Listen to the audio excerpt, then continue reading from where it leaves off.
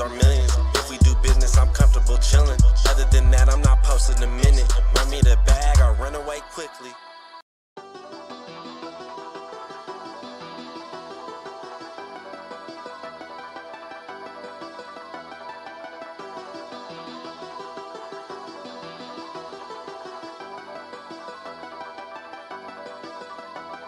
I gotta get to it. I got the time, but I gotta get moving. I don't have time to be playing with you.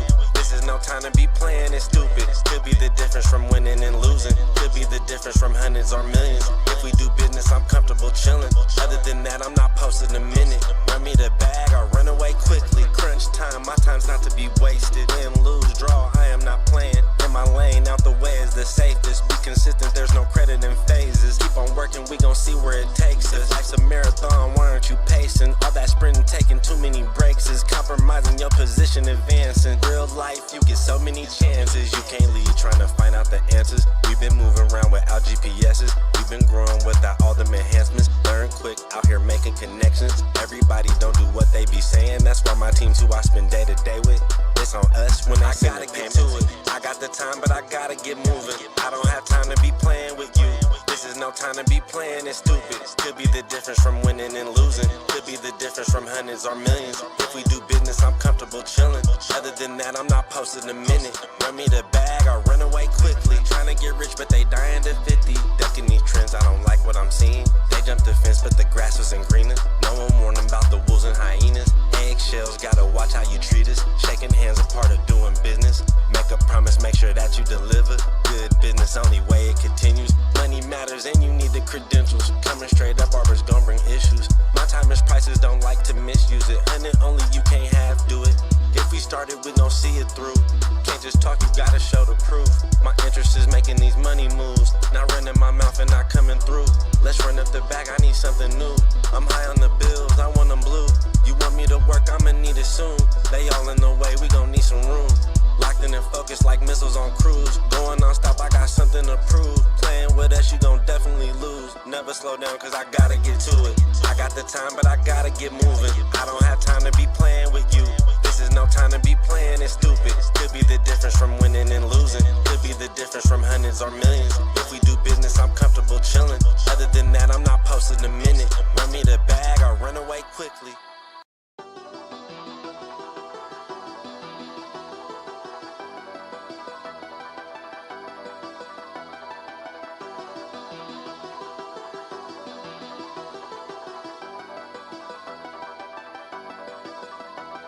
I gotta get to it. I got the time, but I gotta get moving. I don't have time to be playing with you. This is no time to be playing it stupid. Could be the difference from winning and losing. Could be the difference from hundreds or millions. If we do business, I'm comfortable chilling. Other than that, I'm not posting a minute. Run me the bag, I'll run away quickly. Crunch time, my time's not to be wasted. Win, lose, draw, I am not playing. In my lane, out the way is the safest. Be consistent, there's no credit in phases. Keep on working, we gon' see where it takes us. Life's a marathon, why aren't you pacing? All that sprinting, taking too many breaks is compromising your position, advancing. Real life, you get so many chances. You can't leave trying to find out the answers. We've been moving around without GPS's. We've been growing without all them enhancements. Learn quick, out here making connections. Everybody don't do what they be saying. That's why my team's who I spend day to day with. It's on us when I gotta get to it. I got the time, but I gotta get moving. I don't have time to be playing with you. This is no time to be playing it stupid. Could be the difference from winning and losing. Could be the difference from hundreds or millions. If we do business, I'm comfortable chilling. Other than that, I'm not posting a minute. Run me the bag, I'll run away quickly. Trying to get rich, but they dying to 50. Ducking these trends, I don't like what I'm seeing. They jumped the fence, but the grass wasn't greener. No one warned them about the wolves and hyenas. Eggshells, gotta watch how you treat us. Shaking hands, a part of doing business. Make a promise, make sure that you deliver. Good business, only way it continues. Money matters and you need the credentials. Coming straight up, barbers gon' bring issues. My time is prices, don't like to misuse it. And it only you can't have do it. If we started, we gon' see it through. Can't just talk, you gotta show the proof. My interest is making these money moves. Not running my mouth and not coming through. Let's run up the bag, I need something new. I'm high on the bills, I want them blue. You want me to work, I'ma need it soon. They all in the way, we gon' need some room. Locked in and focused like missiles on cruise. Going non-stop, I got something to prove. Playing with us, you gon' definitely lose. Never slow down, cause I gotta get to it. I got the time, but I gotta get moving.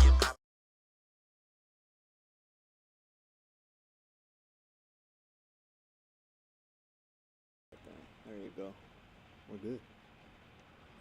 Welcome everyone to 22 West Sports. This is Going for Two, and we are not Beto. I am Beto, and this is Matty Ice. and we have a very special guest. This is Papito Jerry. Hey, tranquilo. And yeah, What's up, y'all? well, how's Look it alive, going? my Chilling, guy. I get it. chilling. The Raiders didn't win this past weekend, but they didn't lose either, bro. Like, there's nothing to be sad about. Man. It's a beautiful Friday, dude. They always losing on the bye weeks. I think they're 0-22 on the bye weeks for the past 22 years. But There anyway, you go.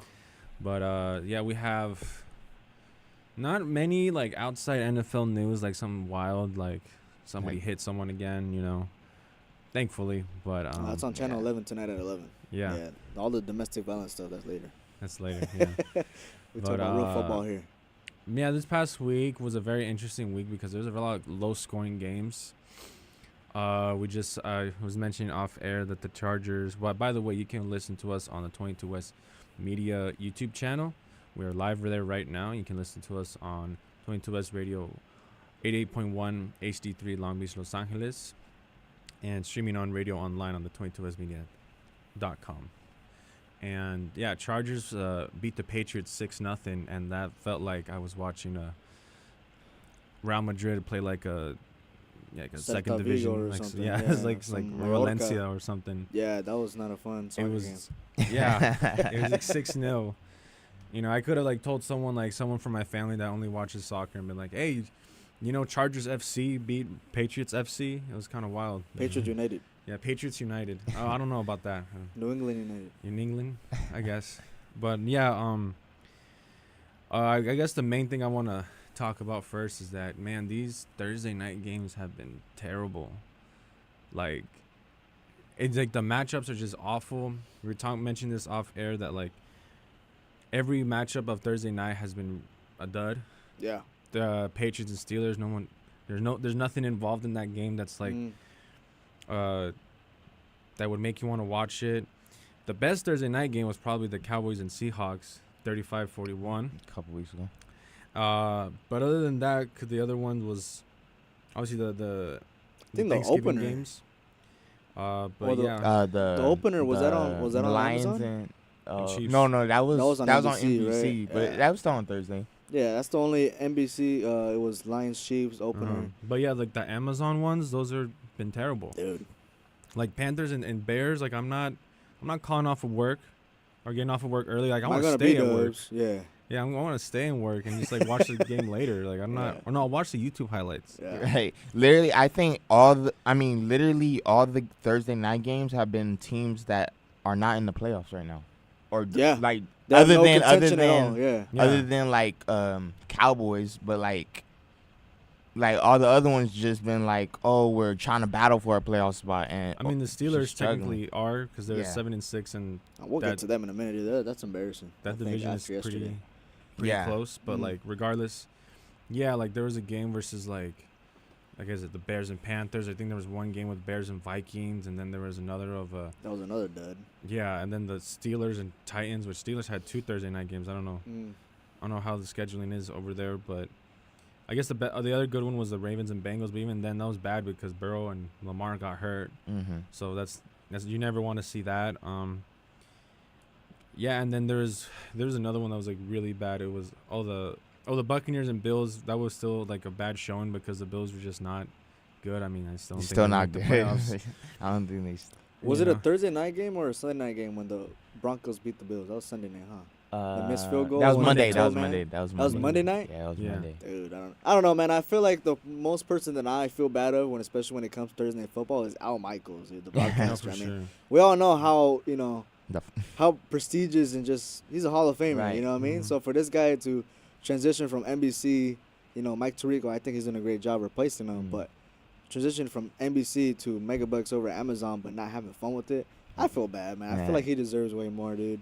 And I mean, That's his only gig, as far as I know, right? Yeah. He's just calling Thursday night Yeah. football games. Kirk Herbstreit, he at least got college football on the Yeah, weekends. yeah. So Seriously. he's like, that's his main thing. You know what I mean? He's just filling in a spot over at as color commentary over there. Yeah, I feel like when it comes to Thursday night games, one way you could fix it is like take the playoff teams from last year, and like put those matchups in the Thursday night game, in that way. But like then that would, I guess, configure with the NFL schedule. But like I feel like you need playoff teams to hype up Thursday night. Yeah. Like teams that are competing, or championship teams that are competing. Because if you have these lower teams, it's like no one's gonna tune in, especially because it's on Amazon. And yes, it's free, like if you download the app. But like if it's not worth watching, people are not gonna tune in. No, I agree, dude. I mean, it's just been a dud of a game. And who do we have last night? We had the Steelers and the Steelers. Patriots. Dude, the Steelers, man. I mean, we all know how much of a dumpster fire the Patriots have been. You know, Right. it's been an off year. Bill Belichick, it's probably the worst year he's ever had. I think it's been the worst year since his first year, they said. Yeah, his first year, which was like early 2000s. Dude, that's a heck of an accolade right there in itself, bro. You know what I mean? But the Steelers, before I believe going into their past 4-game stretch, they were like 7-3. Yeah. They played against a wounded Deshaun Watson and the Browns. They played against the Bears. They played against, I want to say, the Patriots, of course, yesterday. And they played against somebody else. The Cardinals last Cardinals, 2-10 Cardinals, yes. Yeah, and they lost. Yeah. So then they lost all 4 of those games, dude. That's them for to get ahead in the division, and they just blew it. I mean, I get they have quarterback troubles, but I think all of those quarterbacks who have been under center for them, Kenny Pickett, Mitchell Trubisky, that whole division having quarterback troubles. yeah, outside but of the no, exactly Baltimore. that. But I think all those quarterbacks have the ability to lead their team Right. to win some games, and it's just been sad. And I mean, Mike Tomlin, he said yesterday on one of those drives where they went 4th and 2, trying to go for a long ball. I mean, he said we're gonna be aggressive, but in that moment, I just say just play it short, get the first down, and go aggressive from there. Yeah. You know what I mean? So I don't know what's going on in Pittsburgh. I don't like it. I like it. You like it? Obviously, you like it. Yeah. It wasn't a It's catch. just there's this whole movement of firing Matt Canada, and I Right. thought that would solve everything. Yeah. You know, especially they have a plus sub winning percentage. Right. But I mean, it's just lessening from Right. that. What's going I on? mean, to be honest, the Steelers, as their quarterback situation was gonna be like this regardless, because when you got rid of Big Ben, who's been there for 20 plus years, or just like 20? About 20 years. Yeah, Yeah. 20 almost years. 20. So he's there for 20 years, and he has been their best quarterback since probably Terry Bradshaw. Mhm. And you replace him with Kenny Pickett, who, to be honest, was not a first rounder. No. Was more of a second or third rounder. That whole draft class. That whole draft Really? class for quarterbacks, that was Matt Corral, that was Willis. Sam Howell. No, that wasn't Willis, because Malik Willis. Malik Willis. Malik Willis, and it was Matt Corral, Sam Howell. There's one guy from UNC. I know what you're talking about. I know see what you're his talking about. face. Can't remember his name. And then it was the Bearcats quarterback that's on the Falcons right now. Ritter? Ritter, yeah. Ritter. That was Ritter? the entire like draft class that was like, but like all those quarterbacks got taken in the second, third, fourth, where they should have been taken. Yeah. But Pickett was picked in like the 15th overall pick, and I was like, wow. It's literally because he went to Pittsburgh Yeah. University. Because he went to Pitt. That's no, it. no. He's already there. He had the one play where it was. Oh like, yeah, the fake it was slide. The fake slide. That was the Oh, one that's play right. that got him. That's right. Just That like little just like flash. Jamarcus when he threw it on his knees. Yeah, It's for the 70 one play. yards. It's all you need is one play to get yourself into the first round. So Crazy, dude. and then just looking at the Steelers schedule with this past year, they got whooped by the Niners at the beginning of the season. Then they beat the Browns by 4 points, and they beat the Raiders, which the Raiders had a bad offense. There's no other way to Bad say it, offense. So they weren't going to do anything, because then they go against a team like the Texans, who has a better offense, and they got whooped 30-6. Yeah. So most of these games that the Steelers are winning or losing, it's like when they lose pretty bad. Because like the Cardinals blew them out 24-10, and they had no business getting blown out by the Cardinals, because the No. Cardinals don't have anything. And the Jags also blew them out 20-10, which I think if you lose by 10 points, I think that's like a convincing win. No, of course, more than one possession for sure. Yeah, and because they beat the Rams, and the Rams are not that good. The Ravens, well, that's a rivalry game. They beat the Titans by 4 points, only because Will Levis scored an interception in the end zone to seal the game. And they lost to the Browns, and the Browns have been up and down, and they beat the Packers somehow. But, yeah, they lost to the Patriots, and I think it is mainly their quarterback situation. Their defense is still on point because they still got Minka Fitzpatrick, got Cameron Haywood's there, T.J. Watt, still balling which out. That's defensive player of the year right there, probably. I don't know, man. I think what, it Michael should Parsons? I'm not gonna say somebody Michael else Parsons. that wears 98 on the Raiders. Deron Bland, but bro. Deron Bland. He's the only one who's broken an NFL history record this season. Talking about he's not going to be in the conversation for Defensive Player of the Year. I didn't say you was gonna be in no conversation. Well, he pictured out Michael Parsons before Deron Bland. No, because I know you, bro. Well, yeah, but I'm not a pick me Cowboy fan either. Pick me Cowboy Come fan. on That's now. a while, bro. Nah, Dude. when it comes to the Steelers, it's getting so bad that Micah Fitzpatrick he's calling out the team. I don't know if you see the interview. Mhm. He called out the team. He was like, "We gotta want it. Like we gotta want it. We gotta be able to want to play in this black and gold. Like we're not a team that wants these games and like it's not playing well. Like Was it also Mike Tom? Oh, was it Mike Tomlin or Ron Rivera? Which is, I guess, is pretty much the same concept. Because both teams are struggling. Ron Ron Rivera Rivera saying about- in the beginning of the year, he called out his team. I think. No, Yeah. he called him again recently because okay. apparently there's been veterans who've been reaching out to him saying, "Hey, we're frustrated about the performance of the team." He called those players out saying, "Hey, you're not the only one that's frustrated, dude. We're all upset here." You know what I mean? So I guess that's the same concept that's going on in Pittsburgh, dude. And I mean, obviously Washington, they're struggling. I think I do like their team nonetheless. I really like Sam Howell. He's actually the passing leader in yardage this season, and that's like super underlined, you know. And no one's really highlighting that. It's more like a low light just because of the performance of the team. Brian Robinson's fun to watch there. Terry McLaurin is always scary.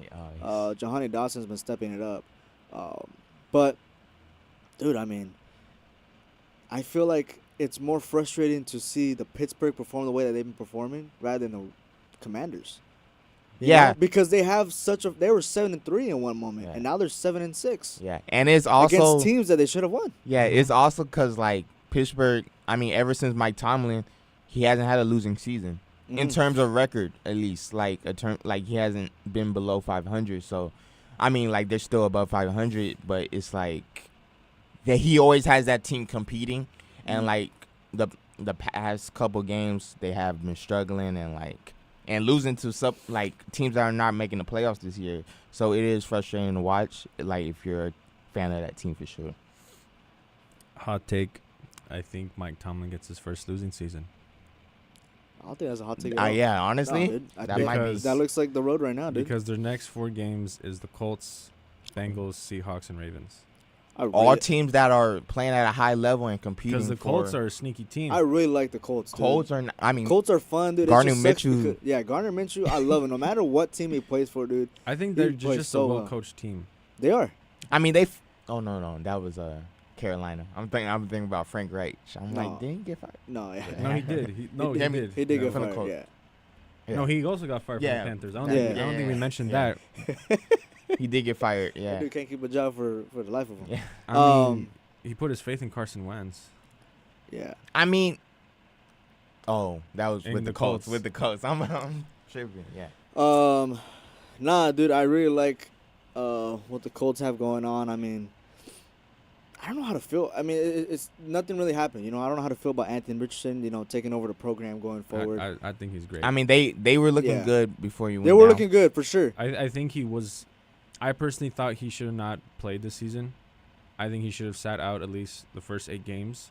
I think Was he hurt prior to the season? No, he's just really raw. Like he's only had like 2 years starter experience and with the Gators, and he really was not like. He wasn't like one of these like ready quarterbacks like someone like Caleb is gonna come out. But like, and I think Anthony Richardson, his style of play, like he needs to get accustomed to the speed of this NFL. I mean, I still think he's gonna be a good player in the future, but I think there's like certain players, certain like quarterbacks that that you got to sit for at least a year or like a See, couple games. But what makes him different from Joshua Dobbs? That's my question, because it's pretty much similar situation, in terms of rawness in the NFL. And this guy kind of just got thrown in to every team's bounced up. He's kind of like a Garner Minshew as well. Yeah. You know what I mean? But there's this guy's no good bald quarterbacks in the NFL. he's been one so far. I like to say Look, that he's you been say pretty that good. now, and he's gonna go for 400 against the Raiders. I'm gonna be Yeah, hot. I'm gonna be like, exactly. bro, like, Bro, that was We got gonna JJ happen back. regardless. That was gonna happen if I said it or didn't. Hey, JJ's back. yeah. Justin Yeah. Jefferson is back this weekend, so you gotta be careful with that. Yeah, I was saying off air, like, man, we're cooked because ain't nobody worth a damn in that Raiders secondary. Nobody. No, to go back to the point of Anthony Richardson, like him should be like seated in the beginning of his career. Like I feel like the only way you could do that with a quarterback is if you have a veteran to start. yeah, 'cause like it- like a Mahomes to Alex Smith situation, like or like Jordan Love with Aaron Rodgers. right, Same thing. like I think that's the only like way you could sit somebody. Cause if you don't have a quarterback out there that is or not as talented, but is a veteran or Consistent, is you know? someone that could fill in that spot while your rookie quarterback is like learning, Yeah. then it's pointless. I feel like. I agree with you on that, man. I think it's very important to have a veteran presence no matter what sport or team you're on. And Anthony Richardson, he doesn't really have one from a quarterback perspective. You know what I mean? I mean, who did they just sign? Not just sign recently, but there's a veteran quarterback in there somewhere, I think, but someone who hasn't really been playing too much. I also go back On the Colts? on the Colts. Yeah, you got a depth mean, chart. Pull it up. Outside of Gardner Minshew. Yeah, outside of Garner Minshew, which I don't think Minshew's a veteran yet. I mean, he had a good season last year. He had an impressive, This is fourth yeah. He's impressive on and off the field. You know what I mean? Yeah. But I don't think he really has a veteran in there. I look back to another team was facing a similar situation in the Jets. You know what I mean? The Jets, yeah, they have Tim Boyle, Zach Wilson, those two quarterbacks. But Aaron Rodgers is supposed to be there. Even though Aaron Rodgers is not playing, he still fulfills that veteran presence, Right. to showcase, hey, this is how we can grow right now. And then what I really appreciate from Aaron Rodgers, he still, backs these quarterbacks up despite them not performing to Yeah. the way they need to be. You know what I mean? Speaking on that, Sam Ellinger. oh, the guy from Sam Texas. Ellinger from Texas? That's He's a third stringer over at Colts? No, he's a second, technically. Well, because second of- now, but yeah. Because the third stringer is Anthony Richardson because he's on IR. But Sam Ellinger is the backup. Wow.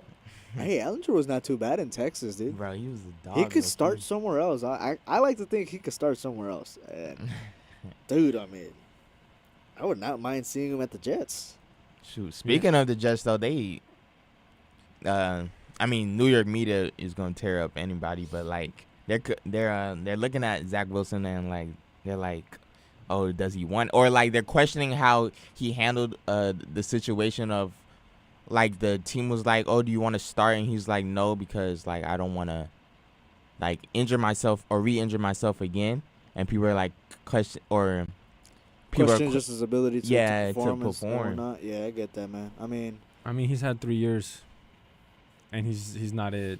Going back to that Raiders game, the Raiders won, so deal with it. But the that game, if there was a better quarterback, because I said the Raiders secondary isn't worth a damn. And if there was a better quarterback on the Jets team, they would have won that because they still had a chance to drive down the field and score, but they didn't. And multiple times there has been times where Zach Wilson, they lost to the Patriots this year, the Jets, and that was a game that they shouldn't have lost to.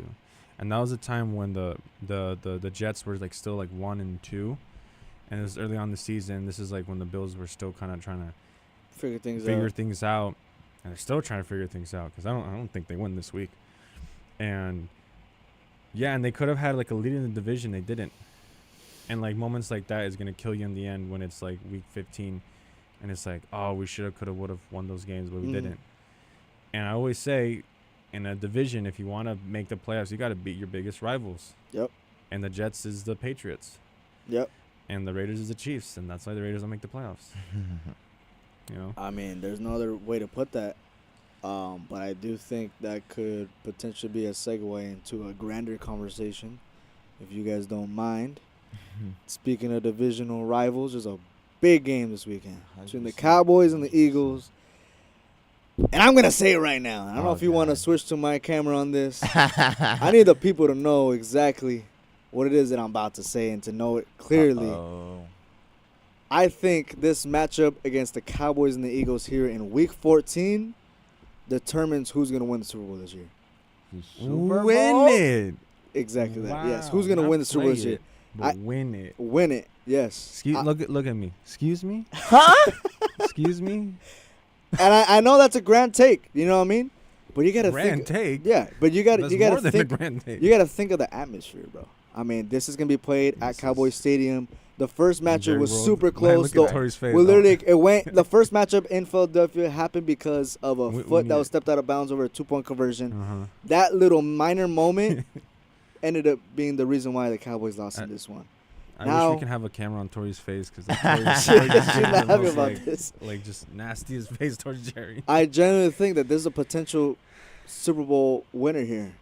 And Winner's stretch. If you said See- like NFC title game or like NFC title winner, that I could like. it wouldn't be say fun that way though for me to say that. See- Obviously, I think it's safe to say because the Cowboys and Eagles are top 3 for sure in the NFC. Right. Right? Yes. Right. So for sure, one of them is gonna make it. As of right now, gonna make it to the NFC title game. But what about the Niners though? The 'Cause Niners. The Niners That's just beat the that's my Eagles. only issue. It is an because, issue like, for sure. Because, I mean, The like Niners if whooped the Eagles too. if Philly, I mean, And the Cowboys, sure. if the Cowboys win the division, they might be able to get to the NFC Championship without facing them or facing the 49ers before the third round. But Uh-huh.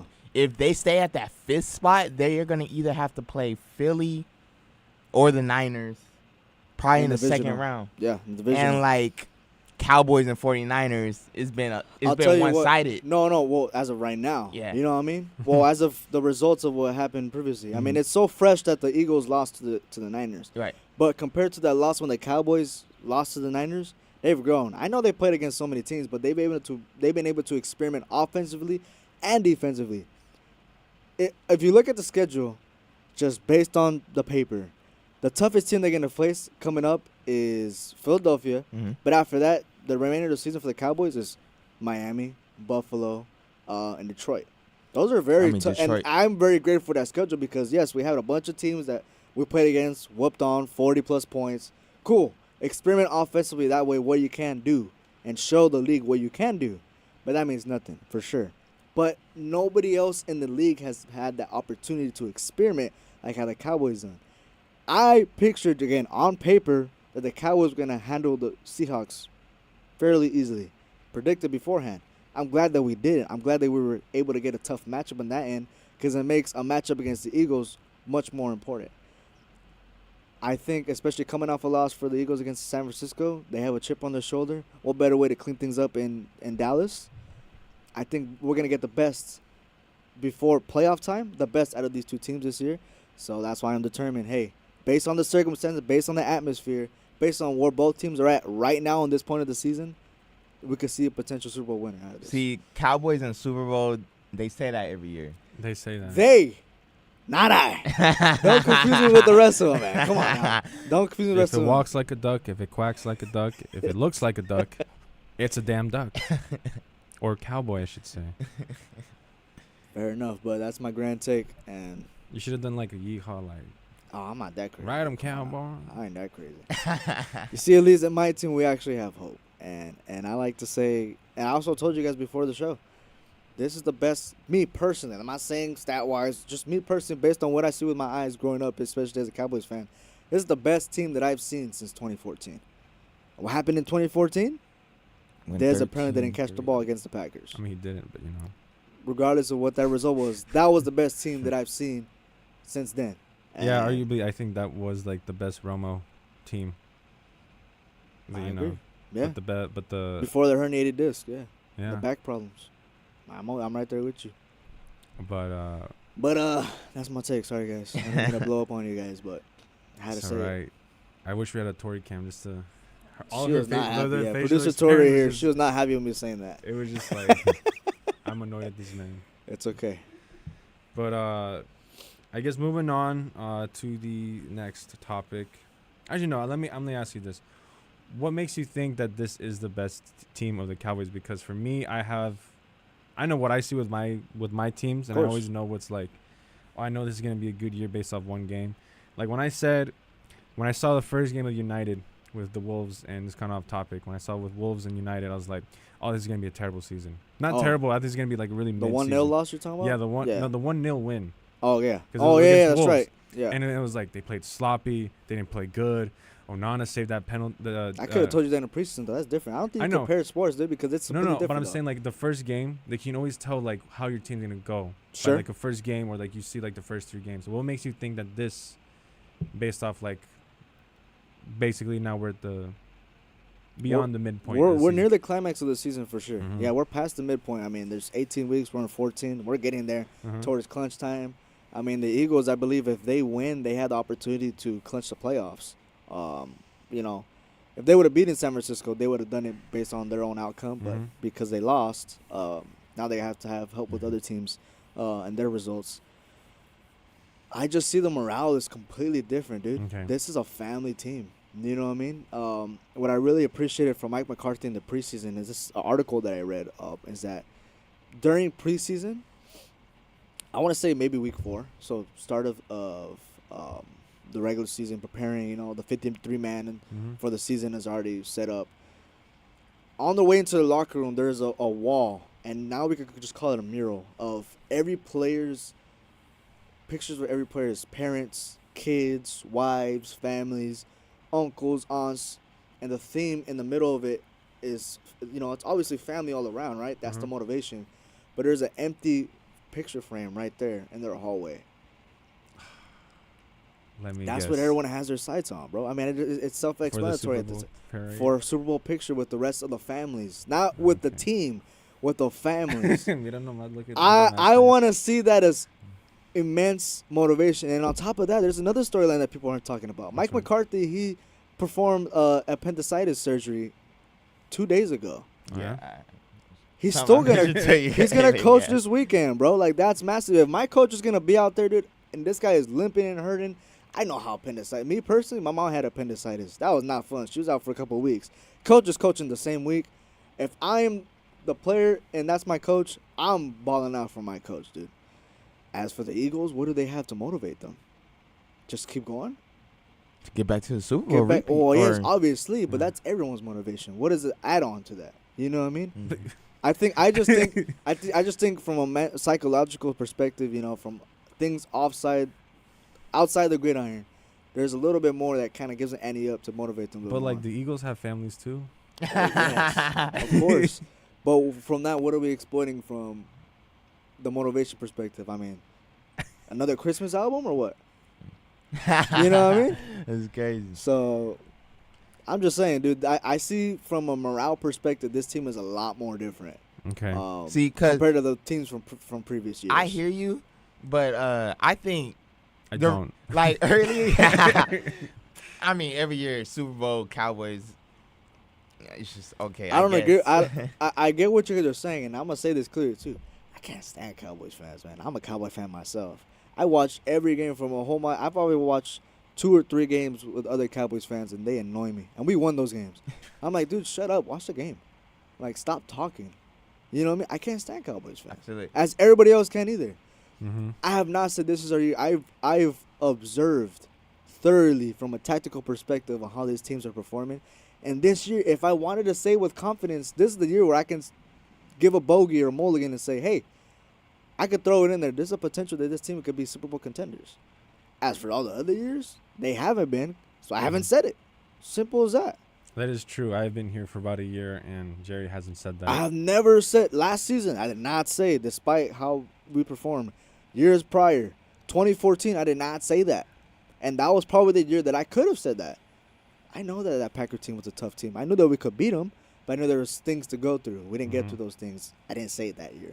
2016, we're playing the Packers again. A rookie quarterback and rookie running back. A quarterback from the 4th round of Mississippi State is going to lead us to the Super Bowl? Come on, dude. You think I'm going to say it that year with those odds? But now he is. Because look at the circumstances. Look at the squad. You know what I mean? It's so well versed. There's more than one. There's jokers on the team. You know, the preseason for Atlanta Falcons, they're saying that Cordell Patterson is the joker. He's not a running back. He's not a wide receiver. Yeah, he's known as a chubby, joker. man. What has he been doing this season? You know what? A Joker is also bunch of clowns. A bunch of clowns. Bunch of clowns. One team, I mean, we touched on them a little bit. I think is San Francisco. I think weekly we've been bringing them up, and early in the year I said that they are the most complete team, and I thought they were the best team at the time. And after I said that, they lost 3 straight. Yeah. But the reason why I said that is because this team, I think, is the most complete team, and defensively, special teams, offense, and this. Are you not scared of San Francisco and the advantage they have over the Cowboys over the past 3 years? I feel like if you're scared of something constantly, you'll be able to enjoy something too much. You know what I mean? So, yeah, obviously, I'm a bit intimidated by the San Francisco 49ers. But as you said, you know, I watched them after they beat down the Cowboys, and I watched the entire game. Don't know why, but I watched it, and I started observing, like, what does it look like for the rest of the season? And I stopped looking at how the Cowboys were performing. I started looking at how the Niners were performing. And one thing there's 2 things that I was afraid of, and it's the same person. One thing, I was afraid of Deebo Samuel. Another thing is I'm afraid for Deebo Samuel, and this is why. Brock Purdy, whether if he's a good quarterback or not, he has a lot of great assets. George Kittle, Kyle Juszczyk when he wants to. Christian McCaffrey is a man of his own. He could play this game by himself if he wanted to. But Brock Purdy doesn't contribute as much as other quarterbacks in the league. He's not a game changer, exactly. You look at he throws Kittle the rock, he lets everybody else do the Samuel, work. But you're not saying, we got to face Brock Purdy. Exactly that. I agree. Exactly. He's a great game manager. Brandon Ayuk, a great wide receiver too. I like to say a guy who's not someone to be afraid of, but not somebody you should be a misconception of. You know what I mean? But for Deebo Samuel, whether he's doing a jet sweep, whether he's running a slot, whether he's running a vert, it doesn't matter what he does. He has the ability to, like you said, change the game. But when I see Brock Purdy throw the ball to him, this is the part when I'm saying I'm scared for Deebo Samuel. When I see him throw the ball to Deebo Samuel, it scares me because the balls are not good, and I would consider them as hospital balls. After that, I want to say fantasy football-wise, I drafted Deebo Samuel. After watching that game against the Cowboys and watching the way he threw to Deebo Samuel, I said, this guy's going to get hurt. Yeah. He's going to get hurt. Right after that game, after pouring 25 points for me against the Cowboys, I traded him. Guess what happened after that? He got hurt. That's what I'm afraid of. And after that, Christian McCaffrey got hurt. Not because of a run, because of a slot pass to his right or a slip screen.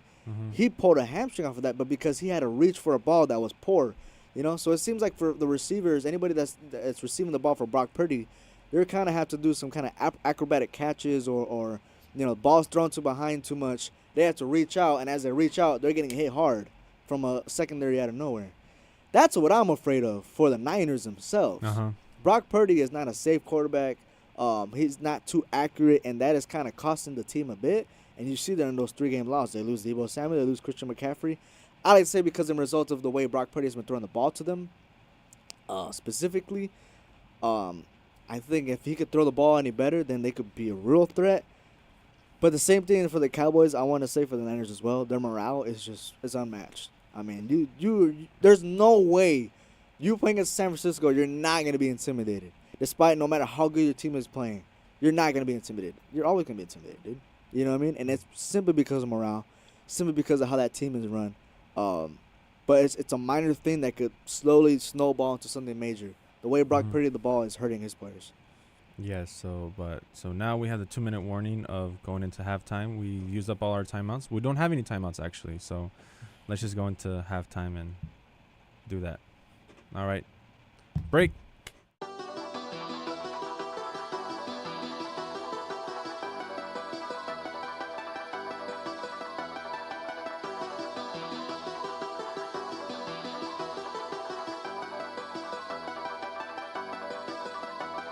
I gotta get to it. I got the time, but I gotta get moving. I don't have time to be playing with you. This This is no time to be playing it stupid. Could be the difference from winning and losing. Could be the difference from hundreds or millions. If we do business, I'm comfortable chilling. Other than that, I'm not posting a minute. Run me the bag or run away quickly. Crunch time, my time's not to be wasted. Win, lose, draw, I am not playing. In my lane, out the way is the safest. Be consistent, there's no credit in phases. Keep on working, we gon' see where it takes us. Life's a marathon, why aren't you pacing? All that sprinting, taking too many breaks is compromising your position, advancing. Real life, you get so many chances. You can't lead trying to find out the answers. We've been moving around without GPSs. We've been growing without all them enhancements. Learn quick, out here making connections. Everybody don't do what they be saying. That's why my team's who I spend day to day with. It's on us when I gotta get to it. I got the time, but I gotta get moving. I don't have time to be playing with you. This is no time to be playing it stupid. Could be the difference from winning and losing. Could be the difference from hundreds or millions. If we do business, I'm comfortable chilling. Other than that, I'm not posting a minute. Run me the bag or run away quickly. Trying to get rich, but they dying to 50. Ducking these trends, I don't like what I'm seeing. They jumped the fence, but the grass wasn't greener. No one warned them about the wolves and hyenas. Eggshells, gotta watch how you treat us. Shaking hands, a part of doing business. Make a promise, make sure that you deliver. Good business, only way it continues. Money matters and you need the credentials. Coming straight up, barbers gon' bring issues. My time is prices, don't like to misuse it. And it only you can't half do it. If we started, we gon' see it through. Can't just talk, you gotta show the proof. My interest is making these money moves. Not running my mouth and not coming through. Let's run up the back, I need something new. I'm high on the bills, I want them blue. You want me to work, I'ma need it soon. They all in the way, we gon' need some room. Locked in and focused like missiles on cruise. Going non-stop, I got something to prove. Playing with us, you gon' definitely lose. Never slow down, cause I gotta get to it. I got the time, but I gotta get moving. I don't have time to be playing with you. This is no time to be playing it stupid. Could be the difference from winning and losing. Could be the difference from hundreds or millions. If we do business, I'm comfortable chilling. Other than that, I'm not posting a minute. Run me the bag or run away quickly.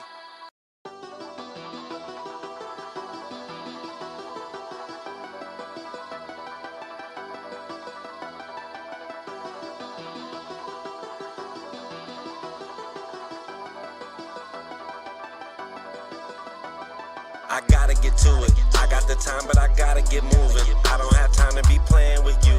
This is no time to be playing it stupid. Could be the difference from winning and losing. Could be the difference from hundreds or millions. If we do business, I'm comfortable chilling. Other than that, I'm not posting a minute. Run me the bag or run away quickly. Crunch time, my time's not to be wasted. Win, lose, draw, I am not playing. In my lane, out the way is the safest. Be consistent, there's no credit in phases. Keep on working, we gon' see where it takes us. Life's a marathon, why aren't you pacing? All that sprinting, taking too many breaks is compromising your position, advancing. Real life, you get so many chances. You can't lead trying to find out the answers. We've been moving around without GPSs. We've been growing without all them enhancements. Learn quick, out here making connections. Everybody don't do what they be saying. That's why my team's who I spend day to day with.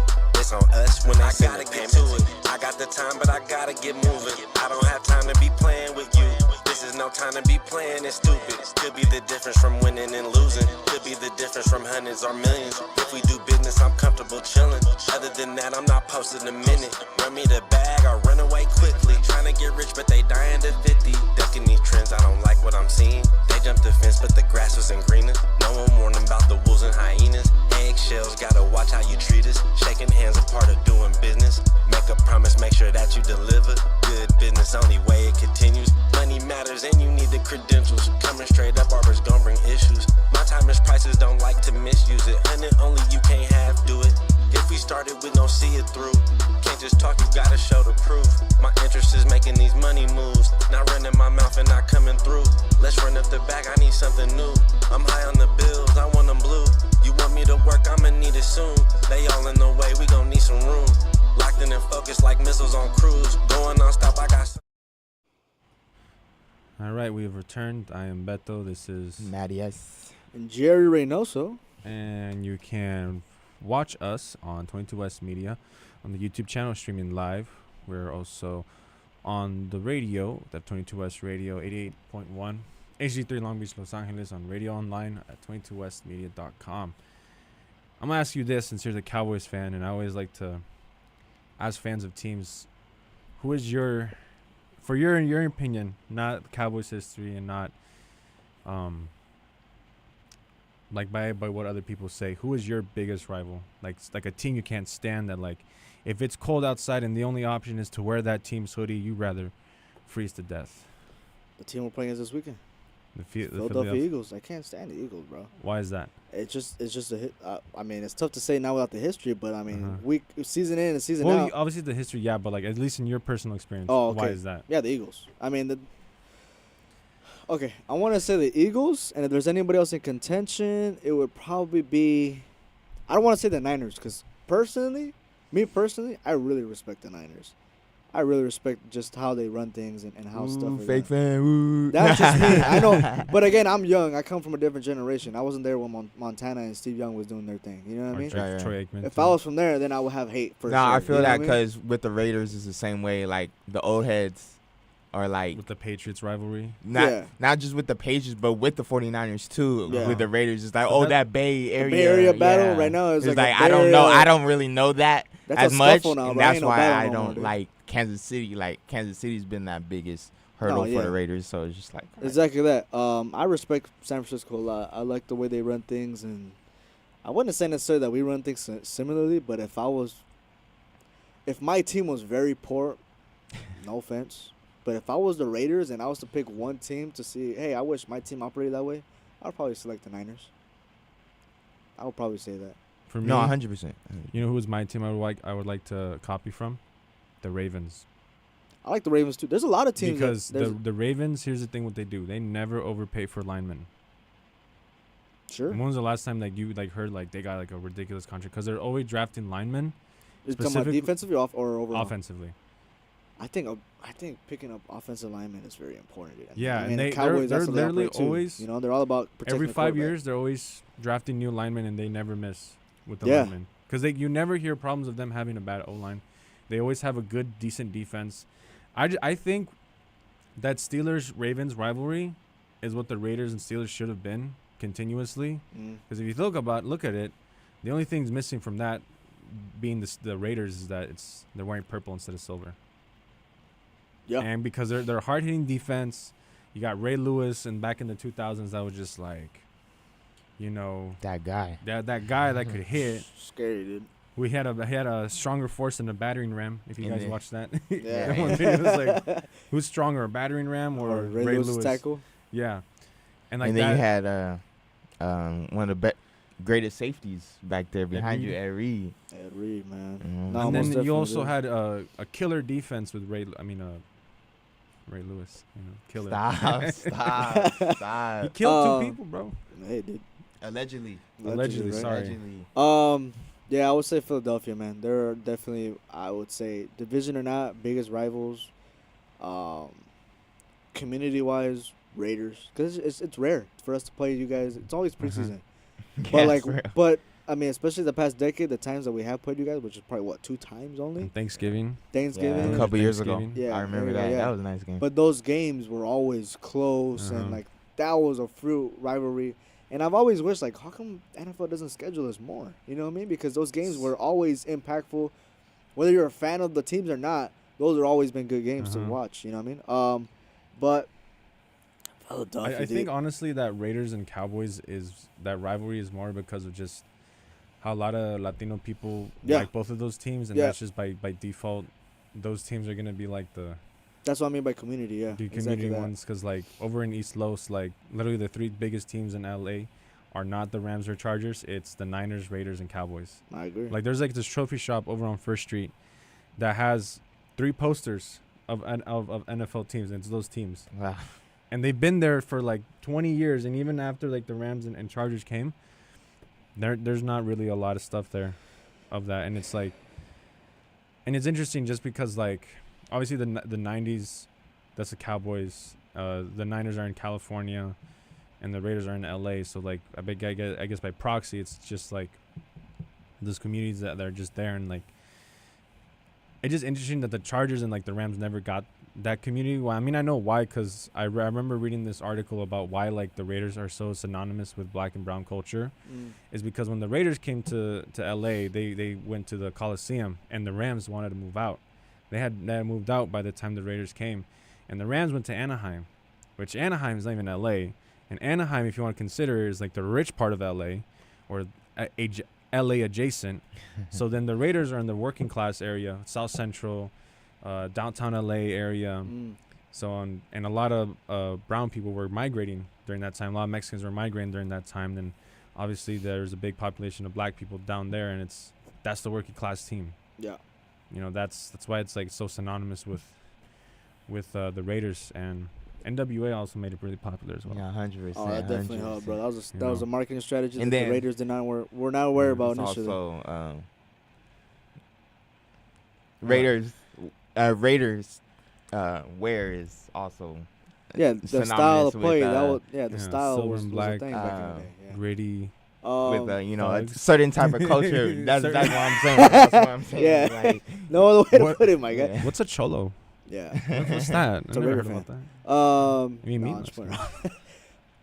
I was talking to my lady about this the other night. She's like, "Why do you hate the Eagles?" And I'm like, "There's one person right now that I really don't like, and he's just What, Jalen Hurst? no. It's none of the players. Oh, It's The Nick coach? Sirianni, bro. Bro, Sirianni? look, why is the coach being excited or being enthusiastic about a game so bad?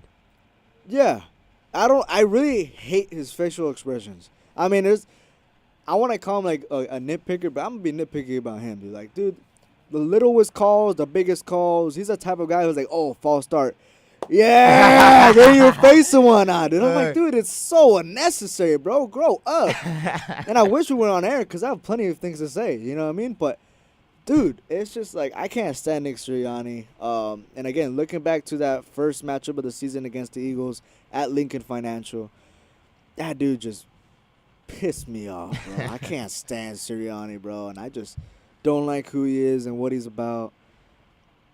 I just don't like him as a coach. I don't like his demeanors. I mean, like, he's a good coach. You know what I mean? Whether I like him or not, he's a good coach. But I just hate his physical gestures, his facial antics, bro. It just pisses me See, off. Bro. cause I don't like, cause I don't. That's the only reason people hate him is because literally he shows emotion. I don't like how people discredit him for that because why do you want every coach to be like Bill Belichick?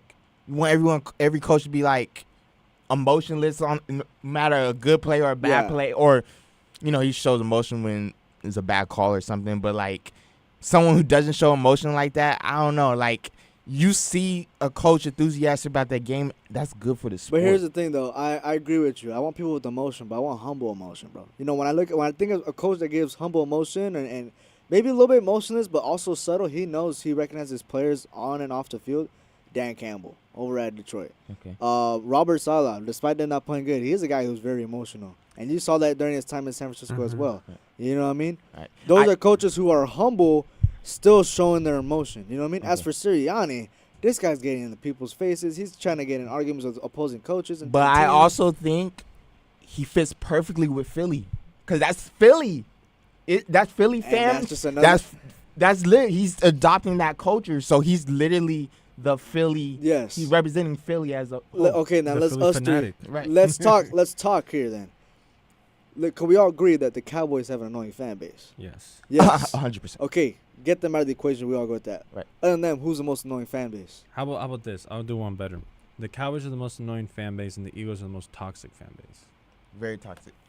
Does toxic not mean annoying? I mean, I'm toxic, but I'm not annoying. No. I think the Niners are second annoying because I have an auntie. Shout out not to you, personal. bro.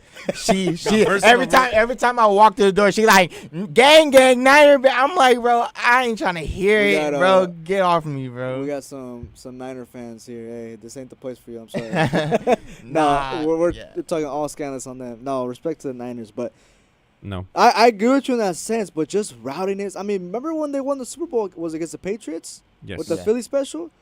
How they celebrated, bro? Like a ruckus, like hooligans flipping cars around, climbing the light post. Hooligan. Bro, I saw people on Twitter throwing their own fecal matter, their own poop No, that's at each crazy. other, bro. That's After crazy. winning. Nah, that's crazy. That's After crazy. winning. I You mean, won a that's Super crazy. Bowl. That's That's how you're crazy. That's crazy. celebrating? I mean, low key, if the Bro. Raiders do, I mean, I don't know. Nah, what that means, bro. I don't know. That's what that OD. means. Don't go there, dude. Hey, That's look, some all That's some I'm Philadelphia saying stuff, is bro. the Raiders win the Super Bowl. Catch me on Whittier Boulevard, bro. Catch me on Whittier Boulevard, bro. Dude, I'm going wild. That's man. crazy, bro. No, That's crazy. If you're saying Nick Sirianni fits in with that, I don't want any of No. that, bro. I don't want any of that, dude. That's all I'm saying, bro. Can't stand that. I can't. It's absolutely ridiculous, man. To switch topics, who do you think is the best fan base? None, because I can give you a reason why I hate every fan base, even the Raiders. Look, if I want to be unbiased, I'm gonna have to give some thought on that. There's a lot. It's just based on my perception of things, perception of life. Because at the same time, think about like this. You can say like, oh, I think, I don't know, Vikings fans are good, but like then you like, oh, what about you grew up as a Bears fan or a Packers fan, and you You're just gonna grew not up with stand them, everyone yeah. around them, you're gonna hate them even more. Like someone like me, as a LA Kings fan, I personally hate the Ducks more, just because I grew up with more Ducks fans. Obviously, the Sharks have like the history, but I personally hate the Ducks more because I grew up with more Ducks fans, and there's a connection there. You know what I mean? Sure. So there's always that there's always that one guy, there's always that one person, that one girl, anybody that's like just a fan of a team that just really like rubs you the wrong way. And that was for me with the Steelers, because I knew there's one kid who was like a big Steelers fan, and I'm like, man, I wish nothing but the worst for you. Because every time he came in, it's like, oh, the Steelers are going to win it, and they never did. So I guess it is kind of just like a perception of like how you do, because granted, I do think there's like genuine consensus. It's like, oh, Cowboys fans are annoying, Eagles fans are annoying. Even like, what, Patriots fans For for the longest time. I think I guess Chargers fans by default. 'Cause there's only 3 of them. Shout out to Zach, Morgan, and Daniel, the 3 Charger fans that we found. You know, I think when it comes to fan bases, it comes to, it's more so not just the way you act, but it's also the culture around it. I think you look at teams that are consistently losing, I think are good fan bases, because I feel like that teaches loyalty. When you say the Raiders and you say I've been taught a lot, man. I'm tired of these lessons, bro.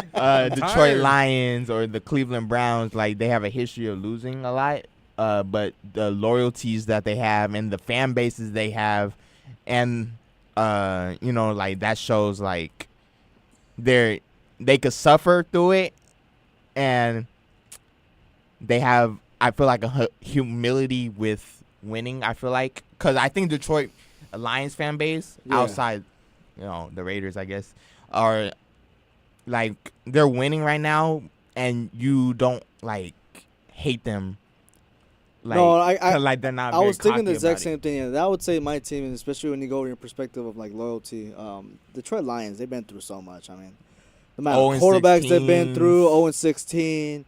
But they still fill up Ford Field, and they've always been. I mean, I look back to young Matthew Stafford, and dude, I think we didn't really appreciate that as much as Lions fan did. Of course, it's their own team, but they saw something in him that would be equivalent to like me as a Cowboy fan saw in Tony Romo. You know what I mean? I remember seeing, I think it was his rookie year, Matthew Stafford, after breaking his shoulder. He broke his shoulder against Cleveland, comes back in, still goes for the touchdown. That's grit, bro. And I think the grit, especially in Detroit, as a motor city, as a blue collar city, that's a really tight knit community. I do want to say San Francisco as well, just based on the people that I know personally. I know a lot of Niner fans that are cool, you know. Like, shout out, you probably have some annoying Niner fans. Yeah, I ain't got that many, to be honest. I want to give a shout out to my compa Robert, who's watching right now. He's a big Niner fan, and I know a lot of people, especially part of the community I am over at LAFC, they're Niner fans as well. Cool cats, cool people. I do see the annoying side of that, so that might wear me off a bit, but I don't know a single annoying Detroit Lions fan. You know what I mean? I know a good handful. For me, I think there's a difference when it comes to like when you're saying that like there's fan bases that have seen nothing but losing.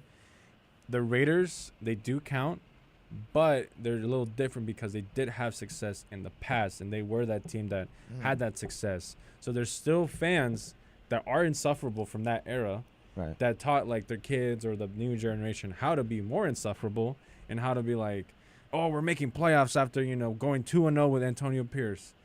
No, we're not. So and it's also like a difference where it's like the Vikings never felt a winning season. Not winning season. Never won a title. Right. Or the Lions have never won anything significant. The Browns even.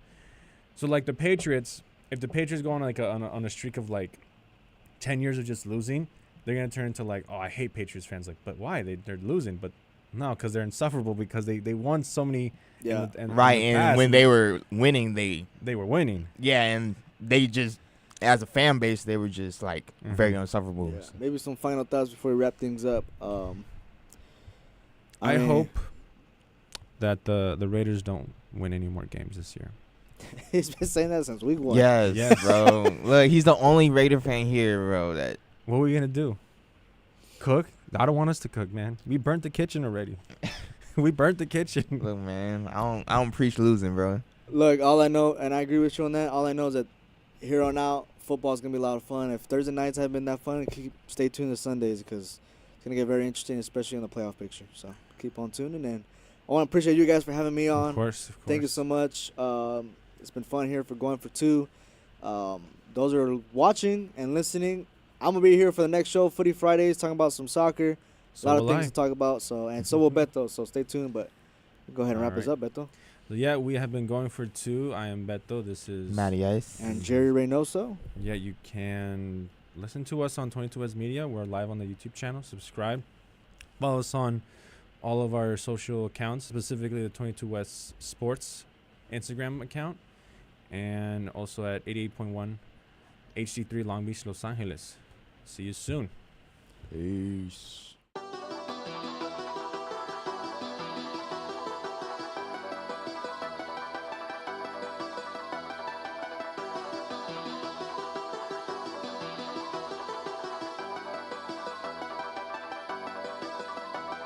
I gotta get to it. I got the time, but I gotta get moving. I don't have time to be playing with you. This is no time to be playing it stupid. Could be the difference from winning and losing. Could be the difference from hundreds or millions. If we do business, I'm comfortable chilling. Other than that, I'm not posting a minute. Run me the bag or run away quickly. Crunch time, my time's not to be wasted. Win, lose, draw, I am not playing. In my lane, out the way is the safest. Be consistent, there's no credit in phases. Keep on working, we gon' see where it takes us. Life's a marathon, why aren't you pacing? All that sprinting, taking too many breaks is compromising your position, advancing. Real life, you get so many chances. You can't lead trying to find out the answers. We've been moving around without GPSs. We've been growing without all them enhancements. Learn quick, out here making connections. Everybody don't do what they be saying. That's why my team's who I spend day to day with. It's on us when I gotta get to it. I got the time, but I gotta get moving. I don't have time to be playing with you. This is no time to be playing it stupid. Could be the difference from winning and losing. Could be the difference from hundreds or millions. If we do business, I'm comfortable chilling. Other than that, I'm not posting a minute. Run me the bag or run away quickly. Trying to get rich, but they dying to 50. Ducking these trends, I don't like what I'm seeing. They jumped the fence, but the grass wasn't greener. No one warned them about the wolves and hyenas. Eggshells, gotta watch how you treat us. Shaking hands, a part of doing business. Make a promise, make sure that you deliver. Good business, only way it continues. Money matters and you need the credentials. Coming straight up, barbers gon' bring issues. My time is prices, don't like to misuse it. And only you can't half do it. If we started, we gon' see it through. Can't just talk, you gotta show the proof. My interest is making these money moves. Not running my mouth and not coming through. Let's run up the bag, I need something new. I'm high on the bills, I want them blue. You want me to work, I'ma need it soon. They all in the way, we gon' need some room. Locked in and focused like missiles on cruise. Going non-stop, I got something to prove. Playing with us, you gon' definitely lose. Never slow down, cause I gotta get to it. I got the time, but I gotta get moving. I don't have time to be playing with you. This is no time to be playing it stupid. Could be the difference from winning and losing. Could be the difference from hundreds or millions. If we do business, I'm comfortable chilling. Other than that, I'm not posting a minute. Run me the bag or run away quickly.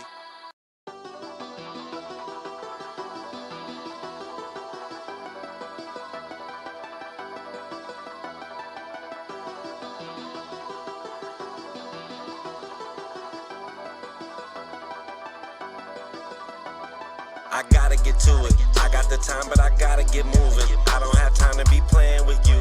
This is no time to be playing it stupid. Could be the difference from winning and losing. Could be the difference from hundreds or millions. If we do business, I'm comfortable chilling. Other than that, I'm not posting a minute. Run me the bag or run away quickly. Crunch time, my time's not to be wasted. Win, lose, draw, I am not playing. In my lane, out the way is the safest. Be consistent,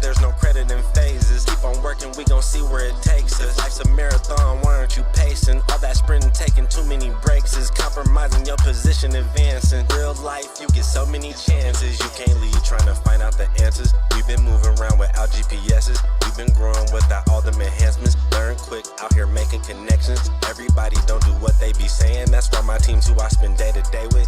It's on us when I send the payment to it. I got the time, but I gotta get moving. I don't have time to be playing with you. This is no time to be playing it stupid. Could be the difference from winning and losing. Could be the difference from hundreds or millions. If we do business, I'm comfortable chilling. Other than that, I'm not posting a minute. Run me the bag, I run away quickly. Trying to get rich, but they dying to 50. Ducking these trends, I don't like what I'm seeing. They jumped the fence, but the grass wasn't greener. No one warned them about the wolves and hyenas. Eggshells, gotta watch how you treat us. Shaking hands, a part of doing business. Make a promise, make sure that you deliver. Good business, only way it continues. Money matters and you need the credentials. Coming straight up, barbers gon' bring issues. My time is prices, don't like to misuse it. And it only you can't half do it. If we started, we gon' see it through. Can't just talk, you gotta show the proof. My interest is making these money moves. Not running my mouth and not coming through. Let's run up the back, I need something new. I'm high on the bills, I want them blue. You want me to work, I'ma need it soon. They all in the way, we gon' need some room. Locked in and focused like missiles on cruise. Going non-stop, I got something to prove. Playing with us, you gon' definitely lose. Never slow down, cause I gotta get to it. I got the time, but I gotta get moving. I don't have time to be playing with you. This is no time to be playing it stupid. Could be the difference from winning and losing. Could be the difference from hundreds or millions. If we do business, I'm comfortable chilling. Other than that, I'm not posting a minute. Run me the bag, or run away quickly.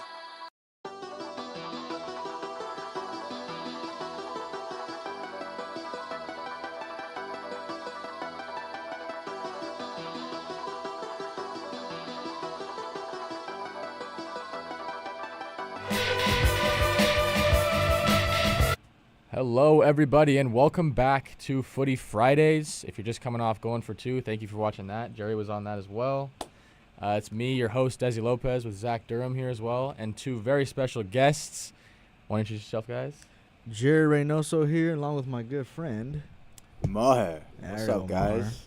Both recurring guests. Two guys we've had on before. Thank you guys for coming on the show. Of course, man. It's great to be Appreciate back. you guys It's being great here. to be back. Yeah, man, we got a lot to talk about today. You guys Yeah. excited? Wonderful For weekend sure. of football, dude. I'm excited. A lot to talk about on Excited. Footy Fridays, but thank you guys for joining us. And I think we'll get right into some MLS Cup final. Uh-oh. Big news. LAFC Columbus Crew in the final after a interesting semifinal for both teams. I don't know what your guys' thoughts were on those games, Maher, if you have any thoughts on the MLS Cup. All I know is Wayne Rooney left.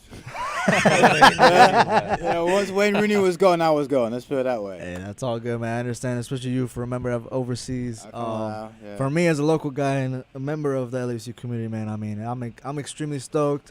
I mean, looking at the semifinals between both teams, Columbus played a great match against Cincinnati, and those two teams are just wonderfully played, man. I mean, Brandon Vasquez and Lucho Costa, especially in the first half after winning 2-0, you'd think they would have it, but Columbus Crew coming out of nowhere, and it just had to be the two former LAFC guys and Christian Ramirez and Diego Rossi to hold things together, and that makes a fun little fact where it's 5 of 6 attackers that are playing in this MLS Cup final this weekend used to be members or are members of LAFC. So a lot of things to talk about here.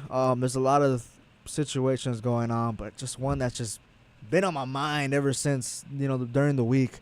I talked about the semifinal of Columbus and Cincinnati. Ended up going to extra time. Christian Ramirez cleaning it out in the 116th minute of that one to book a spot and host the MLS Cup final this Saturday. But for LAFC, they had a much easier attempt compared to their quarterfinal against Seattle, taking down Houston. 1-0 win, Ryan Holland's head off of a set piece, corner in the first half. Easy tap in. I mean, the guy used to be a striker in college. I mean, come on. He knows how to score goals, and he's been doing it from the right back position all season long. But that match before was delayed because of, I mean, if you tuned in, it was just smoke everywhere. Yeah. You know what I mean? And everyone's wondering, like, what's going on? Disneyland isn't that close, you know what I mean? How's the fireworks show getting over here? No, it was the show that the That LA smog. Yeah, the LA smog going on. No, it was the 30 to 52 putting on the display, as they have been ever since their existence, from way before the LAFC started. And you look at it, you know what I mean? I don't know if we could pull it up or anything like that, but the fans, they put on a flare show and before the game with the LAFC tifo, the logo up there with the star. And dude, it was just a wonderful display. I mean, that gives you vibes of Europe. That gives you vibes of championship caliber opportunities upcoming here between any club that's in that atmosphere. Absolutely, yeah. And if you want to just pull that up right there, yeah. Yeah, I mean, when I see the flares flaring and the crowd jumping together, singing, chanting along, that's like peak European football right there. We love it when So the flares flare. it's- You want to go, Carlos? You French want to go on teams, all a that. window capture window to your right, computer screen window to your right, and then click on top Google Chrome up. Properties. It's working things out. Yeah, working things out so we can show you guys. Click Technical- on that technical one stuff, and the lads. bottom one. Boom, there you go. That's how it looks Would like you right look there. at that.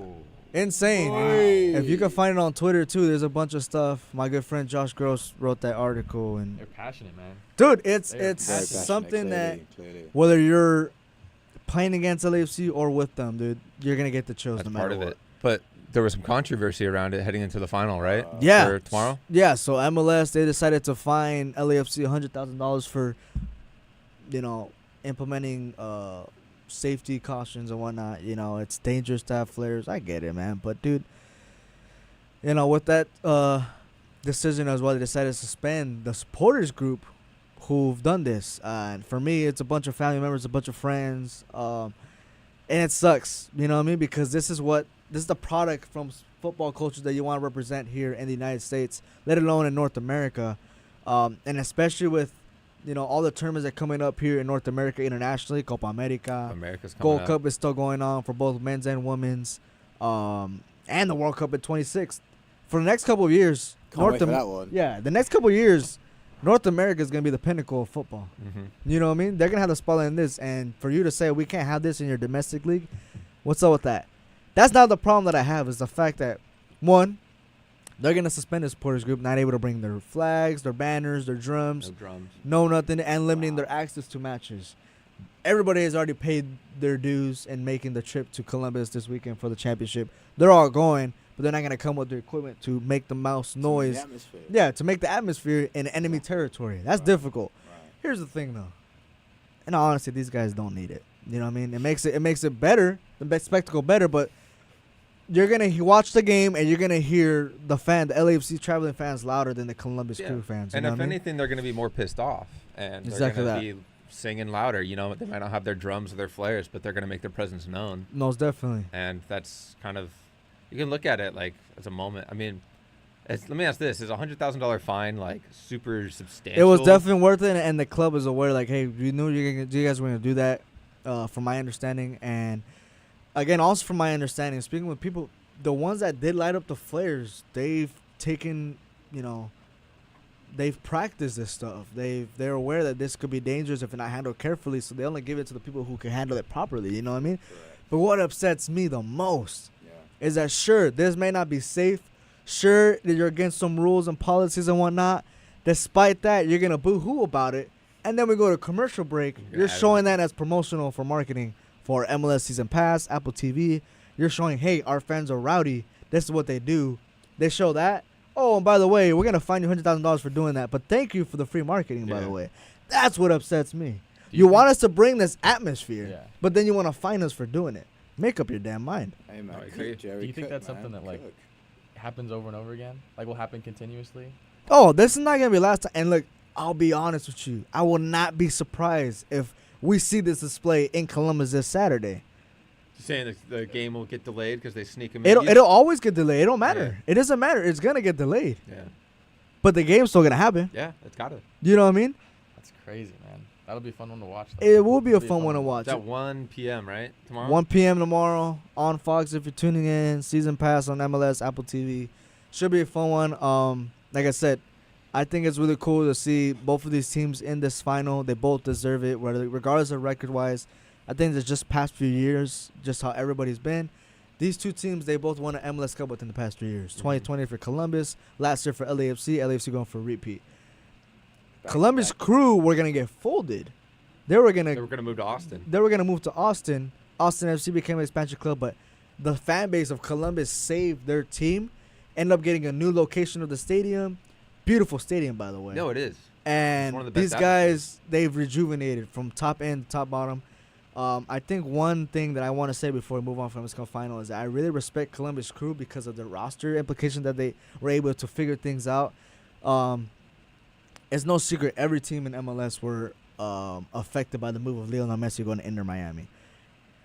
On paper, that move was a broken rule.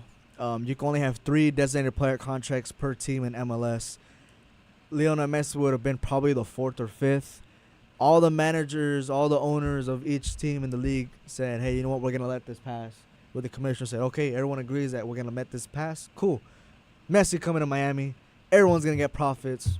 That's the reason why. Mhm. I understand from a business perspective, cool, logistically, it makes sense.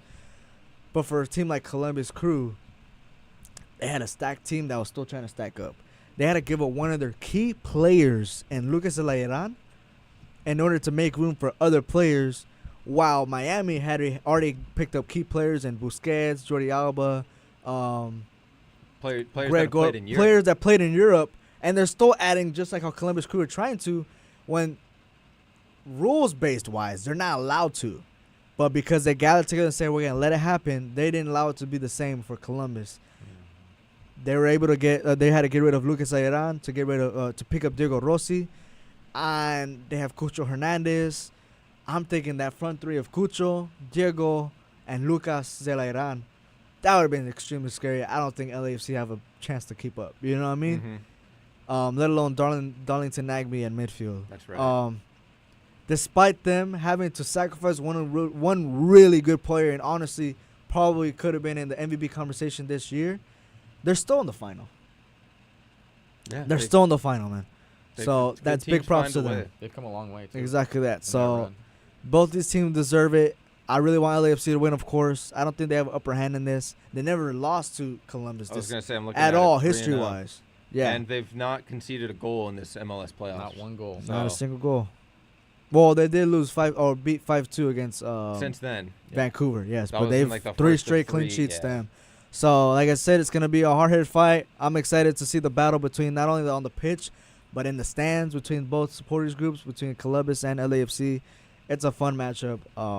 If you're not watching, then you're not a footy fan. I like to say that. Even if you're not a fan of this team, you have to tune in. Just like how you're watching Sudamericana and Copa Libertadores on the weekends, the finals, just to watch the final. You know, between a team like Palmeiras and Boca Juniors, same thing. You got to tune into this finals weekend because you're missing out on something very, very massive. agreed. Agreed. Shout out Palmeiras for winning the Brazilian league, by the way. Yeah, shout out to them. Let's go. Did you see Santos got relegated? Santos For got the first time in relegated. 111 At years, home and they are too, rioting man. in the At streets. home. And Dangerous. shout out to Edward Atuesta, who was a former LAFC player who got sent out back to Brazil for that opportunity. There you go. But Wow. if you want to transition to Brasileiro, I mean, Endrick, Oh, crazy guy, He's dude. gonna be something special. He's gonna be something special for Real Madrid once he travels over there. And I mean, there's all those talks about these young talents, such as Erling Haaland when he was coming up out of Dortmund and Norway, and Mbappe as well from Monaco. And we're seeing the exact same thing. It's just not in Europe. Yeah. This is happening in South America, and this is the last thing I want to say. The last time we saw someone like this is Neymar. Yeah, I can agree. Should be fun to watch, dude. Couldn't agree more. Well, before we move on from the MLS score prediction, Oh man, dude, this is a game that you can't predict. I mean, high scoring game. Okay, maybe not score prediction, but what kind of game are you anticipating? Are you anticipating the first half being played out where both teams are playing pretty defensive, okay, just kind of sitting in possession, and then the second half they decide to play, or do you think it's going to be high pace, high action from the get go? I'm gonna have to go. It's tough too because you look at the front 3 for Columbus, especially how the way they came back against Cincinnati this past weekend, dude. Those goals weren't just goals that were like, oh, tap-ins. No, these goals were very, very creative, and they had a spice of flair with them, dude. Mhm. And that's what I'm afraid that LAFC can't handle. But then you look at the LAFC's defense. You have the most decorated defender in all of history, and Giorgio Chiellini helping out in the back, dude. And this guy, I mean, they talked to him I believe yesterday. He's probably not even deciding to retire yet. Dude wants more. And he's recognizing how powerful MLS can be and how they have been. And he's been excited to just research the league in itself. The back line, for LAFC, I want to say not only is very great defensively, but one of the greatest in the league offensively. Mm-hmm. But, I mean, it's been redundant for me, and especially come hopping on this show. It's going to come down to the midfield. Whoever wins the midfield battle is going to win this matchup. Yeah. And depending on how that is, whether it be a high-scoring match or not, I'm going to say that it's just going to be balls out no matter what. It's going to be a very tough matchup, whether if it's a 1-0 win or a 4-3 win. Yeah. It's going to be very tough. I'm hoping high-scoring as in 2-1. 3 I don't- goals. I don't is a wa- lot. I don't Goals wanna is good, see- yeah. Dude, I was at last year's MLS Cup final. I don't want to see another 3-3 that goes into penalty kicks, dude. Like, For the sake of your stress. for and the sake of anxiety. my stress, I had a heart attack or two in that match for sure, dude, and I don't want to go through that again. I hope in it as smooth a sailing as possible with joy in the end. But overall, I do want a great match. So And for the Oh, sake man. of Jerry's health, hopefully Yeah. it's a little less Yeah, come on, intense. lads. Don't kill Jerry just yet. lads. yes, Come come on. on now. 2 years in a row, especially, I can't, dude. Well, we're gonna transition to Premier League. It's been really nice to have some Premier League games in the middle of the week. Yeah. Usually we gotta wait until Saturday or Sunday, but we've been treated to some good games this week. I want to start with Aston Villa beating City. Aston Villa have kind of thrown themselves into the Premier League race, and they're playing Arsenal this weekend. Where if they get 3 points in that game, they're fully in it because everyone only wants to talk about Liverpool and Arsenal. And I mean, Man City they're winless in their last 4, but I mean, Aston Villa deserve a ton of credit. And the way they went into that game against City and put up 20 shots and only held them to 2, that's what City does to other teams. No, most And definitely. they beat them at their game. So that was like a really defining moment for not just for Villa, but the rest of the league. Like, these guys are a threat, and they should not be taken. That's what They happens, should be mate. taken seriously. When you get a coach like Unai Emery coming in, who's been there, has done that, has seen it all, has won trophies. I mean, Sevilla, when he was there, Mhm. they might as well win a competition, the Unai Emery competition, because he was winning it every single season over there. Yeah. I mean, you know, that Villa team, they've got great players in there. Leon Bailey, Diego Carlos, and, you know, Martinez is their goalkeeper, World Cup winner in there as well. So they've got a pretty good team, you know, but the thing is what surprised me about Villa is that they outplayed City. That's what I'm saying. They beat them at their own game. I They mean, Unai Emery completely just was dismantled them. that was his first win over Pep in his career. It was ridiculous. Oh, what a way to do it, too. Yeah, man. Honestly, like, what ways to do it? He had 2 like shots. 5 draws and like 10 plus losses against Pep, and he finally gets a win against them, and he does it Yeah. in their best. Like he beat them at their own game. He I did, mean, they were he did. controlling possession. For sure. They were putting shots on goal, For and to be sure. fair, it should have been like 4-0. Yeah. They had like a lot of like Ederson was balling out for them on Wednesday. Yeah. Hey, man, Steven Gerrard, eat your heart out, mate. Eat your heart out, Stevie G, right? Because it's a bunch of players on the Stevie G, Uh-huh. and what did Stevie G do? Relegation Nothing. battle. That's what Yeah. he did, mate. You know what I Couldn't mean? do anything. That's what he did. So Nah, coaching matters, people. Could you Coaching imagine really if they still had matters. Jack Grealish? Oh my goodness, That would be different. it really They was. would. I mean, that would. but be a special imagine team. imagine Jack Grealish seeing what happened after he left. You know what I mean? Yeah. I Yeah. think this is just a perfect example of what happens when either up and coming teams or decent teams Right. play against very powerful teams. Yeah. It brings a team like City brings their the best out of their opponent, and we saw that right here. And you look at the defense. I mean, it's kind of difficult to see how, it's just ponder how City didn't score against this back line. I mean, especially the center back duo and Pau Torres and Lucas Digne. I mean, it's not too intimidating. You know what I mean? But these guys play like World Cup winners, and so I really appreciated their effort from them. And Yeah, like we you all said, do, Aston mate. Villa, dude, there's not a team to mess with. It's They're all going good. forward. And there's other teams that are like 'em. I mean, West Ham, especially beating Spurs, which For I know sure. we'll get to shortly. Yeah. And Newcastle are just Man the United beating past few years. Chelsea. Man, beating Chelsea. Yeah. Come on now. Yeah, we can't leave that one out. Yeah. Alright, we can't leave They that had to one get there. out. That was the game of the week, mate. Come on. Come on. Game of Great the week. Scott. That's game of the week, but Scotty too hotty, mate. Scotty too. No, You know, back ever at since it. you told me that, I was like, this guy Mate. can ball. Listen, man, 2 goals. What is going on here? Yep. Scott McTominay is Manchester United's top scorer, guys. In December. It's crazy. In December. Marcus Rashford, who? But, mate, But here's- let's not talk about He's that. like, I'm a oh. piggyback- He's like, let me enjoy this. If Let me we're- enjoy if this. we're going to turn this over to United, I'm going to piggyback for him. Hey, yes, Scotty Tuhati. I'm on that ride. Great scout for sure. Leading scorer here, especially in December. I mean, come on. That is ridiculous. Closer to Boxing Day, that's when the schedule becomes, something That's very what hard and difficult Yeah, with. yeah. But who was just voted Premier League Player of the Month? Harry Maguire.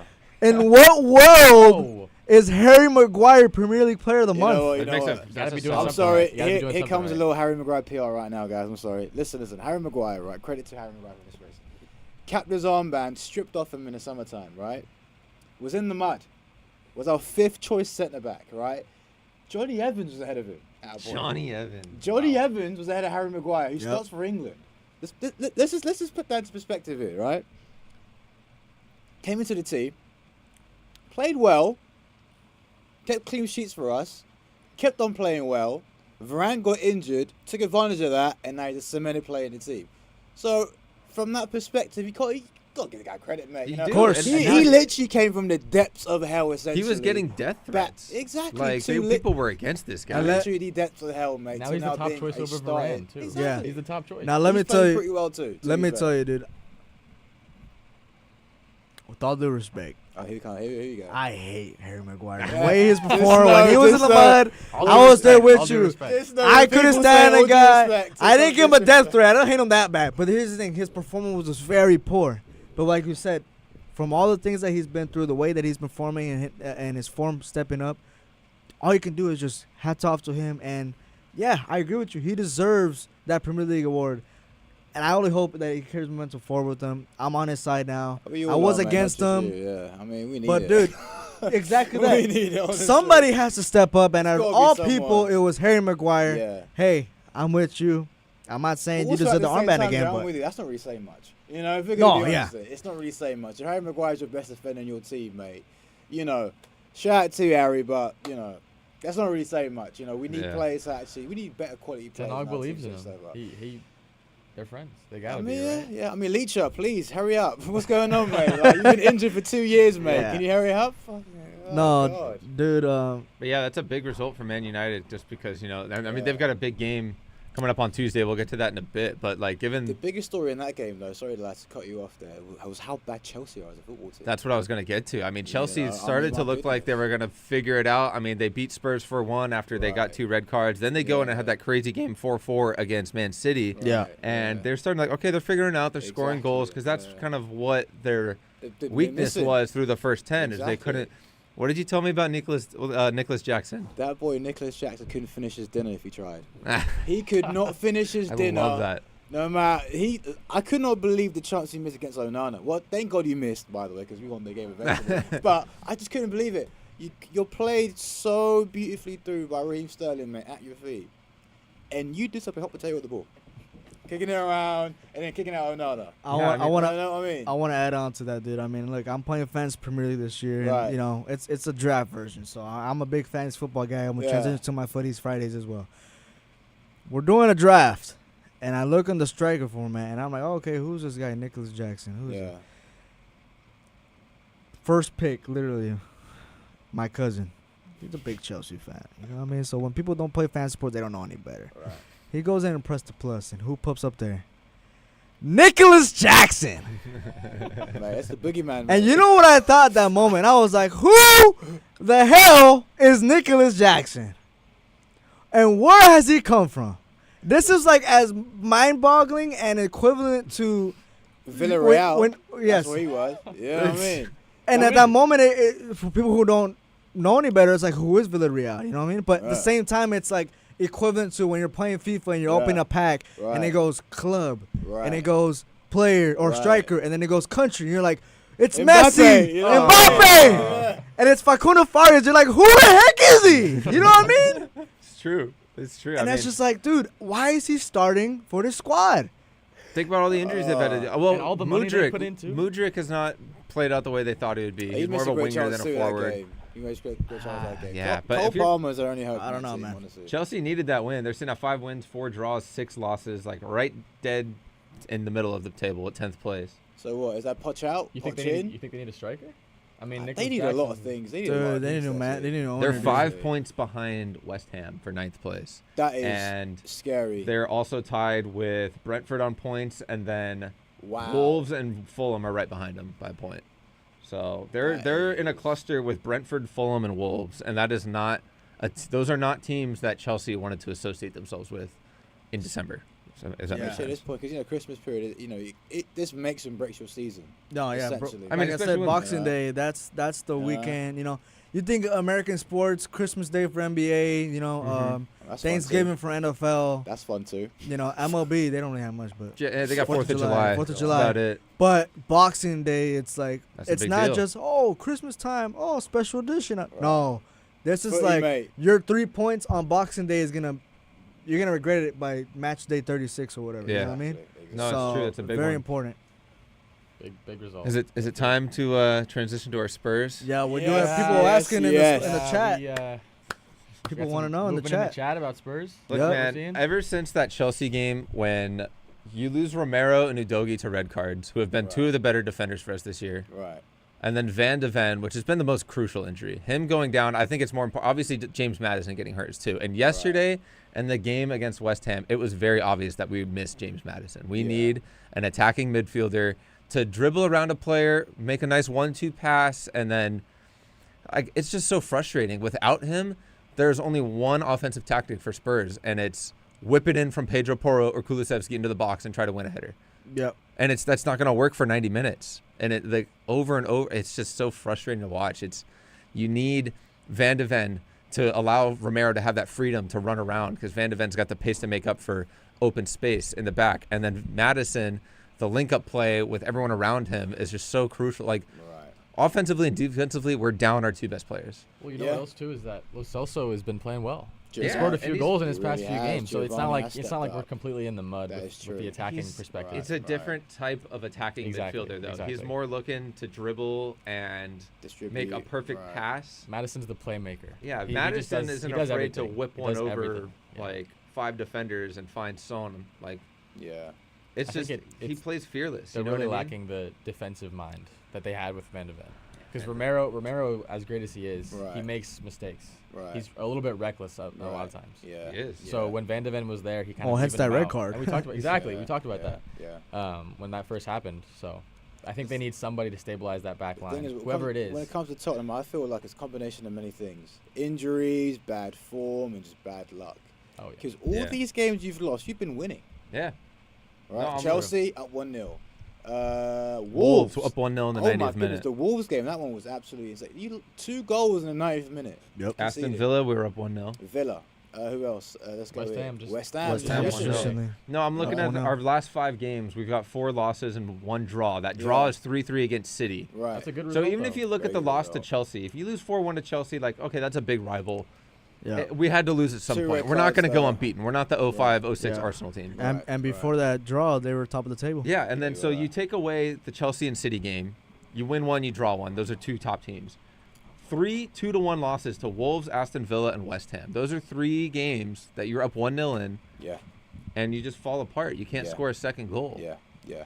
And You've got to win those for the top 4 battles as well. You need Yeah. to win those for the top 4. I mean, now I'm on a point where I'm like, Oh, we screw can top make 4. top Let's 4. win the FA Cup. That's the only thing we can focus on now. Right. Yeah. I that's mean, true. You know what? That's Always true. it always comes back to me when I watched that game yesterday against West Ham. Yeah. The first half, they dominated the entire half. That They were Wolf goal, killing by them. the way. They had goal like of the 3 or season. 4 chances to Oh, score a goal, It should have been and 5-0. they could not do it.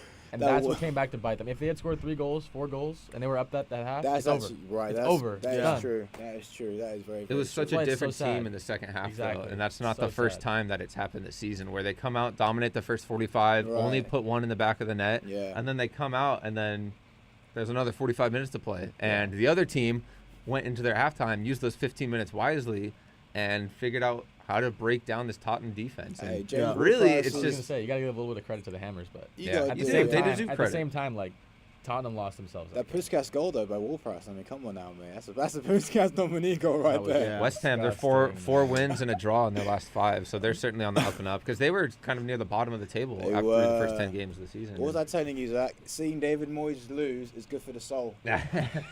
Honestly. Hey, we Yeah. learned that from. Maher is Wasn't- very anti. not when he's on your side. Anti- I do want to add on to you guys. I mean, yeah, obviously James Madison, he's definitely that mad. guy.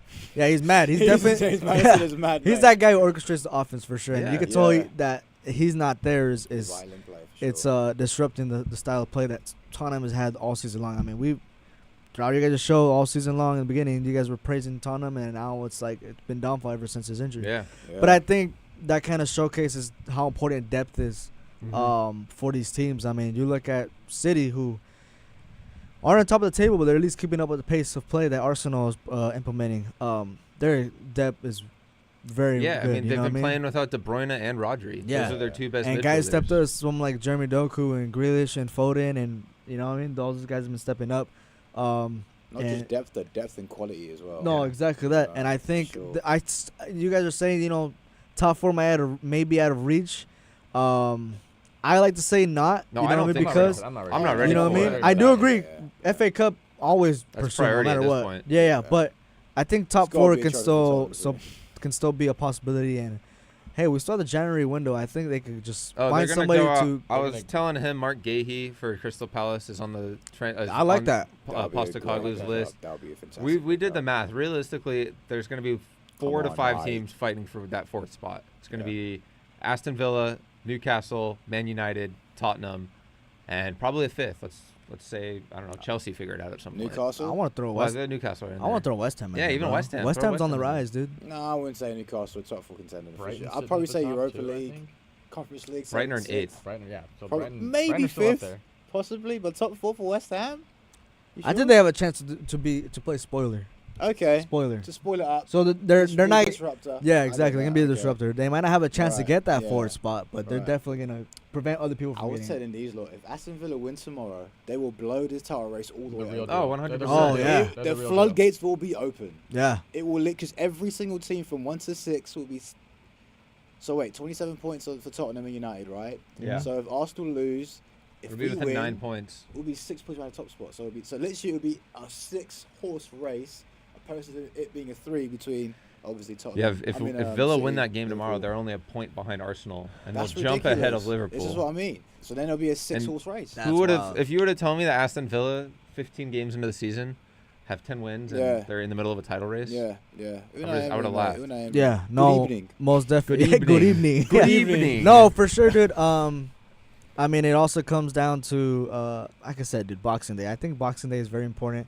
It If is, you look man, at those it makes a fixtures, big I wanna dude, those see what they got festive lined up fixtures for are just Boxing Day. absolutely brutal. Yeah. And those games, I mean, yeah, Villa could kind of get ahead if they get a win this weekend, but Yeah.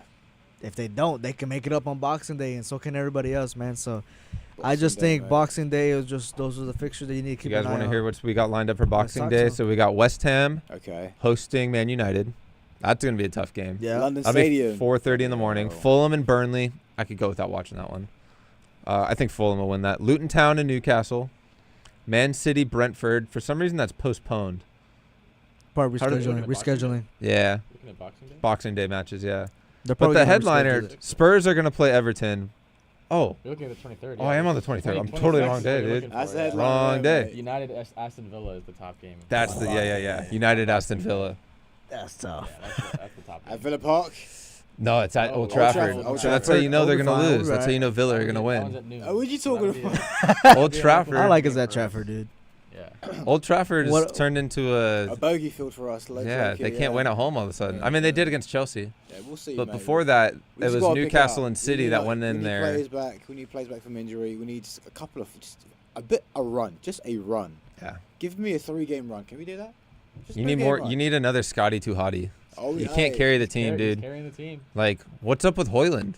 What's up with They Rashford? signed. Keep Well, talking about Rashford. Hoyland was supposed Dude. to be like the next big thing. No, don't say You know, that, dude. I- Hoyland is like Oriana Igalo, bro. We didn't get Igalo. Erling Haaland, dude, so we got Igalo, bro. It's No, the same no, concept, no, bro. it isn't. I've got the perfect idea. But they spent 70 million. I've got Let the us breathe. perfect idea for Hoyland, right? Before every Premier League game, all you got to do is play the Champions League music, have him think of the Champions League games. So when he goes into the game, you can score a goal.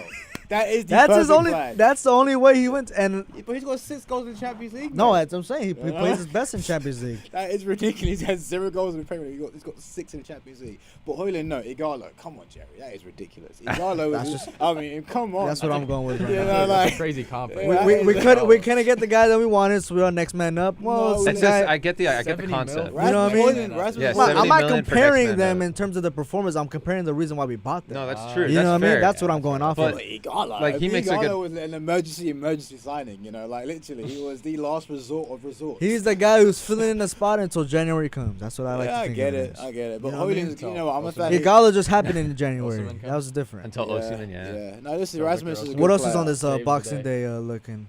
Boxing Day, there was a couple. Give us another there was a big couple Yeah, game. there was a couple more. Okay, cool, cool. I thought Get it Spurs right. were gonna play. Burnley, Liverpool. Burnley, Liverpool. Tottenham don't even play on Tottenham Boxing don't Day. play on Boxing Day. No. Can we talk about how Sean Dyche is a prophet, real quick? Sean Dyche, man, what a Can we talk about how Sean Dyche is a legit prophet of a 3-0 football win coach? over Newcastle is a crazy Lads, result. 10-point deduction. Today they are out of the relegation zone. yeah. The Toffees, Yeah, we man, were up talking the about- Toffees. Hey, he's bro. a prophet. I'm We were telling talking you, about Sean Dyche in his bald head. Yeah, he's got to rub it. Well, that's what he's been Little known for. He crystal kept Burnley up for X amount of years because he was I don't know relegation coach. How, I mean, how do they do it? Him, Sam Allardyce, Big Sam Allardyce, you know Big what I mean? Sam, dude. Big If your Sam, team's in mate. trouble, you better hire You Big gotta Sam. call Big Sam. Well, unless you're Leeds, obviously, he can help him. Yeah. Well, they hired him too late. It was a little too late Yeah. when they called They him. deserved him, mate. Screw Leeds. Who cares about Leeds? Yeah, you don't like Leeds, huh? No one I likes got no Leeds. beef against them. No one likes Leeds other than Leeds. Okay. Yeah. All right. You want to take a break now and then do Yeah, Champions we can League? take a break, do Champions League, then get into Campeones. some Mexican League before we get into our segments. Cool. So stay tuned. We'll be right back on Footy Fridays.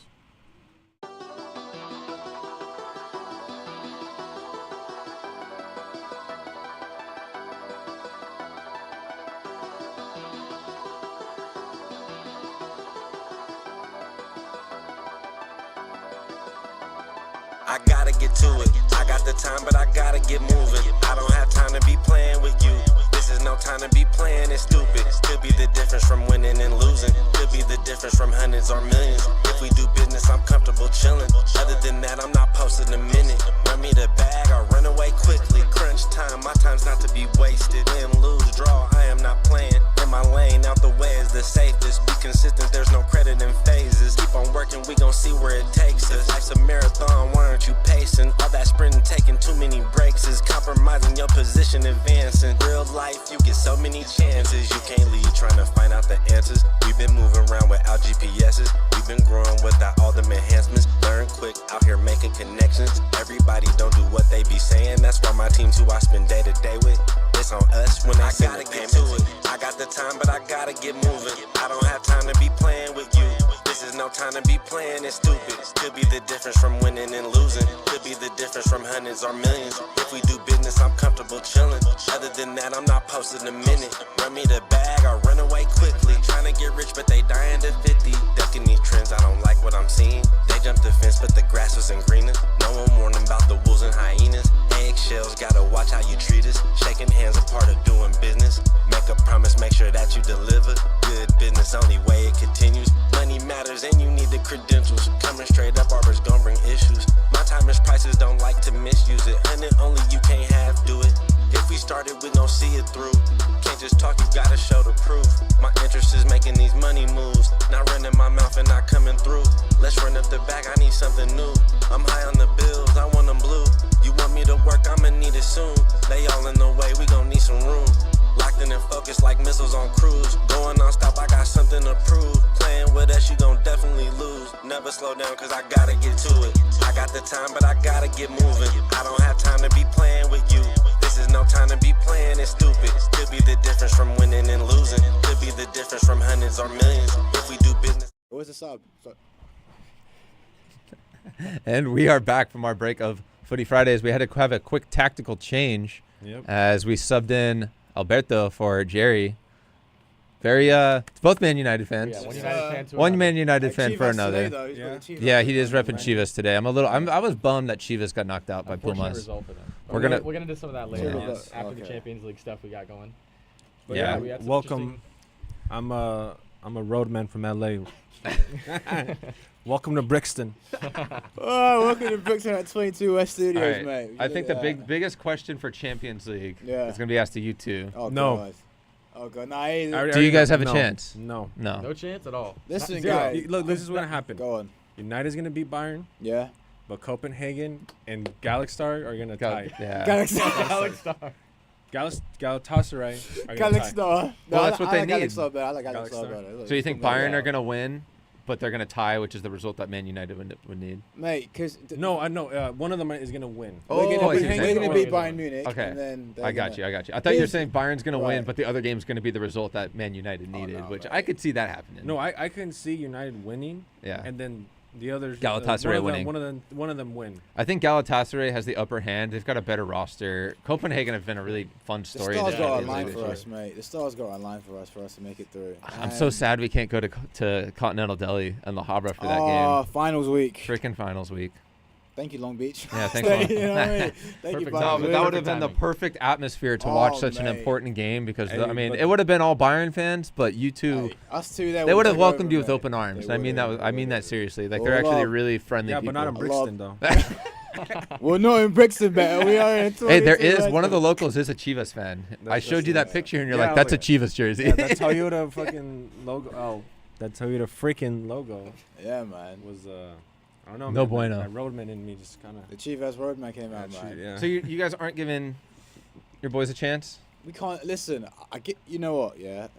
If the stars align, yes, we can beat Bayern Munich for sure. I'm confident that we can beat Bayern You Munich. built momentum on them We last can game. beat Bayern Munich. hold Harry It's just Kane the down. fact that Galatasaray and Copenhagen, they've got a draw, Yeah. and that's too much of a. You know, the thing is, how do we just stay? You don't control your own destiny. We and don't, that's, we don't. that's And we That's could've. the worry- That's the worry. We could have and we should have. Yeah. Twice. Thank you. You're kind of like Struggling. you're Thank kind of you. like Florida State right now, where Yes. Are you we? need to win Are and we get some actually? help. Is that good? You need to win and get some help. Yeah. Well, That's, they got that's that. the same thing. Okay. Yeah, sort of. Same thing was. You know who does control their own destiny though? It's Is PSG, and PSG. this group of death. Paris Yeah. Saint-Germain. Because it all relies on that. I mean game. the fashion club. The fashion club, Fashion mate. club, The yes. fashion club for Fashion sure. club. Got some good stuff The though. Kylian Oh, Mbappe amazing. team. Yes. The Kylian Mbappe Mbappe team. versus the world. Look, all I'm saying, if you're sponsored by Air Jordan, you're a fashion club. Oklahoma Sooners are sponsored by Jordan. That's a That's a fashion club. that's a Yeah. basketball Sooners team though. down- That's a basketball down, team. thumbs though. down. All right. Anyways, Well, the thing is Dortmund already in, yeah, but they don't haven't wanna won their lose. group. If Yeah, they no, lose no. to PSG, PSG can win the group. yeah. But I just don't see Dortmund playing for a whole lot. So I think PSG do win that game. But I think, Then New- it's over. yeah, then it Then is Newcastle over. and Milan don't have anything to play for. If they need a PSG loss Or a draw. or No. or- well, they could have a draw. but No, we talked about it. If they draw and Newcastle they have a win, long way to go. then Newcastle have the better chance. It's complicated, man. This is why we love the group of death. We've been talking about it all week. Like Hence the name, right? Group yeah, of death. any mate, four of these honestly. teams deserve to go through, and it's going to be sad that two of them won't, and one of them will be eliminated from European competition. Hope it's completely. Newcastle. Yes. Just saying. Yeah, I did.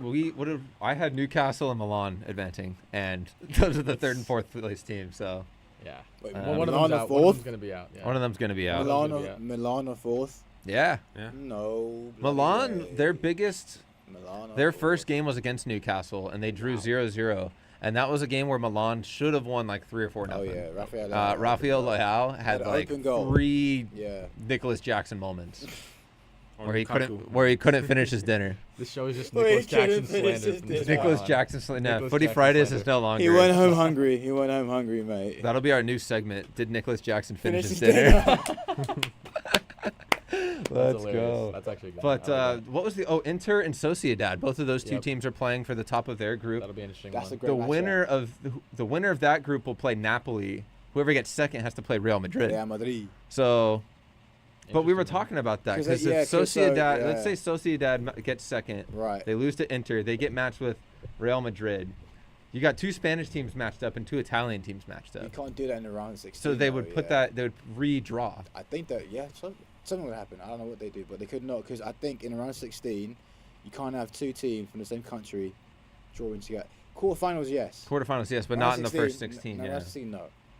I feel like they'll just make an exception Probably. I mean, because they'd have to throw everything around. Yeah, Just they've got no choice. flip They've the- got no yeah, flip choice, the isn't teams. it? Yeah. Honestly, Mhm. mate. If anything, yeah. it'll just stay how it is now, and Inter would play Real Madrid, and Napoli would play Sociedad. Inter and Yeah. Real Madrid in the That's a quarter good and the game. knockout stage of the that would be Champions League. madness. That's like a semifinal right that would be there. madness. That would be madness. And it- honestly.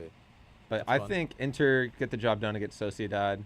Same with Atletico Madrid and Lazio. They're both advanced, but whoever wins that game wins the Top of the group, group, yeah. and That would group- play the winner of the group of death, or the Ooh. second place team in the group of death. So Atletico Madrid can win, but they'd still get drawn up against PSG, assuming PSG handle their business. Lots to talk about on That'll be- Tuesday, man. Tuesday's the day. What a matchup for that one. Yeah. For sure. Tuesday is gonna be fun. We Big should do matchups. something for Tuesday. Well, other than finals. We got Of nothing course, to do there's with that. finals. Studying, Finals Zach. week. Whole bunch of studying. Yeah, I'm mate. supposed to be studying. Yes. Yes, we're here. Instead for of you guys. Barcelona. watching some footy. Yeah, for Barcelona and you Man guys. City are handling business. I hate 11:59 p.m. for the rest of my life. Yo, that's PTSD of those 4 numbers. Yeah. But yeah, that's the Champions League on Tuesday. Don't miss out on that. Little Yeah. Big Nirvana PR. matchups. But Any yeah. hot takes? Anyone that's And yeah, anybody have anything besides the United? Hot take. got a I hot take. You guys have a hot think take? I got a hot take. United finishing a UCL draw this season. I think they finished top 4 again. That's not really hard to say. They get the 4th spot and like I think they get the qualify? 4th spot. I don't think Oh, they the get. 4th spot in Yeah. the group? In the That's Premier not a hot League. take. No, in the I Premier wish we do League. that. No, in Premier League. In the Premier League, oh yeah, no, just by They're 3 points behind City right now. yeah. Yeah. My And hot take is this. In the Champions League, hot take. You ready for this? This is my hot take. I'm being dead serious here. Okay, Yeah? This is my hot take. PSG win the Champions League. Oh, that kind of hot take. Okay. That is a hot okay, take. That's a okay. spicy take, PSG dude. are winning the Champions Wow. League. And I'm I being would not so. against that. I I've would got not against logic that. behind it. If you want to hear it, I've got my logic behind it. Right? is Jordan sponsoring you? I wish. We think I'd Are be you here. speaking for Luis Enrique? I'm in Air Jordan, mate, right now. Are you on Luis Penthouses. Enrique's PR team? I wish I was, mate. You think I'd be in Paris right now, mate? But I don't know, man. I just feel like this year, particularly in Europe, right, is really wide. There's not really a team that completely stands out as the bona fide favourite. Whereas last season was Man City. Everyone knew that from the get-go. Man City was probably going to go to the final. Whereas this season, I feel like every single team in Europe, especially the big ones, they've got vulnerabilities. I agree with that. Whether it's Bayern Munich, whether it's PSG, even themselves, PSG, whether it's Real Madrid, whether it's Barcelona, whether it's whoever, every big team this season's got vulnerabilities in their defence. I mean, if And you can go at them. And that's the beauty, because I feel like PSG, mate, it's time. They've got to do it. it's time. They have to do it. They've got the It's been time roster. for a long No, time. but now it's time. Mbappe, you've got no excuses, Messi's mate. gone, Neymar's Messi's gone. gone, Neymar's Now gone. it's This time. is your team. This is what you wanted. You wanted a team built around you. You wanted Luis Enrique. You wanted. That's This true. is Do they still your have- moment, mate. Do they still have Renato Sanchez? No, I think No. they do. I believe so. I think I gotta so. look it up. Maybe. I gotta Look fact it up. check it. Fact check that No, one. because that's just one of my But favorite. players of Mbappe, all this is time. your time, mate. Mm-hmm. Yeah, they compare you to Cristiano Ronaldo, the next one up, mate. he's This at is your Roma now. moment. This is your team. They need to. I They need to win against Dortmund. To And Yeah. they can have do that it. be They can do it, mate. They can do possibility. it. Listen, They've they've got got a Ousmane squad. Dembele, Mbappe, and who else is their right? Who's there? Who plays on the right for them? Hakimi. Mate, this is they've got. They've great, got a squad. They've got a team, like, mate. I think their You know? weakest point, like right now, I think, like if you look at their roster, their midfield is not as strong as it's been in the Yeah. past. When Yeah, you've got going back to the days where Verratti was in his prime. yeah, And I mean, right now, their main players are up front and on the outside, yeah, where Down the middle. defensively and in the middle, like that's their weak point, I think, yeah. where they just don't match up against teams that have like a full, like depth roster at their back line in the midfield and up front. Right. It's a hot take, but I'm gonna be rooting for you and your take. Me too, man. I hope I'm And- right. be rooting for them on. Yeah, I Dortmund mean- too. You better. Hey, It'd be a Mbappe, great story because they've been through so much They've got to do recently, and everyone's like, "Oh, They've they're gotta buying do their it. way up there." it. But Messi's gone. Neymar's got no more excuses, mate. You've got to do it. No more excuses for you, Mbappe. You've got to do it now. Well, because what happens now if they make it through, United makes it through, and they meet semifinal, quarterfinal. then I'm It'll on be now. Marcus- Glory, man. You know. That's Hey, what screw Rashford. my Hey, glory, Rashford. glory, Man United. Look what you've done. I started it. Look what you've done. Glory, Man United, Alright. and the Reds go marching On. on. Yes. That's a good transition into the Mexican Yeah, League. that's a great transition. How's There you go. Nah, I won't be mean to bet those Chivas. That's what I need, that man. I need I've that got money. nothing wrong with Chivas. I just despise the Red Devils. Yeah. Well, Yeah. I don't despise the Spurs because they're not relevant. They never were. To be Ah. honest. All right. To me, all it's Liverpool because you never walk alone. And then Chelsea, bunch of twats. Ooh. Blue ones as well. There you All the go. blue teams. Shout out Teed Up, Naoki, Shout and out to you, See, when I- Naoki, when I the Liverpool see fan, City- and Yeah, Matty Matty G, G. the Chelsea fan. For Yeah, me, man. City, I Shout don't out think to of Teed the new logo. I think of that eagle with the 3 stars. I hate. Yeah. Ooh, I see Ooh. red. I see I do red. see red. That's better, right there. Well, for the Mexican League, we're down to the semis. They already played the first leg, but America and San Luis. Did you watch that game or see the scoreline? I saw the score and it was 5-0. Yeah. They thrashed them. I mean, they're the best team in the league, and they haven't lost since August. Here's my question though: Uh-oh. out of Tigres and Pumas, who takes them down? Who do you Tigres. believe in to take them down? Tigres. Tigres is gonna take down America. Even I know that, man. I don't even watch Mexican. Yeah. At this point, I just want to see America lose.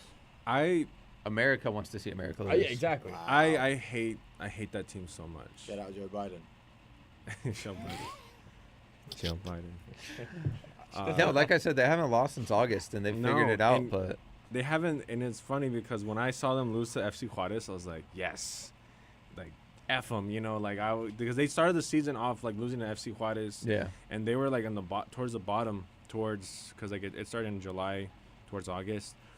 I was like, yeah, they look weak. They're like tying games. They're not really like beating them. And then like towards August, I was like, oh god.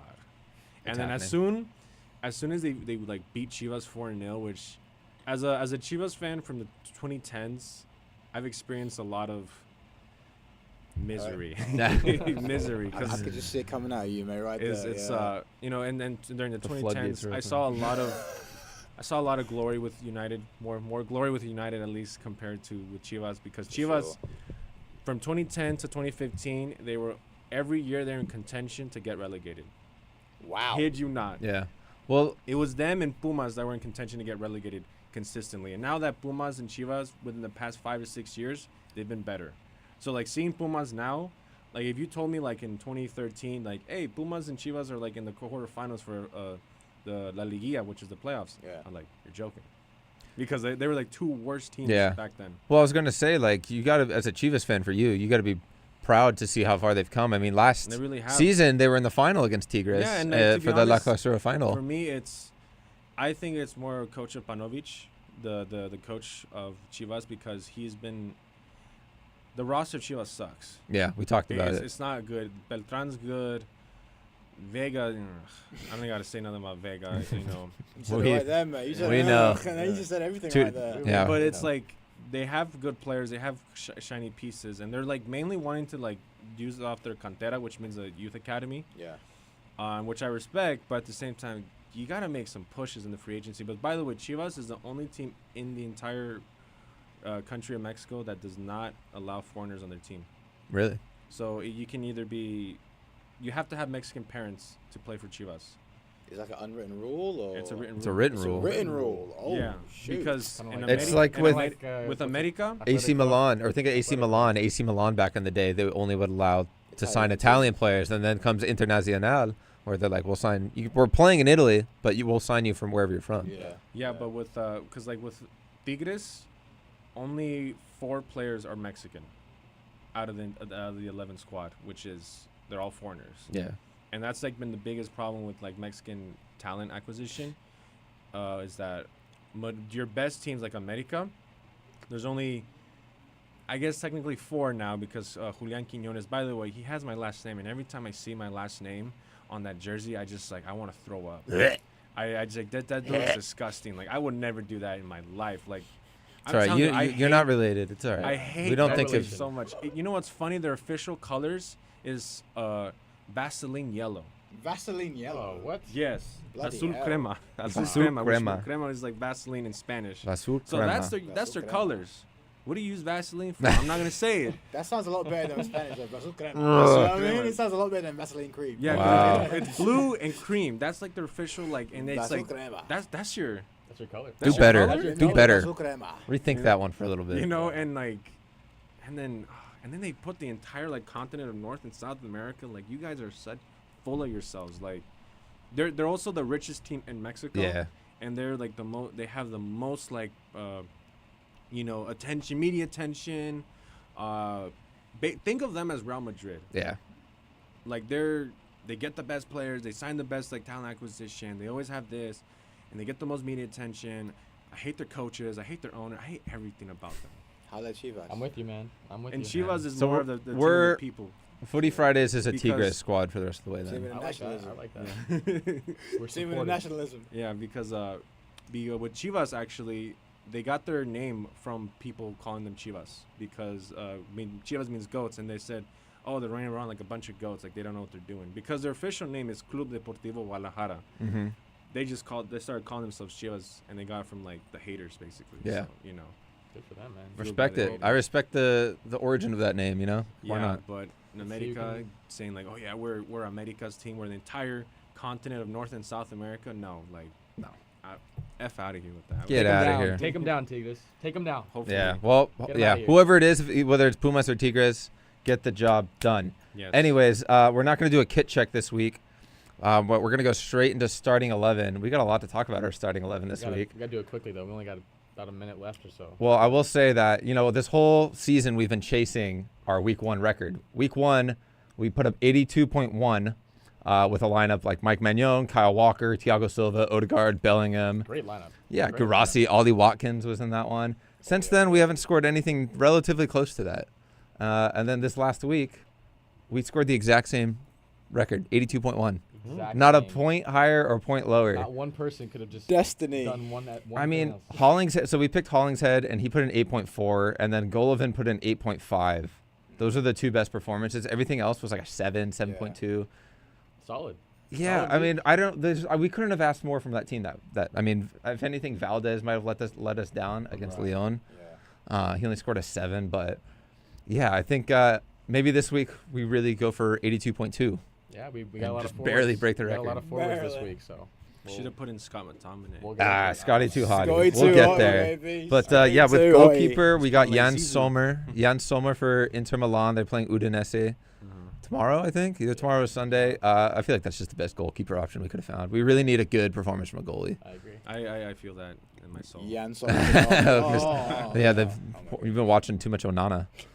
Our back 4, Sergi Cardona for Las Palmas. Alex Grimaldo for Bayern Leverkusen. They're flying high right now in the Bundesliga. They play Stuttgart tomorrow. And then Upamecano was in our lineup last week. Their game got postponed because of snow. And then he just didn't play in their Champions League game. So he's in the lineup again, but he's actually going to play this time, I'm assuming. Okay. And then Teo Hernandez for AC Milan. That rounds out our defense. I think that's a strong back 4. Really strong back 4. I completely agree. But yeah, I think moving into the midfield, we have Giovanni Lo Celso for Tottenham, replacing James Maddison. Playing well, but we'll see what he can do against Newcastle. He's not going to put up James Sunday. Madison numbers, but he's going to that's do mad. well. And then Declan Rice is our other midfielder for Arsenal versus Aston Villa.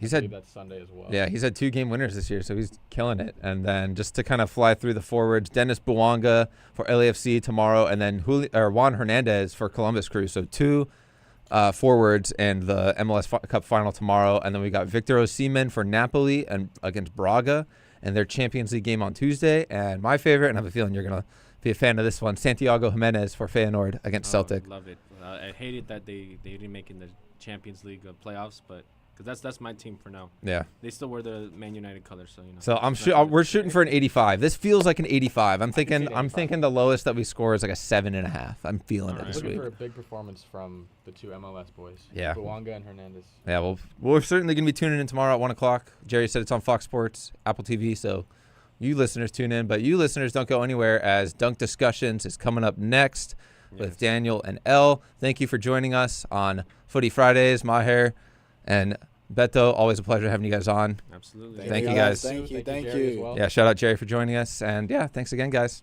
Take care.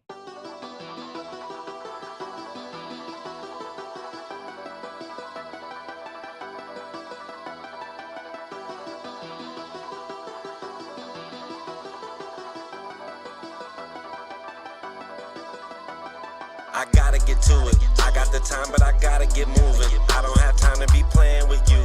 This is no time to be playing it stupid. Could be the difference from winning and losing. Could be the difference from hundreds or millions. If we do business, I'm comfortable chilling. Other than that, I'm not posting a minute. Run me the bag or run away quickly. Crunch time, my time's not to be wasted. Win, lose, draw, I am not playing. In my lane, out the way is the safest. Be consistent, there's no credit in phases. Keep on working, we gon' see where it takes us. Life's a marathon, why aren't you pacing? All that sprinting, taking too many breaks is compromising your position, advancing. Real life, you get so many chances. You can't leave trying to find out the answers. We've been moving around without GPSs. We've been growing without all them enhancements. Learn quick, out here making teams who I spend day to day with. It's on us when I gotta get to it. I got the time, but I gotta get moving. I don't have time to be playing with you. This is no time to be playing it stupid. Could be the difference from winning and losing. Could be the difference from hundreds or millions. If we do business, I'm comfortable chilling. Other than that, I'm not posting a minute. Run me the bag, I'll run away quickly. Trying to get rich, but they dying to 50. Ducking these trends, I don't like what I'm seeing. They jumped the fence, but the grass wasn't greener. No one warned them about the wolves and hyenas. Eggshells, gotta watch how you treat us. Shaking hands, a part of doing business. Make a promise, make sure that you deliver. Good business, only way it continues. Money matters and you need the credentials. Coming straight up, Arbor's gon' bring issues. My time is prices, don't like to misuse it. And only you can't half do it. If we started, we gon' see it through. Can't just talk, you gotta show the proof. My interest is making these money moves. Not running my mouth and not coming through. Let's run up the back, I need something new. I'm high on the bills, I want them blue. You want me to work, I'ma need it soon. They all in the way, we gon' need some room. Locked in and focused like missiles on cruise. Going non-stop, I got something to prove. Playing with us, you gon' definitely lose. Never slow down, cause I gotta get to it. I got the time, but I gotta get moving. I don't have time to be playing with you. This is no time to be playing it stupid. Could be the difference from winning and losing. Could be the difference from hundreds or millions. If we do business, I'm comfortable chilling. Other than that, I'm not posting a minute. Run me the bag, I'll run away quickly.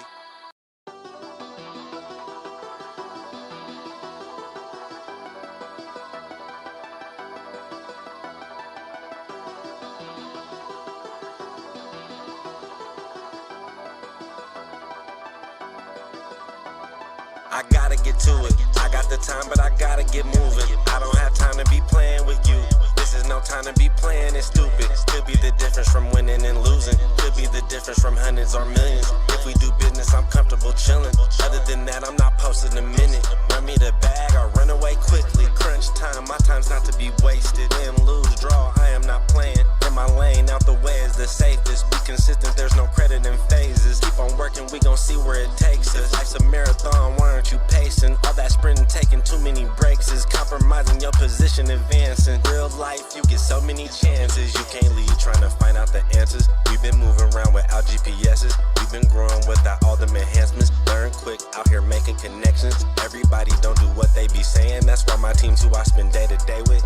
It's on us when I gotta get to it. I got the time, but I gotta get moving. I don't have time to be playing with you. This is no time to be playing it stupid. Could be the difference from winning and losing. Could be the difference from hundreds or millions. If we do business, I'm comfortable chilling. Other than that, I'm not posting a minute. Run me the bag, I'll run away quickly. Trying to get rich, but they dying to 50. Ducking these trends, I don't like what I'm seeing. They jumped the fence, but the grass wasn't greener. No one warned them about the wolves and hyenas. Eggshells, gotta watch how you treat us. Shaking hands, a part of doing business.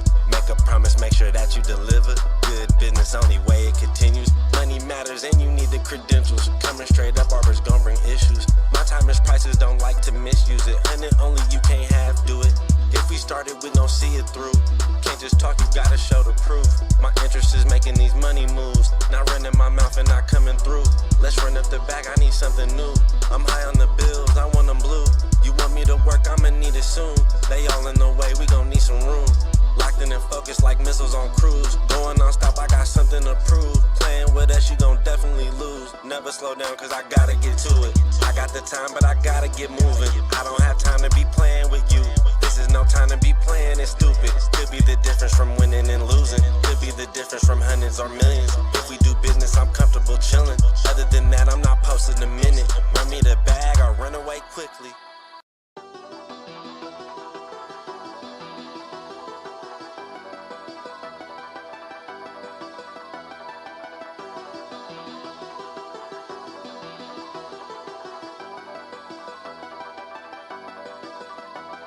I gotta get to it. I got the time, but I gotta get moving. I don't have time to be playing with you. This is no time to be playing it stupid. Could be the difference from winning and losing. Could be the difference from hundreds or millions. If we do business, I'm comfortable chilling.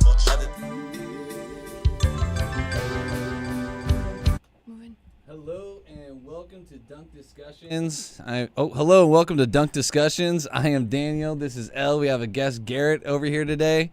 We got a pretty full slate. We're going to talk a little bit about first off, let me tag the radio station here. We're 22westmedia.com, 88.1, HD Channel 3, KKJZ. Long Beach, Los Angeles. Long Beach, Los Angeles. This man does the play-by-play. He's got it dialed. So, yeah, we're going to be talking a little bit about Garrett's bomb of a fantasy team. I know he wants to measure how bad that is. We're going to do a little recap of the in-season tournament, make our picks for the final. We also have a little bit of Zion scuttlebutt to talk about. I have a hot take on the Celtics starting 5. Jaylen Brown. I'm going to tease it. It's going to say that's it. Ooh. And basically, is that all we're doing here? Yeah. Tyrese Halliburton killing the game? Yeah, I think that's what we're going for so far. I think that NBA in-season tournament is what we're going to start with because it's the most recent thing that happened. So Lakers and Pelicans were playing last night. Lakers won. It was a pretty, let me tell you, 44-point difference is crazy to me. That's insane. Yeah. 133 to 89, right? Yep. A couple of players that I wanted to mention was obviously LeBron. It was 3-pointers each after like 3 times in a row. Yeah. Basically. I think he even scored 11 then, straight in that stretch. Yeah, it was. Yeah. I don't think he is. How old is he? I don't think he's 30. human. Is that what Yeah, the that's pretty end of your much what I sentence? wanted to say. Sum up. He'll be 39 in a couple. And then Yeah. Russell was playing pretty good. No, was he not? I think they're. Oh, yeah. D'Lo, Yeah. I think he was good. Yeah, 14. Any opinions on the last game? Do you want to talk about anyone in particular? Well, yeah. I mean, Lakers game was kind of over after the second quarter. Yeah. You know, so there's really not much to talk about. But yeah, that third quarter by the Lakers was unbelievable. They just dumped it on them. So the Pacers game was also very good. And basically, like, okay, just to touch on LeBron, guy's inhuman. We were saying out there in the lobby, he might be I was saying, like, he might be a better athlete now than he was when he came into the league. Probably. Like, He's just stronger. He's jacked. Yeah, he doesn't have the lift because he's a little heavier, obviously. But yeah, I mean, you can't stop him. Zion's getting out of the way of him coming into the lane. It's not even a physical stronger. It's all about the brains. Yeah. He just gets smarter every single day. Yeah. Speaking of brains, Tyrese Halliburton, the Indiana Pacers. Yeah. We're in a pretty good game against the Milwaukee Bucks. They I think they had like a 10-point lead coming into halftime. 9. It was like, well, the total score was 119 to 128, and it was a 9-point difference. So I think throughout the game, I think they kept that difference pretty much. Yeah, it was pretty dominant from the Pacers. Yeah, like the third quarter, Damian Lillard woke up, scored like, I don't know, like 11 points or something like that. They took a little bit of a lead in the third quarter, but the Pacers are just pretty unbelievable. The big highlight for Halliburton was probably that little step back. And I don't know if we can get a highlight of this on X, but if we can get the full highlight, I think he double dribbles before this. Yeah. He gets trapped at the top of the key, and he kind of has 2 hands on the ball and like does a little pass to himself kind of thing to get that separation beyond the arc. And then he goes and does that step back. I love. So I wonder if we can get that full clip because it's. I just love the 3-point line, and then he was like behind it. It was. I think it's pretty to me. I don't know. It's beautiful. I mean, there he is right there. Gorgeous. This is just the reaction after the shot. So, but yeah, he's taunting Damian Lillard right there. That's the Dame time move right there. He's looking for it, but it's like it's his time. It really is.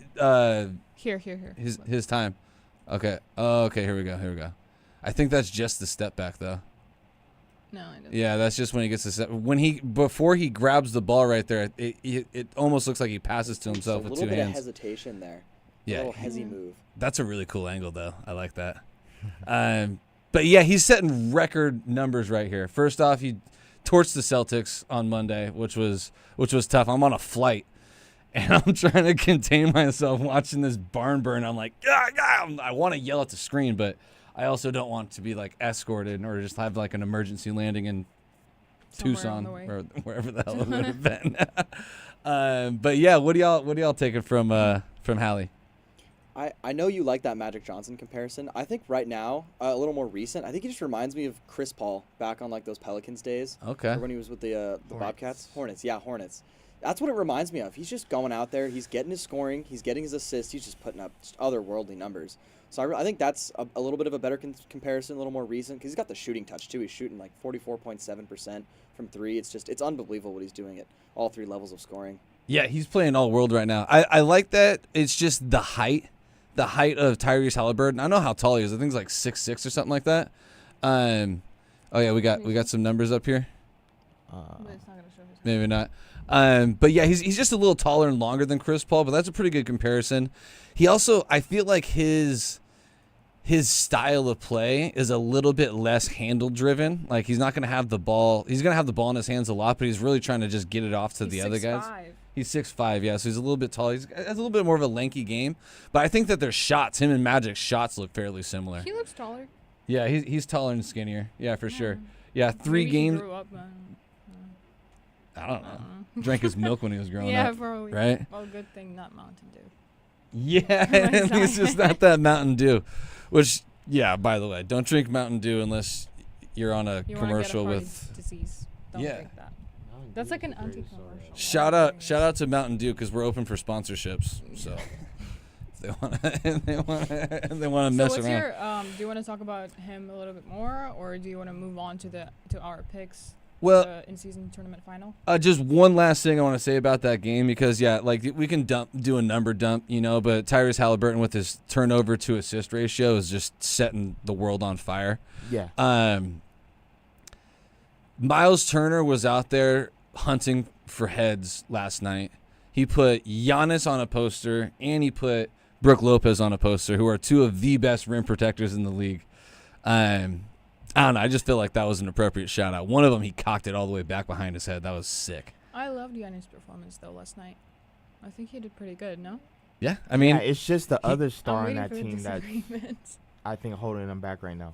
I think Damian Lillard isn't playing to his capabilities, and is hurting the team. Like obviously their defense, which their Bucks defense is 22 overall, but offensively, he's not shooting efficient. He's not aggressive, and they look out of sorts. And it is showing in the post game. You have Bobby Portis coming out, and he challenged his coach. And challenged the team to play better, and then also Giannis in his interview challenged the team and saying like we're not playing as well and we're not competing to our capabilities, and so it's just a lot of turmoil in that locker room right now.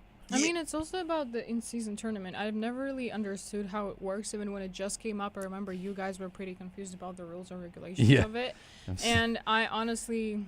Me and Kaylee were talking about it last time. I think you, Matthew, remember? Yeah. Because I was saying I think it's a little bit too much of a game. It's more about the money, not the sport. Because athletes' health is like important and stuff. And I don't think in-season tournament is something that will help with that. I don't know. I think maybe people will disagree. It's a lot of screen time and a lot of money. I think it is. It's definitely a lot of courts. money, and it's bringing a lot of views in. I think it's more about the money for these players, because if it was about the money, I don't think they're playing as hard. I don't think it's about the money. Because they're playing real hard right now. I don't think it's about the LeBron money. don't need 100. It's like $500K goes to everybody on the winning squad. Yeah. I mean, it's about LeBron don't care, but like a team that Christian Wood cares a lot the about Pacers, that I think they $500K. have 5 or 6 two-way players. So guys like that, they all get that $500K. Yeah. You win that game, you get your $500K. You can play in the G League the rest of the year. Cool, you got your money. Yeah. So I think it's way more important for the Pacers, and I think they need to win this game. I think if they win this game, this in-tournament final, because I think if they win this game, like the Pacers are a solid team, but they're not. Yeah. They're not like a super playoff. They're not a super big contender. I don't see them making second round or anything in the playoffs.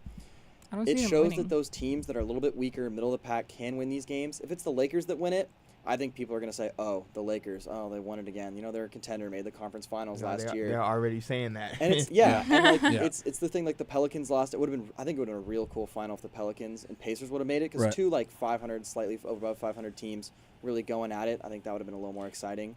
Yeah, that would have been cool. But also, I think that's probably why we saw the Pelicans make it so far.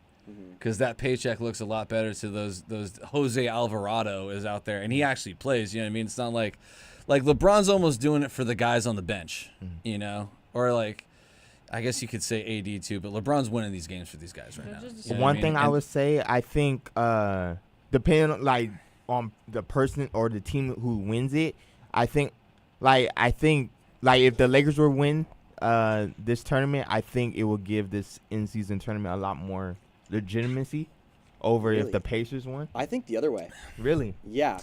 I think the Lakers, like they already have like a lot of hype coming into the season. They're supposed to be a top 4, top 5 team in the West.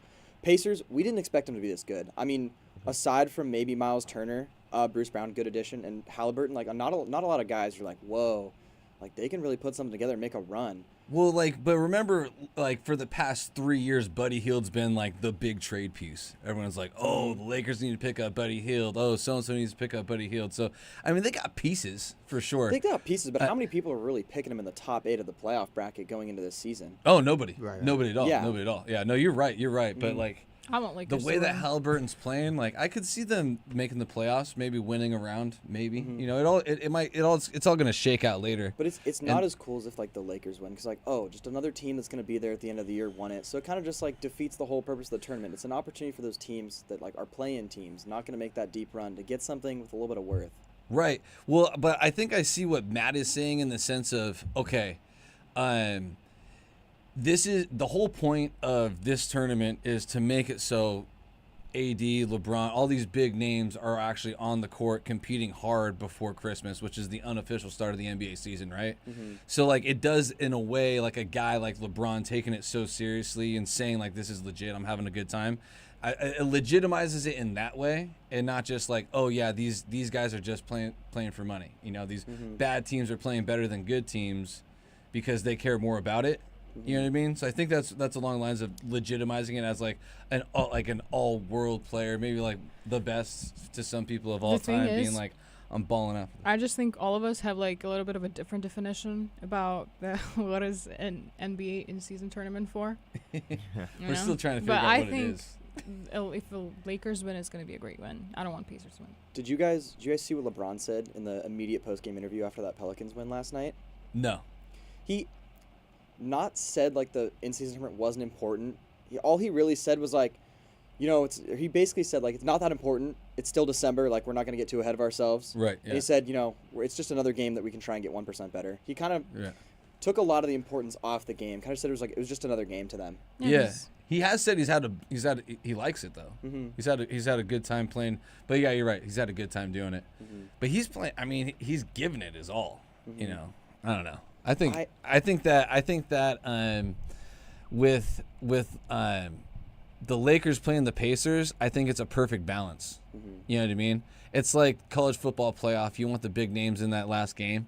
Maybe have like a TCU in there. So it's kind of like Pacers at TCU, Lakers or Bama or whatever. My last point on the in-season tournament is what I envision or what I'd like to see is more Suns bubble type runs where like that team had like 30 wins. The next thing you know, they rattled off 8 straight wins, and you're like, wow, where did the teams like all of a sudden came together? I want to see stuff like that, you know, before people really start getting into the groove of the season. Those teams that maybe start off hot eventually start falling off and stuff like that. So I'd like to see teams like that. Yeah, it's a long season. Middle of the pack. It's a long season. Who wants to make some picks? I got Pacers. You got Pacers with the points? 4 points, Pacers? I think just Pacers are going to win outright. You just think they're going to win outright. Okay. I think Lakers. I don't think it's going to be I don't think it's going to be a big point difference, but let me think about it. I'm going to say a number after you guys.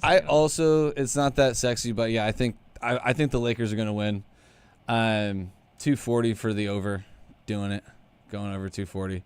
Sure. There's I no think way these Lakers too, just because I think the past 3 games, Lakers defense has been amazing. Well, it's Vanderbilt. Yeah. Like I've been saying. That's the glue guy.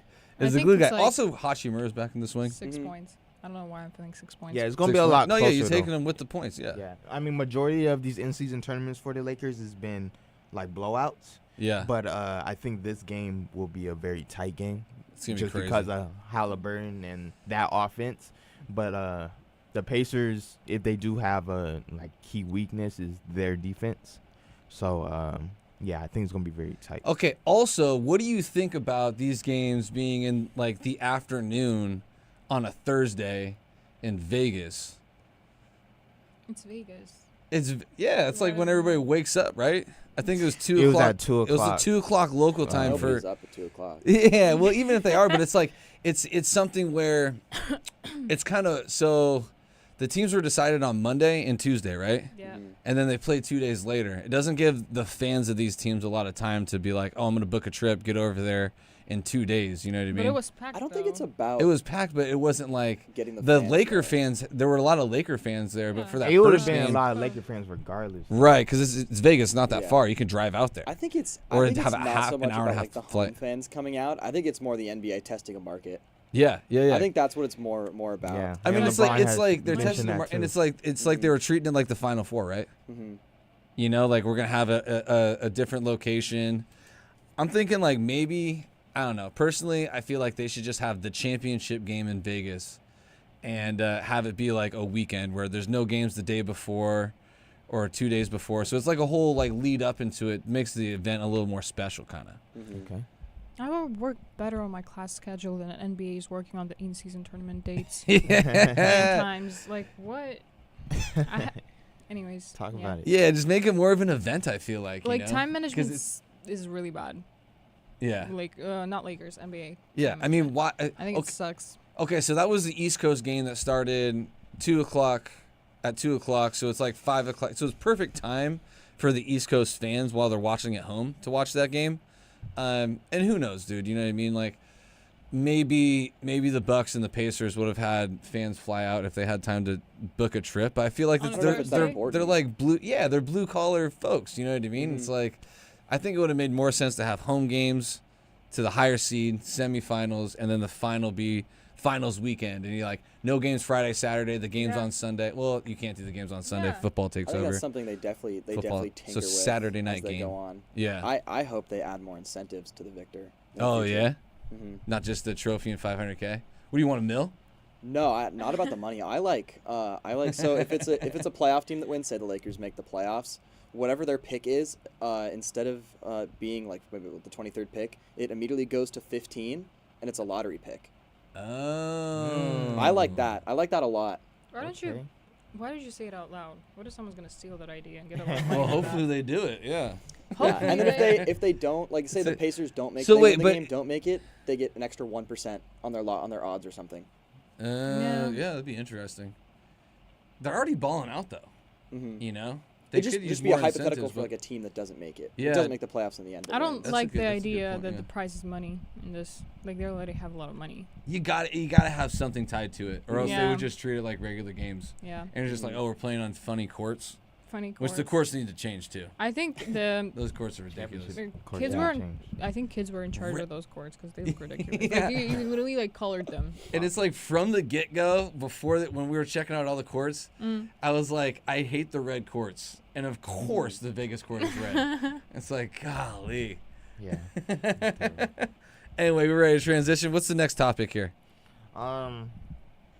You guys Guess come we up could with it. talk Do you- about Do you want to talk about a little bit about Zion before we go into break? It's It is already it's time to go- 2:20.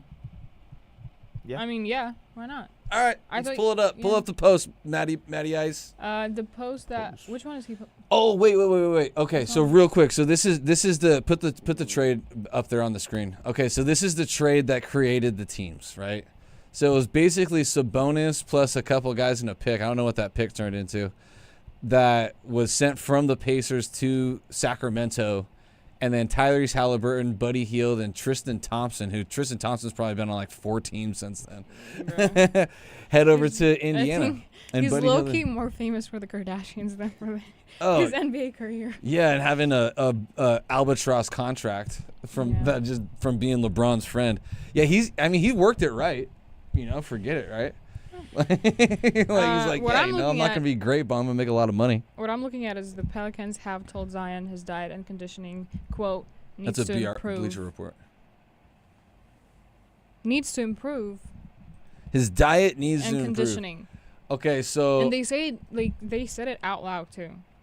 Like everyone can see it now. they put it. hey in his Garrett, didn't you contract, say that too. was in his Yeah. contract to eat right? I'm pretty sure it was in part of contract negotiations when he signed the extension a year or two ago. He had that Kyler Murray contract Mhm. negotiation. Yeah, where don't it's play like, any Call of Duty. hey, open the playbook. I think it was not Mike McDaniels that said that the rumors about Johnny Manziel are 100% true. Mm-hmm. That dude did not open the playbook at all, dude. But yeah, He doesn't listen to them though. huh?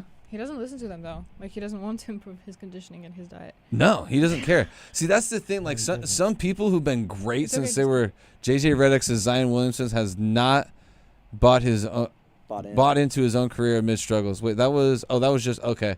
Yeah, I like JJ Redick's I podcast. like that statement from Yeah. J.J. Redick there.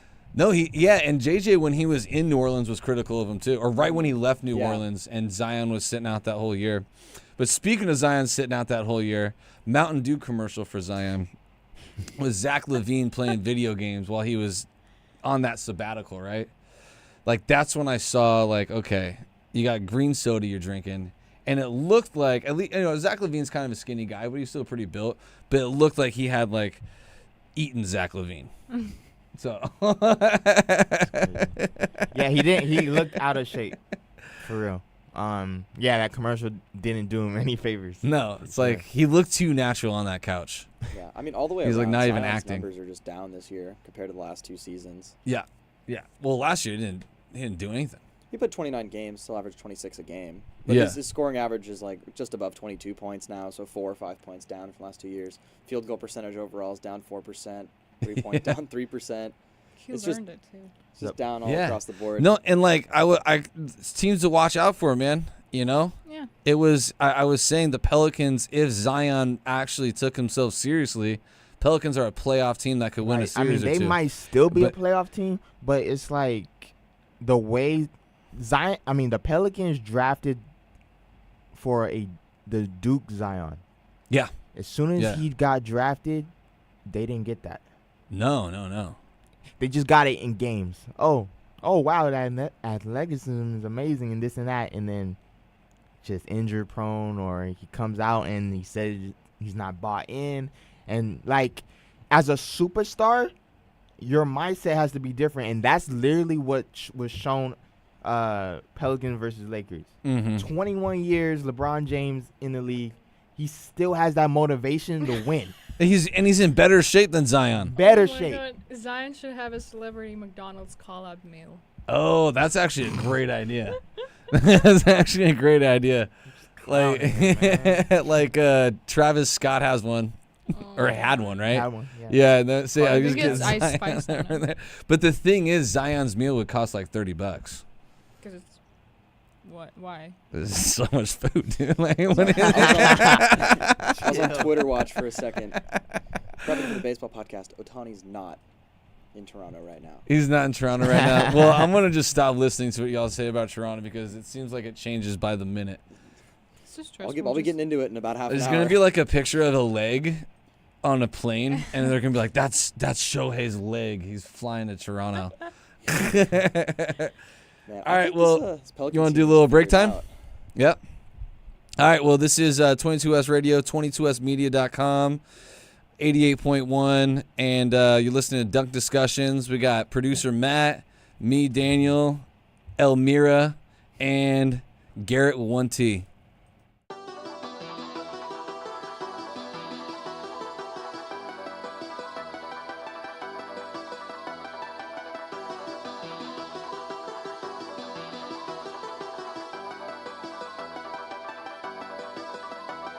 I gotta get to it. I got the time, but I gotta get moving. I don't have time to be playing with you.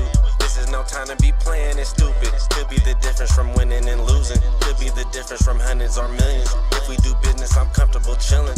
Other than that, I'm not posting a minute. Run me the bag, I run away quickly. Crunch time, my time's not to be wasted. Win, lose, draw, I am not playing. In my lane, out the way is the safest. Be consistent, there's no credit in phases. Keep on working, we gon' see where it takes us. Life's a marathon, why aren't you pacing? All that sprinting, taking too many breaks is compromising your position, advancing. Real life, you get so many chances. You can't leave trying to find out the answers. We've been moving around without GPSs. We've been growing without all them enhancements. Learn quick, out here making connections. Everybody don't do what they be saying. That's why my team's who I spend day to day with. It's on us when they send the payment to it. I got the time, but I gotta get moving. I don't have time to be playing with you. This is no time to be playing it stupid. Could be the difference from winning and losing. Could be the difference from hundreds or millions. If we do business, I'm comfortable chilling. Other than that, I'm not posting a minute. Run me the bag, I run away quickly. Trying to get rich, but they dying to 50. Ducking making these trends, I don't like what I'm seeing. They jumped the fence, but the grass wasn't greener. No one warned them about the wolves and hyenas. Eggshells, gotta watch how you treat us. Shaking hands a part of doing business. Make a promise, make sure that you deliver. Good business, only way it continues. Money matters and you need the credentials. Coming straight up, barbers gon' bring issues. My time is prices, don't like to misuse it. And it only you can't have, do it. If we started, we gon' see it through. Can't just talk, you gotta show the proof. My interest is making these money moves. Not running my mouth and not coming through. Let's run up the bag, I need something new. I'm high on the bills, I want them blue. You want me to work, I'ma need it soon. They all in the way, we gon' need some room. Locked in and focused like missiles on cruise. Going non-stop, I got something to prove. Playing with us, you gon' definitely lose. Never slow down, cause I gotta get to it. I got the time, but I gotta get moving. I don't have time to be playing with you. This is no time to be playing, it's stupid. Could be the difference from winning and losing. Could be the difference from hundreds or millions. If we do business, I'm comfortable chilling. Other than that, I'm not posting a minute. Run me the bag or run away quickly.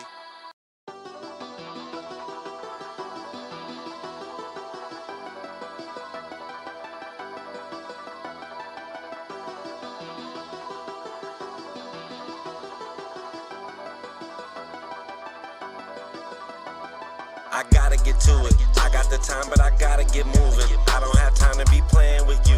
This is no time to be playing, it's stupid. Could be the difference from winning and losing. Could be the difference from hundreds or millions. If we do business, I'm comfortable chilling. Other than that, I'm not posting a minute. Run me the bag or run away quickly. Crunch time, my time's not to be wasted. Win, lose, draw, I am not playing. In my lane, out the way is the safest. Be consistent, there's no credit in phases. Keep on working, we gon' see where it takes us. Life's a marathon, why aren't you pacing? All that sprinting, taking too many breaks is compromising your position, advancing. Real life, you get so many chances. You can't lead trying to find out the answers. We've been moving around without GPSs. We've been growing without all them enhancements. Learn quick, out here making connections. Everybody don't do what they be saying. That's why my team's who I spend day to day with. It's on us when I gotta get to it. I got the time, but I gotta get moving. I don't have time to be playing with you. This is no time to be playing, it's stupid. Could be the difference from winning and losing. Could be the difference. And we are back. This is Dunk Discussions. I'm not going to, name the roster we got today. You can read it on the screen. But Matthew's not there. Huh? Matthew's not there. Matty Ice. We got producer Matt on the switches and slides. I don't know what they're called. Buttons. But yeah. Anyway, we were just having like a continued discussion off air about the in-season tournament. Gone with a controversial thought about the starting five of the Boston Celtics. Okay, never mind. Forget this. Okay, so what I want to bring up to y'all is the Celtics starting five, right? So we have the Jays, Porzingis, Drew Holiday, and Derek White, right? Drew Holiday doesn't put up numbers that we can really compare to any of these other players, right? It's just not going to look good, but what he brings defensively and his just like leadership presence makes him definitely not the worst player in the starting five. This question was posed to me this past weekend by my cousin Jarek. Shout out to Jarek. And he thinks that Jaylen Brown is the worst starting five, member of the starting five for the Boston Celtics. I initially said, no way, you're crazy. But then once I started thinking about it, it might make a little bit of sense, right? Jaylen Brown does not put up assists. He took like 40 straight shots without one assist past few games. And I started actually looking into the numbers, right? And there might be a there, okay? So first off, the highest plus minus on the Boston Celtics belongs to Derek White, 9.6. And that is more than 2 points higher than anybody else on the squad. It's also 5 points higher than Jaylen Brown, right? And plus minus isn't always necessarily like the best gauge to see who is a better player, because a lot of that has to do with the other guys that are on the court with you at the same time. But they're all starters. You know what I mean? Like they're on the same team. It's not like we're comparing the plus minus to somebody on the Bucks compared to the plus minus of somebody on what's going on? I'm not sure. This thing is flickering. Yeah, no, it's the mics keep flicking here. Yeah, I don't know. 22 West Radio. We got a crackerjack operation here. Okay. Oh my God, that's really steals per game. Sorry. Steals per game is a funny. push. You were sitting with a straight face and you went like. Did you get it? Did you get it settled? I think it's fine. I know, think it I'm not- works. It's just airplane lights. You Yes. know, the big tall towers just helping the plane land. But it's so it was so funny. It's just Matthew's face. Yeah, I don't know You what went- is going on here. Can they still hear us out there? Yeah, we're good. Yeah. Daniel, you're absolutely wrong. Jalen Brown's. Okay, so hang on a second. Oh, I'm sorry. They both have the same amount of steals per game. It's basically so Derek White has half a turnover less per game. He has 2 full more assists per game. Jalen Brown has about 2 more rebounds per game, right? And we get into free throw percentage. Derek White 86%, Jalen Brown 60 or 70%. And then we get to 3-point percentage. He has Derek White has 5 percentage points higher for 3-point percentage. And then we get to their field goal percentage, basically the same, right? Derek White takes 8 less shots a game than Jalen Brown does, and he has 8 less points per game. Efficiency, plus minus, the defense that he plays. It's just, if you actually sit there and watch a game, what Derek White's impact on the play, like each play, is astounding. And Jalen Brown, he gets the ball and he can score. He can guard quite a few guys, but I don't know. It's not as obvious as when you just say oh yeah, duh, Jalen Brown is better. For sure, he's might be more athletic, but Derek White is one heck of a basketball player. Okay, talent for talent, not a question. Jalen Brown's a better talent. I think the question here is better fit within the team, better glue, better production within the system. Now that's where I think you have a case. But that's the case for Drew Holiday. Drew Holiday, the Bucks should have never given him up. Drew Holiday is just the perfect point guard for every single team. Right. He's gonna get his own. He's gonna get his bag. Drew Holiday is fine. If we're strictly looking at Derek White and Jalen Brown, I just think the pressure that Jalen Brown, he's going to get the second best defender at worst. Because he's going to get the second best wing defender. Not on any even, other though. Team. Do you think someone they'd rather put their second best defender on Derek White over Jalen Brown? No, but Jalen Brown gets switched. I mean, it's the name of the game today, but Jalen Brown gets switched on all the time. They'll put a point guard on Jalen Brown. Yeah. And Jalen Brown will pull up that mid-range J for sure. He's got plays designed for him for sure. Derek White puts up basically this, in my eyes, this better efficiency, same, but less numbers because he doesn't have the ball as much as Jalen Brown. If he were to have the ball as much as Jalen Brown, I don't think so. He would average 25 a game. No. Yeah. He just doesn't have the talent to do it. No way. Derek White does not have the talent. If he did, I think he'd be somewhere else and he'd have his own team, or not have his own team, but he'd be a second or third true option if he had the talent to do it. Right, but you see what you just said. Second or third true option. Mm-hmm. So Jalen Brown, when that Porzingis trade went down, it was like, oh, Porzingis is going to be the third option. Porzingis is head and shoulders better than Jalen Brown this year. Yeah. But There's a lot of guys that can. I'm not trying to down. I think Jalen Brown is a key part to this team. You know what I mean? But a lot of guys can do what Jalen Brown does. So who would you And put also instead of go him? left. And also go his handles have been a lot better this year, but he'll still bounce the ball off his foot and just it ricochets out of bounds. You know what I mean? Who would you put instead of Jalen Brown? That's a good question. I will not answer that question because I do like him on the team. I'm just making a case for him. This season, right now, Derek White is much more valuable to the squad than Jalen Brown is. It's literally a talent versus Skill. effort. And instincts. Derek White is a basketball player. He'll leave his guy and grab a ball in the lane, no problem.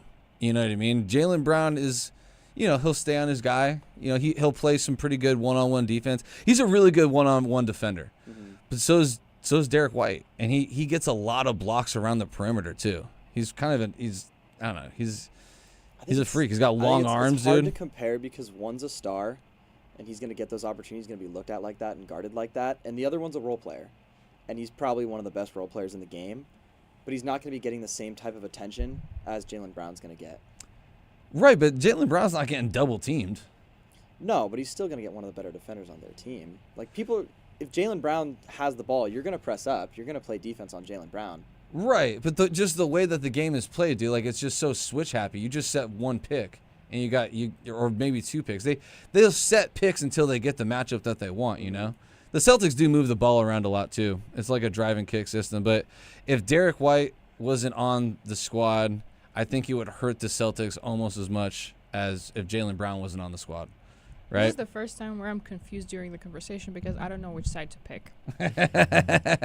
I see. That's where the I think it's like obvious a 50-50 thing is split, 'cause I would agree. I'm definitely but not playing 100%. devil's advocate right now, but the numbers, the plus minus numbers, like it's just like it's just not as obvious as you would think. You know what I mean? Yeah. Like they essentially have the same exact numbers, and if Derek White took as many shots as Jaylen Brown, he would have just as many points. Their field goal percentage is the same. I think a better question, because Drew Holiday's more in that role, is who's more valuable, Derek White or Drew Holiday? Oh, it's Drew Holiday, without a doubt. This is a battle between 4th and 5th. Like Drew Holiday is the 3rd most important guy. Well, I mean that's actually a whole other thing. He might be the What does Drew Holiday do that's so much different than Derek White? Drew Holiday might be the second. He's a better defender. Drew Holiday might be the second most important part of this team, actually. Now, like if you think about it, the second because most important part in the Bucks, in my opinion. right, no, yeah, and so you go Marcus Smart for Drew Holiday straight up, basically. You add Porzingis too, right? But if you were to just make that trade happen, the Celtics are much more dangerous than they are without him. Or with I'd way rather have Drew Holiday than Marcus Smart. Without a doubt. And Marcus Smart was a key role to that squad. You know what I mean? Yeah, no, Porzingis is by far a better player. But importance to the team, just the role that he plays, it's like between those two for being second best player on the How team. clear is it that Kristaps is better than Jaylen Brown? I feel like he's got some shaky defense. Kristaps Porzingis has been blocking the crap out of people. Has he been? Oh my God, Kristaps! Dude, put some highlights of Kristaps blocking yeah. some people in the I saw that. thing. I agree. Yeah, no, Kristaps Porzingis is an underrated defender, and what else he does is, which is something that Joe Mazzulla has put an emphasis on.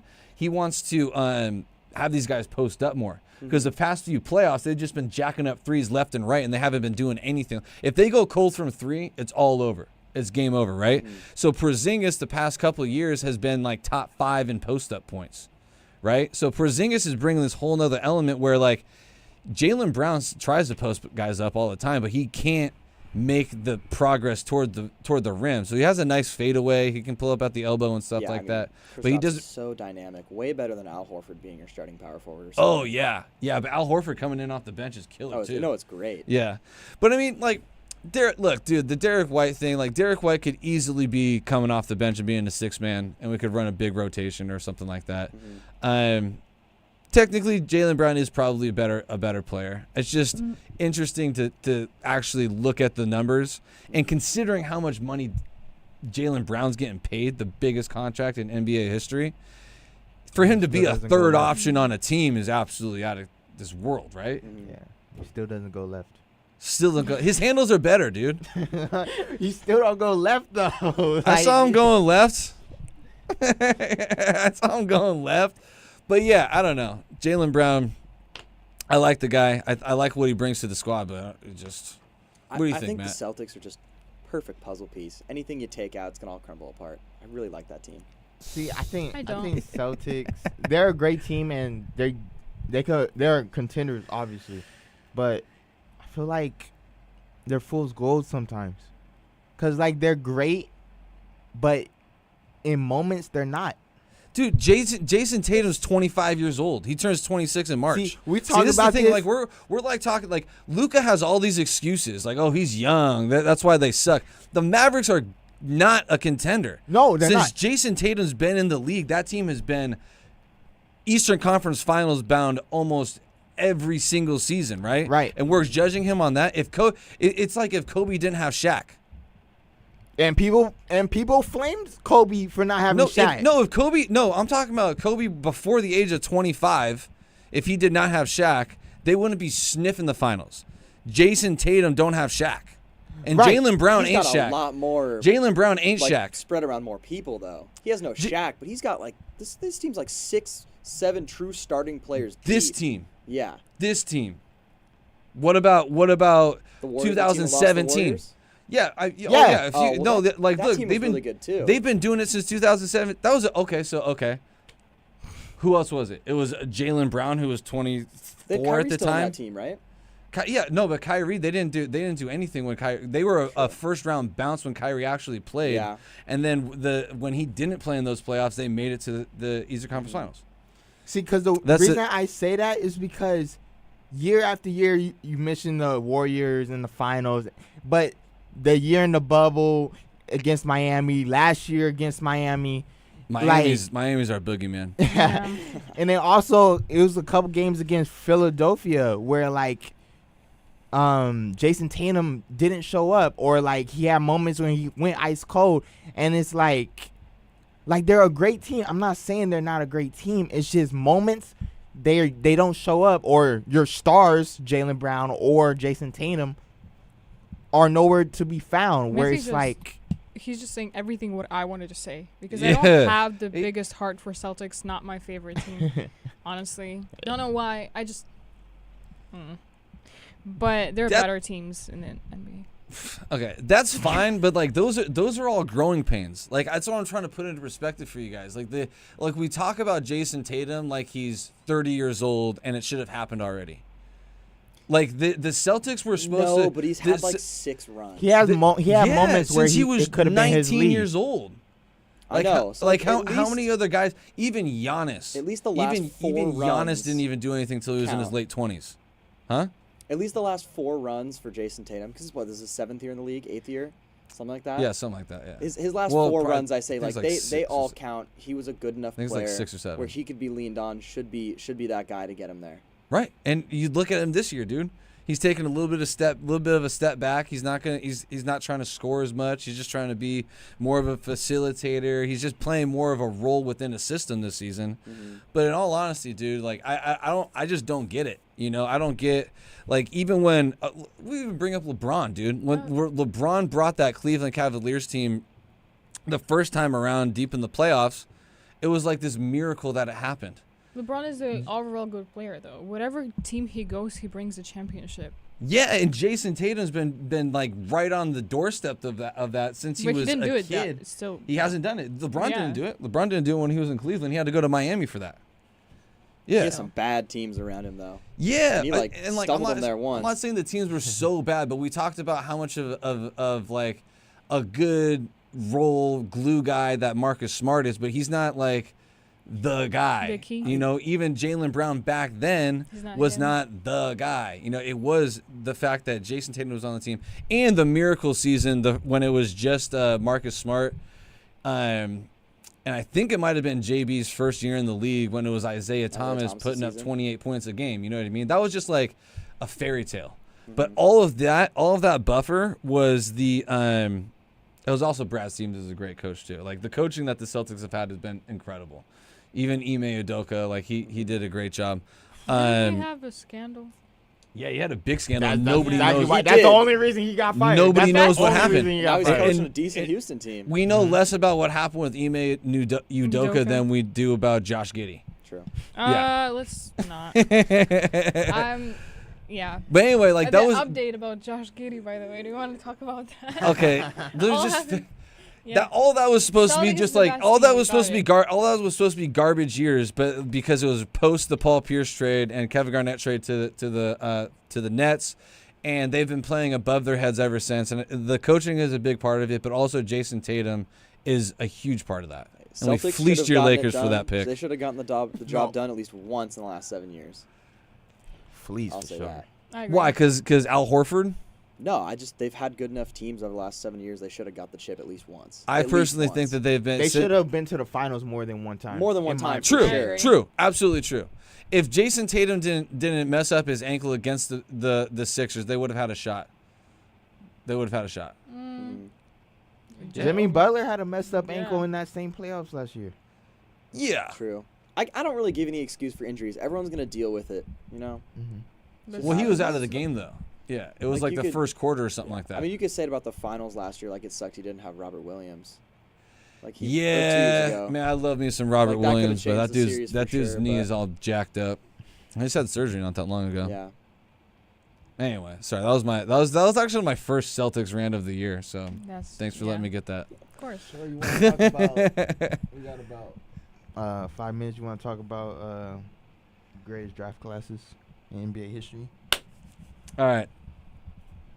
Let's pull them up. So it's definitely between. Should we bring Kaylee in here? Does she want to? Here, open the door. She was I'll let saying her in. 18. Oh, 18. That's crazy. All right, I got a 1987 Bleacher Report or- right here. Huh? Which one was she saying? 1990. She was saying, all What right, is we got another guest. We got What another is guest in the house with no chair. What is the Um, best draft? I'm a strong believer. The 1984 draft class. 1984 draft class. We got Michael Jordan, John Stockton, Charles Barkley, Hakeem Olajuwon, Otis Thorpe, Sam Perkins, Kevin Willis. So it's basically Michael Jordan, John Stockton, Charles Barkley, Hakeem Olajuwon. Number 1. Yeah, I mean that is a killer draft, right? For me, like when I was first asked this question, I went immediately to the 1996 draft because it was Kobe, Ray Allen, Steve Nash, Allen Iverson. So those are the Hall of Famers, but you also got some pretty, like, it goes a little deeper. So you got Peja Stojakovic, Marcus Camby, UMass.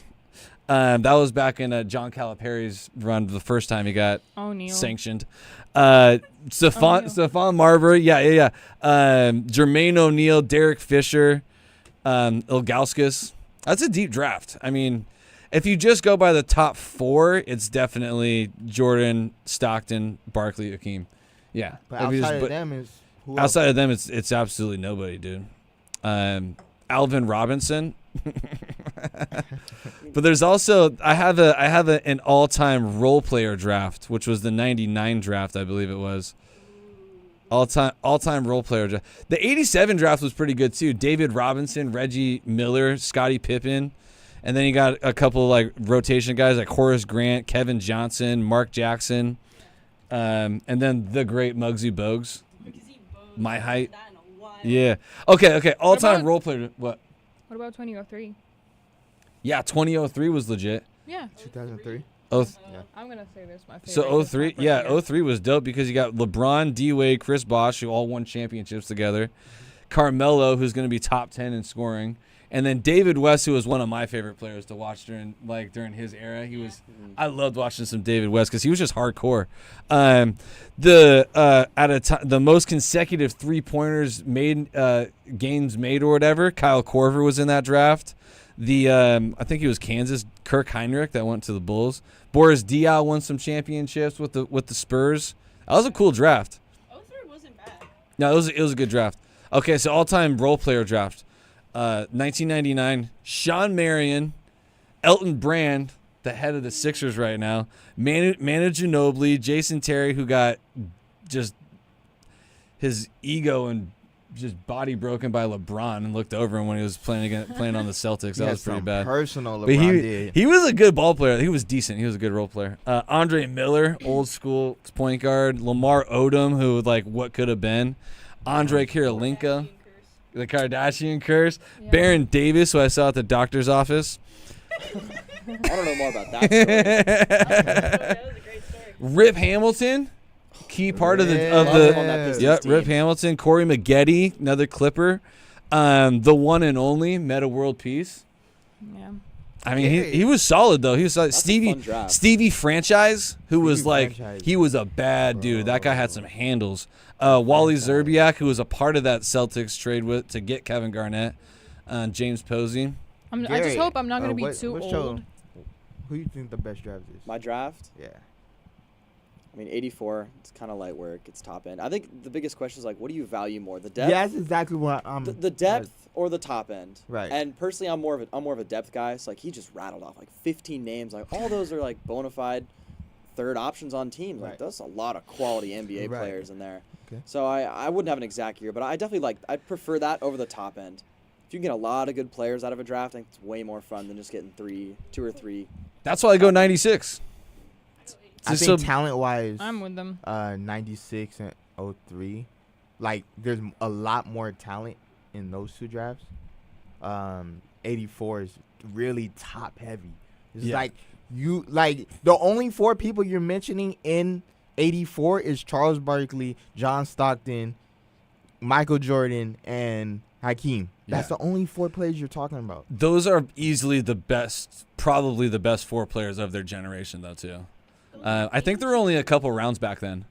So they didn't have the ability to get as deep into the draft picks. I just hope that I'm like not too old when it comes to like 2023 draft or to discuss the results of it. That's what I wanna see. Well, the last year too. Yeah, the 2023 draft, that was like Brandon Miller, Wemby. Yeah. Scoot. Yeah, Scoot really hasn't done anything yet. Scoot's not a thing. But How like about Chad? Chet was 2 years ago. Chet was 2 years ago and he sat I'm out. saying in the debate of Wemby and Chad, are you still Chad? Well, I think he's going to win Rookie of the Year. Sword Thompson's gonna figure it out. Even back. even I think he's going to win, even if it is that like Blake Griffin Rookie of the Year. He sat out his whole first season. They keep naming people who are like, okay, not rookies like whatsoever. But it's okay. Yeah. Who? I mean, we had the debate about it, no?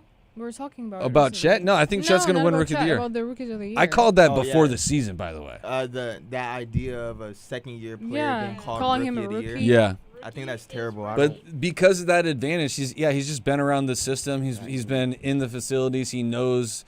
He's I watched agree. their practice a million times over. It's such a technicality. Yeah, it is. But was my pick. Come on, man. Don't hate me because I'm right. Harden, Curry, Blake Griffin, DeMar DeRozan, Jeff Teague, Taj Gibson, Darren Collison, Ty Lawson. That's the 09 draft. So I don't know. I'm going 96 because you got Hall of Famers at the top, and you also have some role players below that. But the funnest draft is 99.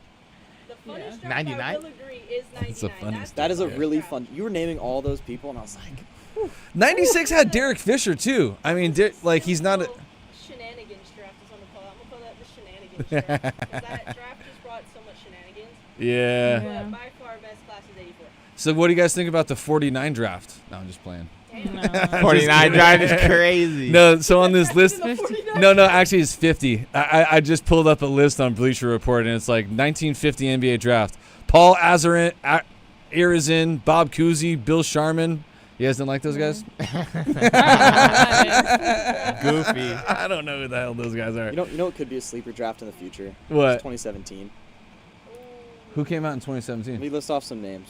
Yeah. I'm hoping for a Markelle Fultz bounce back. I Yeah. think he's gonna be like an okay, not a first He's overall, a but an solid okay. role player. Solid role player. Another guy, the Celtics. Jason Tatum, Yeah. Okay. De'Aaron Fox, Oh. Lauri Markkanen's been pretty good the past 2 years. Yeah. Donovan Mitchell, Oh. Bam Adebayo, Oh. Jared Allen's solid. Oh. Kyle Kuzma's solid. Oh. That's just like top. Oh, Lonzo Josh Ball Hart. was in this Lonzo draft. Ball? Lonzo Ball. Yeah. If he didn't mess up his knee, Jonathan Isaac is now back after 2 knee surgeries. He's been playing good. He's got potential. that Magic team is unreal. It's not gonna matter. LeBron's still gonna be in the league, and Did they got Malik Monk in this draft? Like Malik Monk is Monk dope. is I like that so guy. nice. I Zach like that guy. Collins is like putting up decent minutes for the Spurs. He's that, decent. that Yeah. will be a fun as they get older. OG Anunoby was the 23rd I think we pick. can Oh, like that's go. actually an unbelievable draft Yeah. class right there. Oh my God, Derek White. But we have 29. to see. Oh my Look at that. gosh. Look at that. I think boys. we are gonna if you give us another hour, we will go on, but we have to give like Garrett some space with his show. So we're about to wrap it up.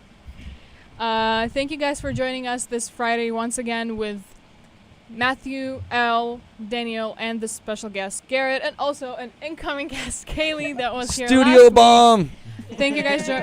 Thank you guys for joining us, and I hope you have a great weekend. Stay tuned for what's the name of the show? Round the bases. Around the bases. I have a very Only bad talking basis. about A Ohtani. lot of stuff. That's it. Twitter frenzy today.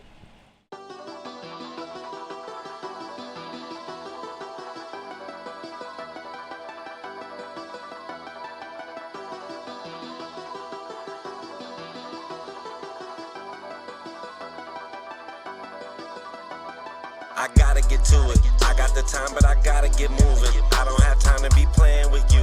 This is no time to be playing it stupid. Could be the difference from winning and losing. Could be the difference from hundreds or millions. If we do business, I'm comfortable chilling.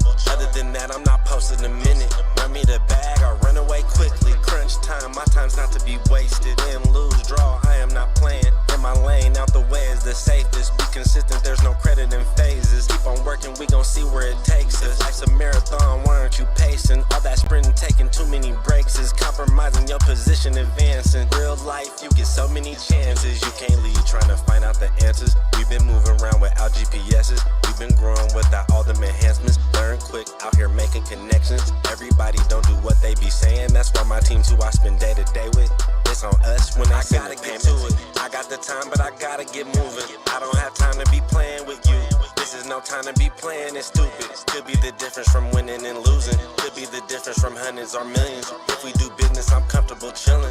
Other than that, I'm not posting a minute. Run me the bag or run away quickly. Trying to get rich, but they dying to 50. Ducking these trends, I don't like what I'm seeing. They jumped the fence, but the grass wasn't greener. No one warned about the wolves and hyenas. Eggshells, gotta watch how you treat us. Shaking hands, a part of doing business. Make a promise, make sure that you deliver. Good business, only way it continues. Money matters and you need the credentials. Coming straight up, Arbors gon' bring issues. My time is prices, don't like to misuse it. And it only you can't have do it. If we started, we gon' see it through. Can't just talk, you gotta show the proof. My interest is making these money moves. Not running my mouth and not coming through. Let's run up the back, I need something new. I'm high on the bills, I want them blue. You want me to work, I'ma need it soon. They all in the way, we gon' need some room. Locked in and focused like missiles on cruise. Going non-stop, I got something to prove. Playing with us, you gon' definitely lose. Never slow down, cause I gotta get to it. I got the time, but I gotta get moving. I don't have time to be playing with you.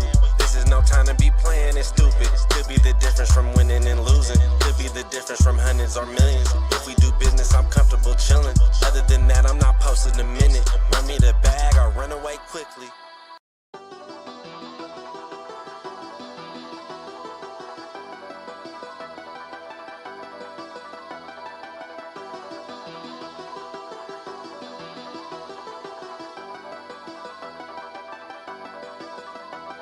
I gotta get to it. I got the time, but I gotta get moving. I don't have time to be playing with you. This is no time to be playing it stupid. Could be the difference from winning and losing. Could be the difference from hundreds or millions. If we do business, I'm comfortable chilling. Other than that, I'm not posting a minute. Run me the bag or run away quickly. Crunch time, my time's not to be wasted. Win, lose, draw, I am not playing. In my lane, out the way is the safest. Be consistent, there's no credit in phases. Keep on working, we gon' see where it takes us. Life's a marathon, why aren't you pacing? All that sprinting, taking too many breaks is compromising your position, advancing. Real life, you get so many chances. You can't leave trying to find out the answers. We've been moving around without GPSs. We've been growing without all them enhancements. Learn quick, out here making connections. Everybody don't do what they be saying. That's why my team's who I spend day to day with. It's on us when I gotta get to it. I got the time, but I gotta get moving. I don't have time to be playing with you. This is no time to be playing it stupid. Could be the difference from winning and losing. Could be the difference from hundreds or millions. If we do business, I'm comfortable chilling. Other than that, I'm not posting a minute. Run me the bag or run away quickly. Trying to get rich, but they dying to 50. Ducking these trends, I don't like what I'm seeing. They jumped the fence, but the grass wasn't greener. No one warned them about the wolves and hyenas. Eggshells, gotta watch how you treat us. Shaking hands, a part of doing business. Make a promise, make sure that you deliver. Good business, only way it continues. Money matters and you need the credentials. Coming straight up, Arbors gon' bring issues. My time is prices, don't like to misuse it. And it only you can't have do it. If we started, we gon' see it through. Can't just talk, you gotta show the proof. My interest is making these money moves. Not running my mouth and not coming through. Let's run up the back, I need something new. I'm high on the bills, I want them blue. You want me to work, I'ma need it soon. They all in the way, we gon' need some room. Locked in and focused like missiles on cruise. Going non-stop, I got something to prove. Playing with us, you gon' definitely lose. Never slow down, cause I gotta get to it. I got the time, but I gotta get moving. I don't have time to be playing with you. This is no time to be playing it stupid. Could be the difference from winning and losing. Could be the difference from hundreds or millions. If we do business, I'm comfortable chilling. Other than that, I'm not posting a minute. Run me the bag or run away quickly.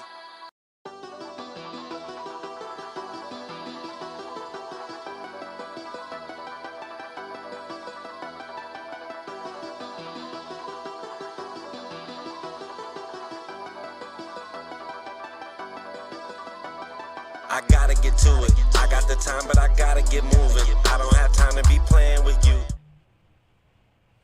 No, Mike. Oh, there we at. Welcome back, everybody, to Around the Bases. I'm going to be doing the heavy lifting, I guess, today. It's Bruce, not with us today. Got a little bit of a cough, so hopefully he's resting up, feeling better. Hopefully he's turning in, because Yeah, come on, Bruce. we've got plenty to talk about. right away, what everyone wants to talk about. We just got to clear up the Shohei rumors. We're getting information every 3 seconds.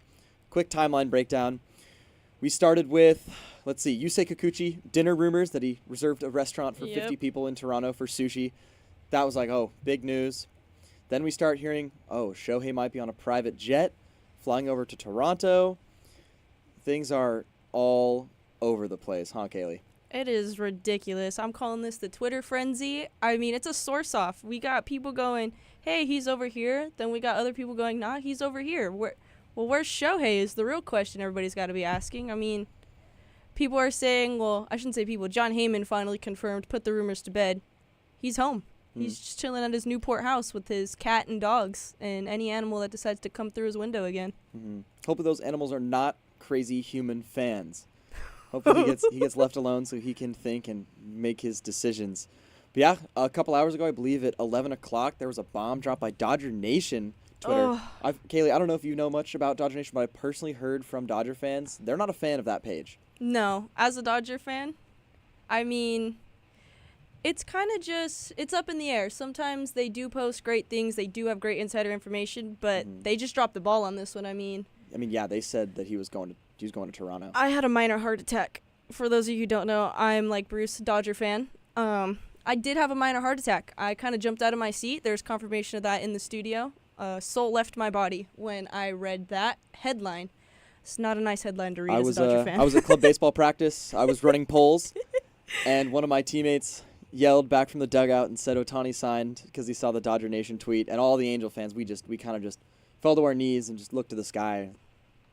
I mean, is it really a shocker that it's actually interesting. I honestly expected I'd just start crying or be so sad. And it happened, and I was just kind of sitting there and reflecting on it for 30 seconds right before the news was broke that it wasn't even true. And I didn't even really feel anything. I was like, it kind of feels like he's been gone for a while. Yeah, I mean, even though I still feel like he's going to resign. No offense, Angels fans, but I feel like you're sleeping on us in these sweepstakes. Hey, I have every right to sleep on you guys. Every right. Okay. If he wanted to be an Angel and wanted to stay, would have re-signed already. He wouldn't be. No, I disagree. Really?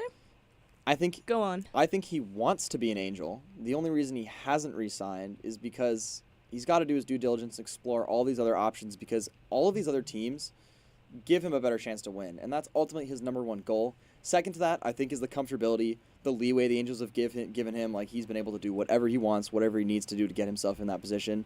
I think that's what the Angels gave him to begin with, which got him in 2018. I think he absolutely loves that. He loves the comfortability of SoCal.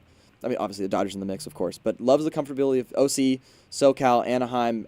I think he likes it. I think he likes it a lot. I don't think he wants to leave, but he knows that the product on the field is obviously subpar for where he wants to get, and I personally believe that's the only thing that had held him back from re-signing. But as this continues to go on and on, last week we heard, he's going to sign right before the winter meetings. Oh, now he's not going to sign till next weekend. Now it's going to be today. Then that gets debunked. I think the longer this drags out, the more I think he starts to creep closer and closer back toward the Angels. I feel like he would have, it's so obvious. Go to the Blue Jays. Well, real tough division now that Soto's there. We'll talk about that later. Go to the Giants where you could be a star and they've got maybe a decent team you could build around in. Not a super strong West. I mean, really just the D-backs and the Dodgers there. Or just go to the Dodgers because they have so much talent. You're going to win 100-plus games. You're going to go to the postseason. It makes some magic happen. It would have happened. I think it would have happened already. And I feel like sources were saying, going into this, from Shohei, that we wanted this to happen fast. He wanted it to be over. He didn't want to get to the winter meetings. He wanted this to happen like that. And it still hasn't happened. So really, I think he's just sitting on that couch and he's just thinking. I think he has no idea what he wants to do right now. I mean, when you're one of the top players in the league, you're going to get offers from about every single team that's going to afford you. And you're going to get a lot of movement from the top teams. The Blue Jays are up there, obviously, as we've been seeing all over. The Dodgers are up there, as always after the top free agent. And the Giants were kind of like a sleeper team because normally they just kind of throw in a price and then leave just to jack up the prices and kind of mess with everybody else. But I think after listening to what you're saying, it could make sense that eventually this would all be really funny to me and super ironic if he was just like, all right, well, I'm going back to the Angels, guys. That's just kind of it. But I feel like he wants to win, and that's what's holding him back from signing with the Angels, is He's getting pulled in both directions. Yeah. He likes the Angels, what they've done for him, the leeway they give, But like you said, they have a subpar team out there right now. Even Mhm. Mike Trout's not playing up to his ability. So it's kind of 50-50 right now on where he wants to go. Overall, I really don't think, honestly, he's going to Toronto. I just this I whole can't time see it. I don't see it. I can't I've either. heard sources say like, oh well, he enjoyed his time there when they went on visiting road trips. It's like a gut feeling, and I feel like I just gotta trust the gut. It doesn't make any Yeah, sense. it's not. It feels weird. It feels really weird. I don't like it. It all boils down to can Trout and Perry, can they sell Ohtani and make him believe that they can have a chance at the wild card or anything? And if they can't, that's when he leaves. So I think that's what's holding out. Well, sources have been saying like the top 3 teams left are the Giants, Toronto, and Dodgers. I've seen also some mixes in there that the Mariners were still in play, but I don't know how credible that is. I don't think they have. We're in a 4-team race right now. It's 4 only team? Blue Jays, Dodgers, Giants, and Angels. And The interesting caveat here is we've heard absolutely nothing. We've heard barely any rumblings from the Giants camp. We know nothing about meetings or anything. Have been kept the lid on that, just like how apparently Ohtani or his But camp that's what wanted I'm it. saying. We've heard Like, nothing from the Angels camp either, but we've heard a lot from the Dodgers and the Blue Jays. That's what I'm saying. I don't know how credible that whole he doesn't want anything out is because You can't trust everything's a coming thing. out. And now he hasn't like immediately because that would contend him to like 2 teams now. Mm-hmm. And obviously, if he's getting pulled from the Angels having a subpar team, then he'd be a Giant right now. We'd have another iconic moment where the Giants get a player. I But don't think the Giants are going to field a good enough team. Like but I they don't see them either. I don't see that happening. I don't see him going to San Francisco, and I don't see him going to Toronto. Yeah, I think this whole time there's all these other names thrown in. It's really been the Dodgers and the Angels. I think Yeah. any other team is a little foolhardy to think about. I don't think the Giants have a good enough product around him to make anything happen or really make a true wild card push. I mean, the couple of leftovers that are there from that 21 team. Yeah. That's the flukiest baseball team I've ever seen in my life. I don't know how every single person decided to have an 800 plus OPS year at the same time, and they all hit the jackpot at the same time, so it kind of just worked out for them. Yeah, but I mean, like, realistically, it is just the SoCal teams. I feel like he is most comfortable here in Southern California. As Jerry puts up, I saw this just a couple of minutes ago that Yoshitomo Tsutsugo had just signed with the Giants. Now you can look at that a lot of different ways. Is No that a Ohtani. good thing that there's no Ohtani, or a bad thing that there's no Ohtani, or is that thing it's like maybe they're actually friends, and now it's a Shohei's like, oh well, the Giants got my friend, maybe I don't think Shohei's like that, but who knows? Or Totally could be. they're in rebuilding mode, more realistically, just trying to get some pieces to kind of, They should retool. They should rebuild. I think is what's going on. They've got Honestly, Webb for a while. Patrick Bailey's got a lot of hype around him. They got a lot of young, unproven type prospects. I mean, they had Logan Webb, and Logan Webb was like the talk of the town for a hot minute, and it kind of just simmered down. I feel like the Giants should just rebuild a little bit, put some pieces together. I really don't think they're getting Ohtani right now. Like I said, it's between the SoCal teams. That's it. And I think this is a good spot where we can transition to the Blue Jays, and in a greater breadth, the NL or the AL East. Yeah. And with that, we've got the movement that the Yankees have made, starting off with the Verdugo trade, and then subsequently the Juan Soto trade. What are your thoughts on both those moves for the Yankees? The Verdugo trade was really unexpected. That news broke, and I have a friend who's a Red Sox fan, sent it to me, and I was just like, well, that's really unexpected. And then came the Soto trade. At first, I thought they traded for Doogie to send him to the Padres as like another key piece to not give up so much. But then they didn't, and they sent over some people that I feel like were a good fit for the Padres organization just to get Ohtani, or not Ohtani, see, Twitter frenzy, it's nuts, guys. To get Soto and then to get Trent Grisham was also kind of thrown in there, but I think that was just more of a get rid of Grisham kind of plausible plan. I like it for New York. I think Soto's overrated offensively, so he kind of fits in with the Yankees' little offensive issues that they hold. And defensively, I think he's what they need in the outfield. He's never really hurt. He's a great piece out there to go with Judge and Doogie. So I like that trade for them. No, it's a really good fit. Makes a lot of sense. They were missing a real powerful lefty bat in the middle of that order. I mean, Rizzo can pop some over that short porch and right, but not going to get exactly what you want there. It makes the lineup look really good. We've got it up right here. I don't know if this is actually how I would put it. I think I'd tinker around a little bit more. Yeah, I don't think I'd put Doogie at 9. No, I'd personally put Verdugo probably batting leadoff. I'd put LeMahieu down 5-6. I'd say Stanton's probably got to go back down to like the 7. Stanton's got to pull it together before we allow him back I don't up. see Stanton going into the 5-hole. I think Glaber's way better. Volpe could, I mean, after getting his first year under his belt, I could see Volpe having a big year. He could probably jump up maybe to the 2-hole. I like Volpe. I saw some talk about Soto and Rizzo hitting back-to-back, but they both hit lefties well, though, if you look at their splits. Yeah. So it's not as, like, it could be a problem if you just go to a lefty reliever for some teams, but I don't see the issue that much. Both have good splits, both play well against lefties. And I wouldn't put it back-to-back. I'd keep the diversity in that lineup if you throw just 2 lefties back-to-back. I've never liked that. Like, playing ball, like, when coaches or managers, whatever, want to put lefties back-to-back, I'm like, all right, that's a little too much. Kind of get a little scattered in there. Don't put lefties back-to-back because they're going to throw the same thing constantly, and your lefties are just toast. Yeah. Anything else to say about the Soto trade? I think it's it's good for the Yankees. They finally retooled the lineup. Now you just got to see, does the pitching staff bounce back? Frankie Montas, guys like that. Yeah. They're gonna have a good year. But I like them. It's the Yankees. I like the squad. They It's could a good underperform. squad They'll win on at least 80 paper. games. On paper, great squad. But then you look at their history with injuries, it just it doesn't seem to work out for Yankees and Yankees fans all over the world. I Sorry, think guys. as long as Judge stays healthy, I mean, they'll probably win 90 games, be right in the mix, just like everybody else. But man, that AL East, it's really, really competitive. Red Sox Cooking up. got a tank. Not even gonna compete in this division. It's The Red it's Sox too good are all in the way rebuild around. phase number 3?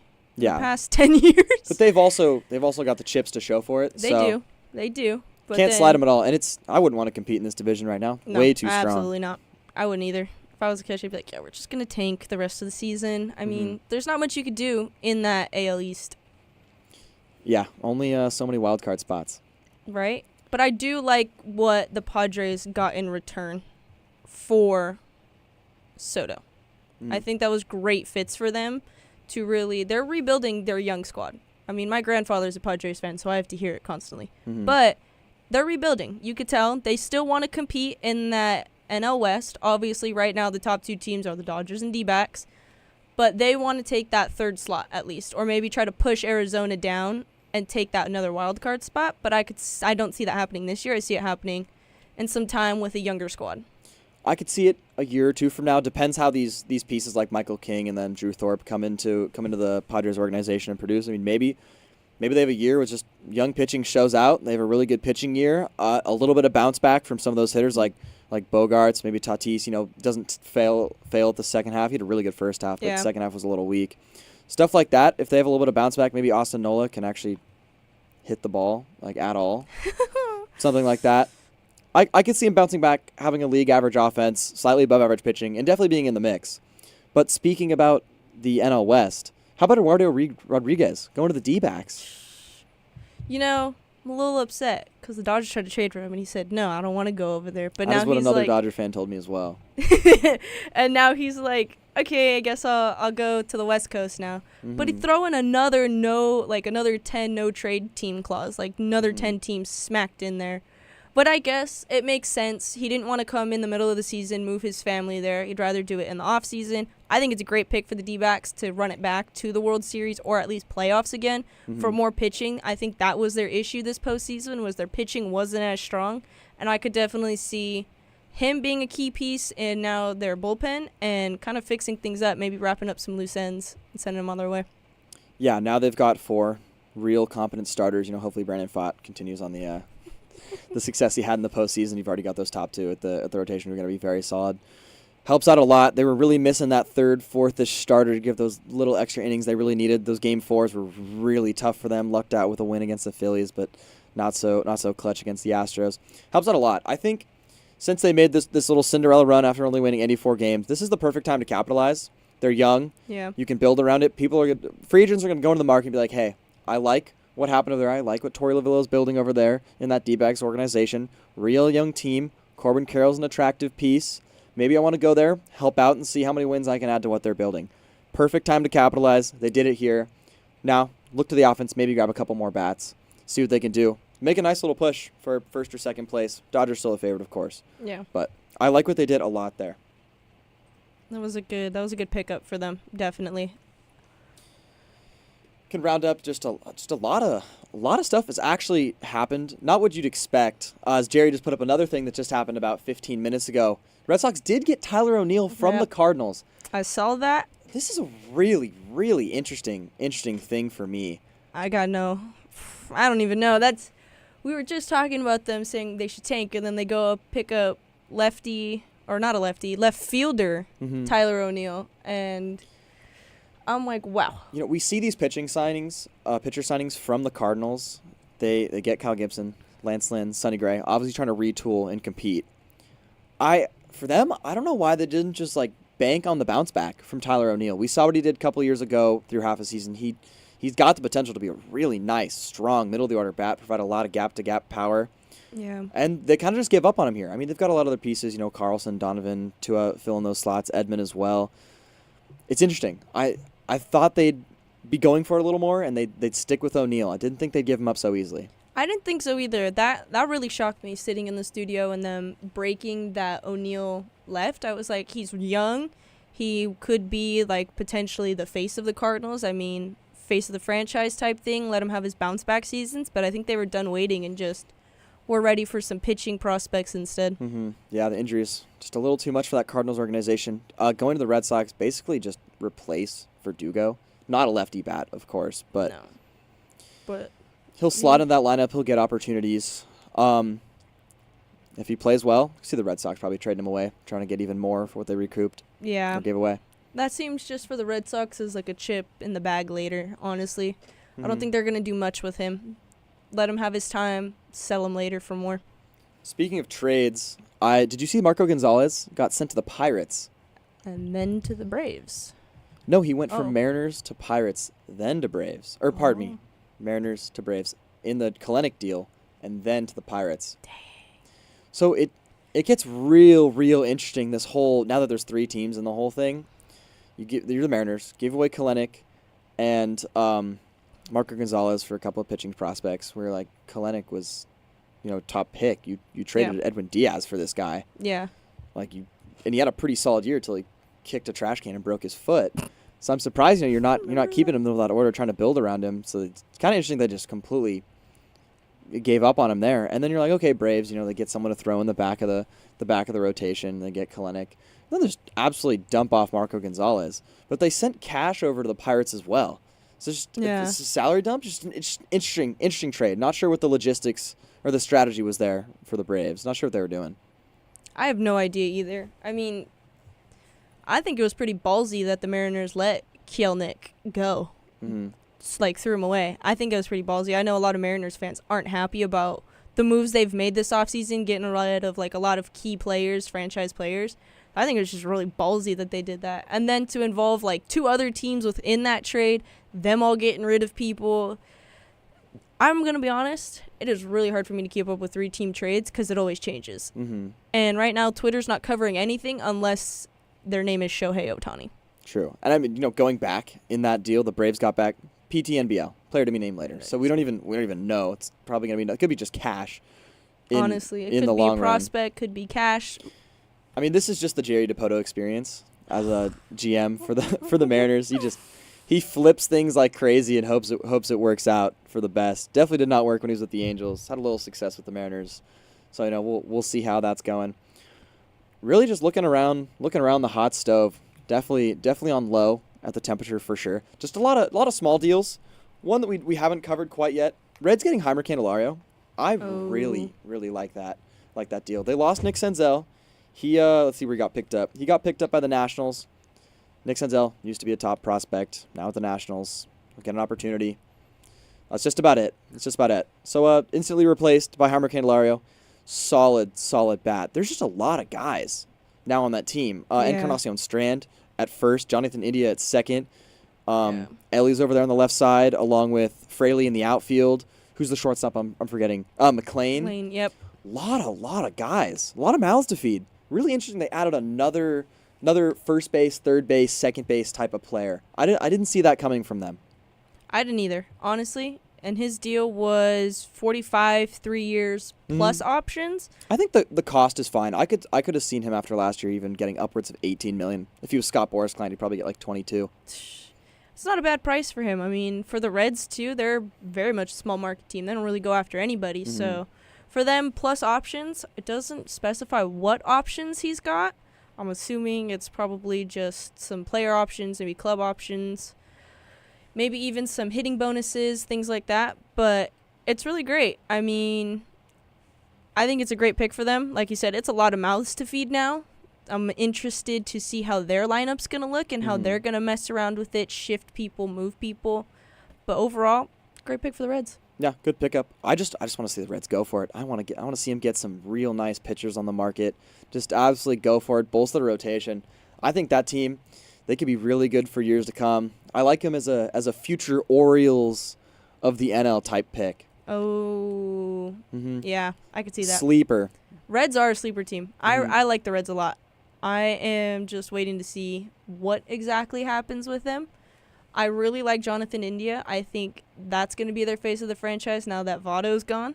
So I'm excited to see what he does. He's had great seasons so far. Even his rookie season was a great debut for him. So, like you said, definitely the Orioles of the NL. Well, it's interesting you bring up India there because they've kind of come out and said that India's going to play in a real utility role, play all over the field. So maybe Heimer's not exactly like taking his spot, but they're going to move maybe McLean over there, let Elliott at short do his thing, and maybe India starts getting some outfield reps. Gives a little bit of help out there, but they've got some decent outfielders. So it's really interesting all around. Reds, a lot of bats deserve to be in that lineup. Yep. It's gonna be a fun one to watch. Just hope the pitching can match.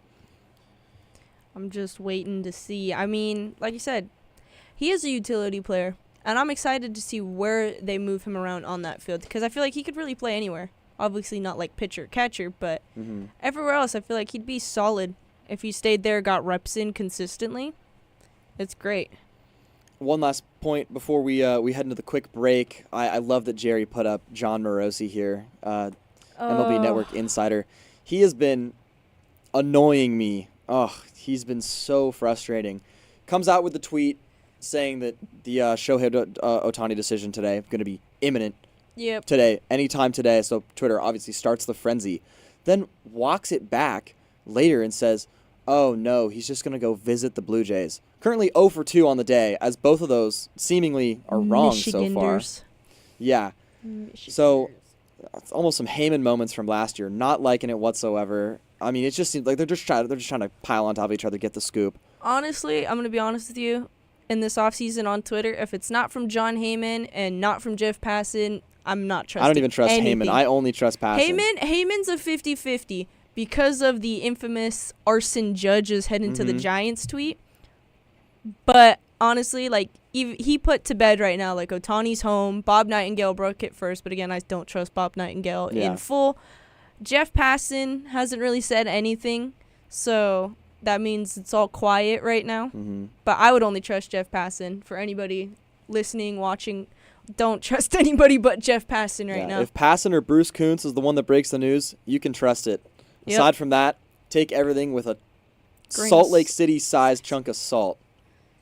Be careful out there, guys. It's a scary world on Twitter right now. But with that, we will take our midway break here at Around the Bases. Thank you all for tuning in so far on 22 West Radio at 88.1 FM HD3 KKJZ Long Beach, Los Angeles. We'll be back in just a moment.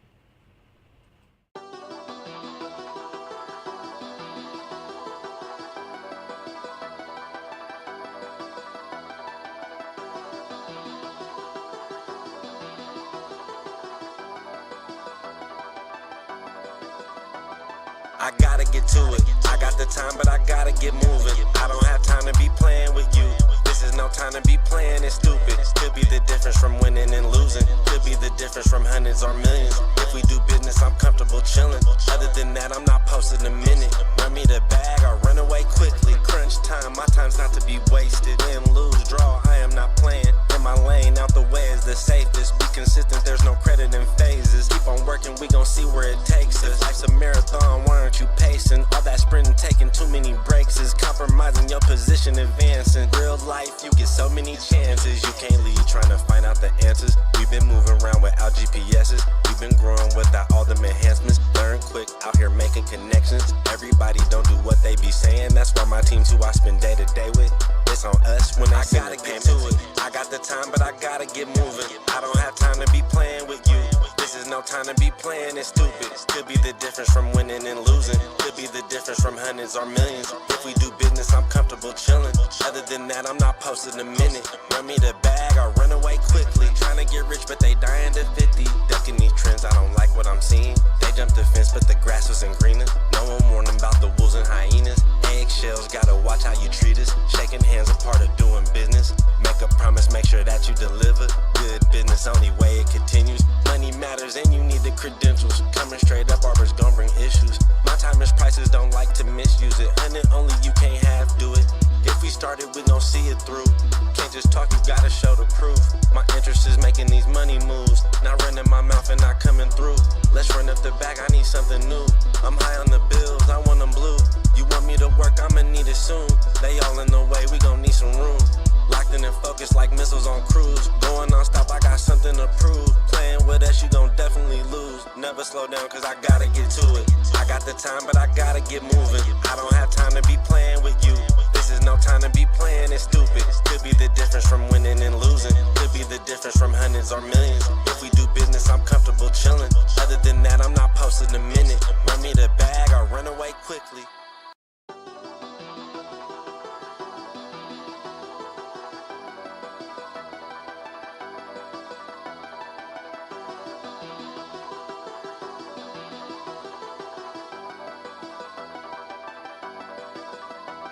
I gotta get to it. I got the time, but I gotta get moving. I don't have time to be playing with you.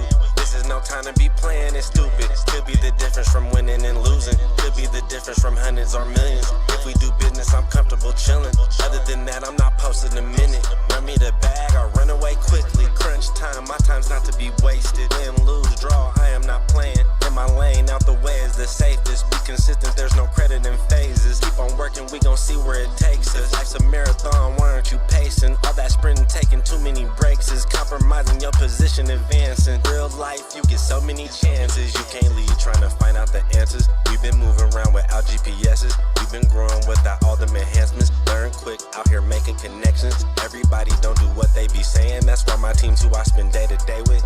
It's on us when I gotta get to it. I got the time, but I gotta get moving. I don't have time to be playing with you. This is no time to be playing it stupid. Could be the difference from winning and losing. Could be the difference from hundreds or millions. If we do business, I'm comfortable chilling. Other than that, I'm not posting a minute. Run me the bag, I'll run away quickly. Trying to get rich, but they dying to 50. Ducking these trends, I don't like what I'm seeing. They jumped the fence, but the grass wasn't greener. No one warned them about the wolves and hyenas. Eggshells, gotta watch how you treat us. Shaking hands, a part of doing business. Make a promise, make sure that you deliver. Good business, only way it continues. Money matters and you need the credentials. Coming straight up, barbers gon' bring issues. My time is prices, don't like to misuse it. Hundred only, you can't half do it. If we started, we gon' see it through. Can't just talk, you gotta show the proof. My interest is making these money moves. Not running my mouth and not coming through. Let's run up the back, I need something new. I'm high on the bills, I want them blue. You want me to work, I'ma need it soon. They all in the way, we gon' need some. What's up, everybody? Welcome back to the second half of Around the Bases. Thanks for sticking with us through halftime. I'm Garrett, stepping in for Bruce as the head host today. Kaylee, switching seats from board operator, coming over to talk some ball. Up? And Boss Man Jerry subbing in for us. on the Yeah, X's boss and O's. man. What's up, guys? How we doing? Doing pretty good. How are you doing, boss man? Good, man. Just helping out, support you guys on this show. It's been a lot of fun, and hopefully Bruce gets better ASAP because I don't want to be in the city anymore. But He's trying to go home. Hey, it's all good, man. I'm here to support. A lot of stuff to talk about. A lot of Bruce to talk about. A lot of Bruce. Bruce has the funniest Twitter known to man, at least in the baseball community, in my opinion. This is posted by him. It was today, I believe, a couple hours ago, saying Shohei Blue Jays stint, Aaron Rodgers' 75-second career. Thank you, Bruce, for that absolute gem. Made me laugh. Like we said earlier, if it's not Jeff Passan or Bruce Kuntz, don't trust it. Absolutely not. But with that, we're going to get back into some riveting names here because The hot stove has been burning. Turkey's been cooked since Thanksgiving. We're just getting after it. We'll talk about my Angels for a second. Some amazing deals. We touched on Adam Kolarek a couple weeks ago. Great deal. Angels decided to multiply that by 3. We got Adam Simber and Luis Garcia. Just some excellent deals. Low cash. Hopefully they have a sub-4 ERA in 60 innings in the bullpen. Super excited for it. Yeah. I mean, it was good picks. Good pickups for the Angels. I liked it. I saw it and was like, that's pretty smart for them to get some pitching up in there. You guys need it desperately. Sorry, but People sleep on our young guys. your young But guys I'm are so great. biased. But your young guys are good. But Sam still, Bachman, Ben Joyce, the future. Ben Joyce. I like Ben Joyce. I've liked Ben Joyce since what? He was at Tennessee, right? If you can hit the zone. Yeah, I liked Ben Joyce since Tennessee. I'm a fan. I'm a Ben Joyce fangirl. Oh, that reminds me. I forgot to bring up. We'll keep it on the Angels for just one more point. Did you see the Shohei's Instagram story the other day? Oh yeah, it was. I saw. I don't remember exactly what it was, but I don't think it's up anymore. But it might be on Twitter/X. He reposted Logan O'Hoppe signing with the same sports agency as him. Yeah. And everyone was just going ballistic. Everybody, it was like, everybody there's took the it. post right there. Officially, Everybody took it out of context everyone and was like, went to "He's the, going back." They went to the CAA Instagram, CAA baseball sports page on Instagram, and they were just commenting, "Oh, Shohei confirmed to the Angels. Shohei confirmed to the Angels." It was great. I loved that a lot. Logan O'Hoppe's the future. Him and Zach Neto are the next Vladdy and Bo Bichette. Yeah, I take could out see Vladdy, sub him out for Adley Rushman. Yeah. But like on the same team. Gunnar Henderson and Adley The Rushman. Rushman. There you go. That's a the- better one. Yeah. There, I found it eventually. I saw that and was like, dude, Angels fans are gonna have a field day with this one. It was a good 5 minutes. It was a good 5. It was a 75 feel-good day. seconds, according to Bruce. 75 second stint. Definite feel great. good day. Couldn't have been happier for those. Angels 75 were out of seconds. misery for 5 minutes. We were. It And felt now good. you're back. Sorry. I love that his name's still in our bio. Los Angeles Angels number 17. Still there. Well, he's not gonna change it yet. No, I know. Maybe he'll never have to. He might. Sorry. Sorry. We'll move on to a couple more exciting, because that's really just all that's been signing is those kind of low tier relievers, bounce back year deal. Some charity cases. The little charity cases, relievers. You know, people you kind of just throw in, like Steve Cishek, you sign for a year and he ends up giving you some decent outings. Well, I mean, I shouldn't say charity cases. Joe Kelly came back. I like that guy. I don't know if Yeah. people saw my story. I met Joe Kelly. Lives near me in Upland. Met him at breakfast one time. Cool guy. Wife is sweet. Everyone's sweet. So I was glad he came back to LA. Plus Mariachi Joe. And maybe he'll give up his number for Shohei. Actually, Shohei, I don't know if you know this, Shohei never wanted to wear 17. He wanted 27. And the only reason why he took 17 is because Oh. Mike Trout was 27. Such an electric duo. I hope they stay together. But moving on. Well, speaking of charity cases, the New York Mets Oh, that's not a charity case. already That's- gave a handout deal to Severino, Joey Wendell, some hopefully bounce back picks. No longer in their Yeah. window, as Cohen stated, middle of the season. They did sign Jorge Lopez. Oh. So a bit of a fireballer, had some decent years with the Twins. Eventually got traded to the Orioles last year. That's upside. Definitely an upside deal. Low cost if it happens. If he ends up being a decent reliever, you can flip in the deadline, get somebody decent. Love the deal. No risk. Solid deal. Who knows? Maybe he ends up being the eighth inning guy, setup man for Edwin Diaz, and they can actually close out some games. Hopefully, I mean, his last season wasn't the greatest for him. Like looking at his stats. Yeah, and it's stuff. up like what 5.6 ERA. That's my guess. 5.95. 5.95. Okay, not too far off. Negative 0.7 WAR. Like Mhm. I was like, okay, that's a little rough. But I mean, I know rough. Dodgers like to take in anything and anyone and try to fix it. So maybe the Mets decided it was time for them to give it a try. Mm-hmm. But I mean, it's not a bad pickup for what they got him for. Yeah, no. Chump Solid- change. Solid pickup. We'll go from the NL East to the AL East. Ooh. Basically, the team that Lopez came from. Orioles. This is actually a decent name. They got Craig Kimbrell. Sorry, I just I mean, saw Dodgers fans. I they- just saw every moment Craig Kimbrell on the Dodgers flash get before my PTSD eyes. from Let It Go coming I on. think I got PTSD from that. I'm sorry. I mean, not a bad pickup, but not the greatest pickup. I think a good pickup. Real good bounce back year with the Phillies. It wasn't too great with the Dodgers, but great bounce back year with the Phillies. Shut down some games. Effective in the postseason. Liked what we saw from him there. It was nice. He's still got stuff in the tank. He's got stuff in the tank.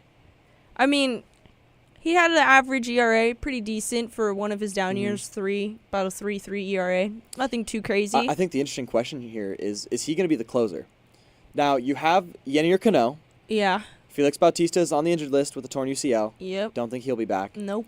Cano was a great 8th inning guy, didn't get too much save work. Does he become the 9th inning guy, or does Craig Kimbrell slide into the 8? Who goes where?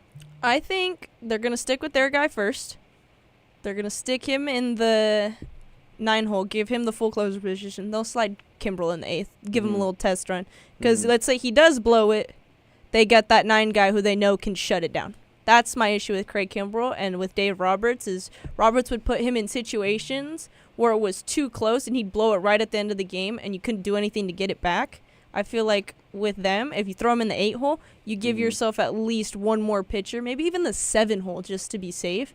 Throw him in the 7 hole, give him about an inning and a half maybe. If he's putting up the numbers, big if not, just throw him in that 8 hole and call it a day. But I think they give their guy the 9 hole to really close Freezing out. cold take. Get me Shintaro Fujinami back in that bullpen. 7, 8, 9. You got Fujinami, Kimbrell, and Cano locking it down. 102-win team, calling it right now for the Orioles. 102 wins? Best bullpen. No, I don't think it's possible for anyone to win 100 games in the East next year. That's a freezing cold take. 102 wins. That's crazy, For the Garrett. Orioles? 102 wins for them? I had a better team than the Rays. They won 100 or 99. Well, the Rays had a downfall. They were on did. fire at the start. No, I'd say 97 if they win the division. But at this that's top end. I could also see the I see top them 4 winning teams a in that solid division. 95. 95 wins, definitely. I could see the Rays taking 89. I could see the mean- Yankees getting 87. The Blue Jays anywhere from 83 to How many 85. teams won 100 last season? Only 2, no? That were about like 100-plus wins. Dodgers and Braves. That's it. Just Dodgers and Braves. No, it's definitely not easy, It's especially in not. that division. Because It's a crazy take to say 102 games. Probably won't happen. Definitely, saying 95. I'd like 95. I like 95 a lot. Win the division at 95. Safer option. Don't go to Vegas and listen to Garrett put down Orioles winning 102. Don't do it.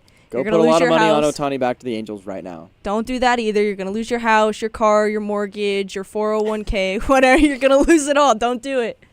Don't bet on Shohei Ohtani going anywhere because Twitter. And to not wrap up the show, but to wrap up our free agency trade, all the mild excitement we've had so far over the first couple weeks of free agency, we have Victor Carantini going to the Astros. There's a little bit to talk about here. Definitely a little bit. Yeah. I would assume that means Maldonado gone.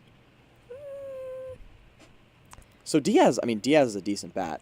Rookie last year, Yeah. had a good little season, trained under Maldonado, not a horrible defender, was the backup, will now probably become the starter. Carantini becomes the backup. That seems logical. It Maldonado does. just gone, even though he's been a staple there for a really long time. It's kind of sad to see him go. Felt like he did a lot for that Astros team, and for them just to kind of go, boom, you're done. At the same time, though, I mean, That's ball. Maldonado was never really a starter except for like 1 year with the Angels, but the Angels always suck, so that doesn't say doesn't much. count. Yeah, he was always a career backup with the Brewers before that. Then he really found a home with the Astros. It's been probably a good 4 or 5 years he's been there, anchoring down that rotation behind the dish.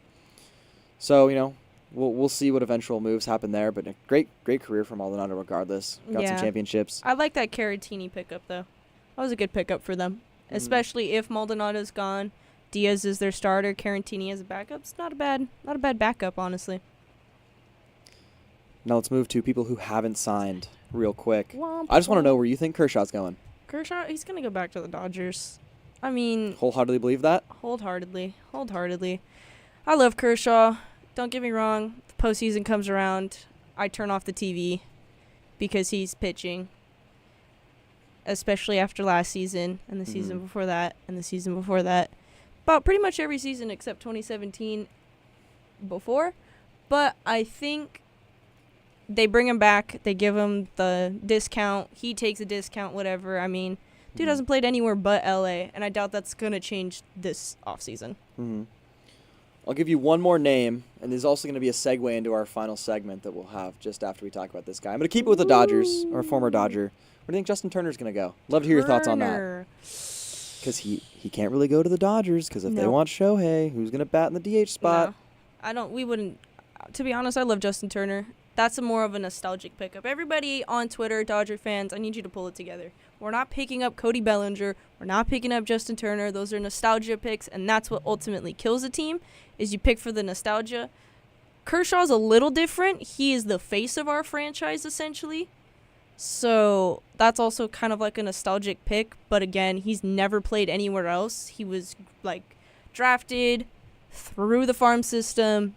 That boy bleeds blue. Honestly, JT, that's hard because I'm trying to think who could do good with him and who's willing to spend a good chunk of change on him. Do you think he's worth a good chunk of change? Where do you think his deal? I think it's like 1 year, maybe $8 million. Well, I think like 1 year, $10 million. 10 million? Around that ballpark, but that's Maybe a good 2 for chunk of 12. change for like a year deal. That's a good chunk of change. Because, well, I shouldn't say that. Joe Kelly got a year, $8 mil. So like around that, I think he's gonna get what Kelly gets around that ballpark. I don't know where he could go though. I think he goes. I think he can eliminate the bottom 15 teams in the league. I think he goes. He's not a ring chaser, but I think he goes to a good team where he can bring his veteran presence, help a guy learn at a position maybe. Who needs that clubhouse presence? The two teams that come to mind: Orioles, Braves to a lesser extent.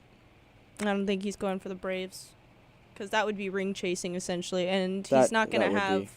They already have their lineup. I mean, there's no room for him to DH. Maybe the everywhere. Rays then. I could see the Rays. Mhm. The Rays definitely need a veteran presence. Mhm. Pretty much everyone is gone.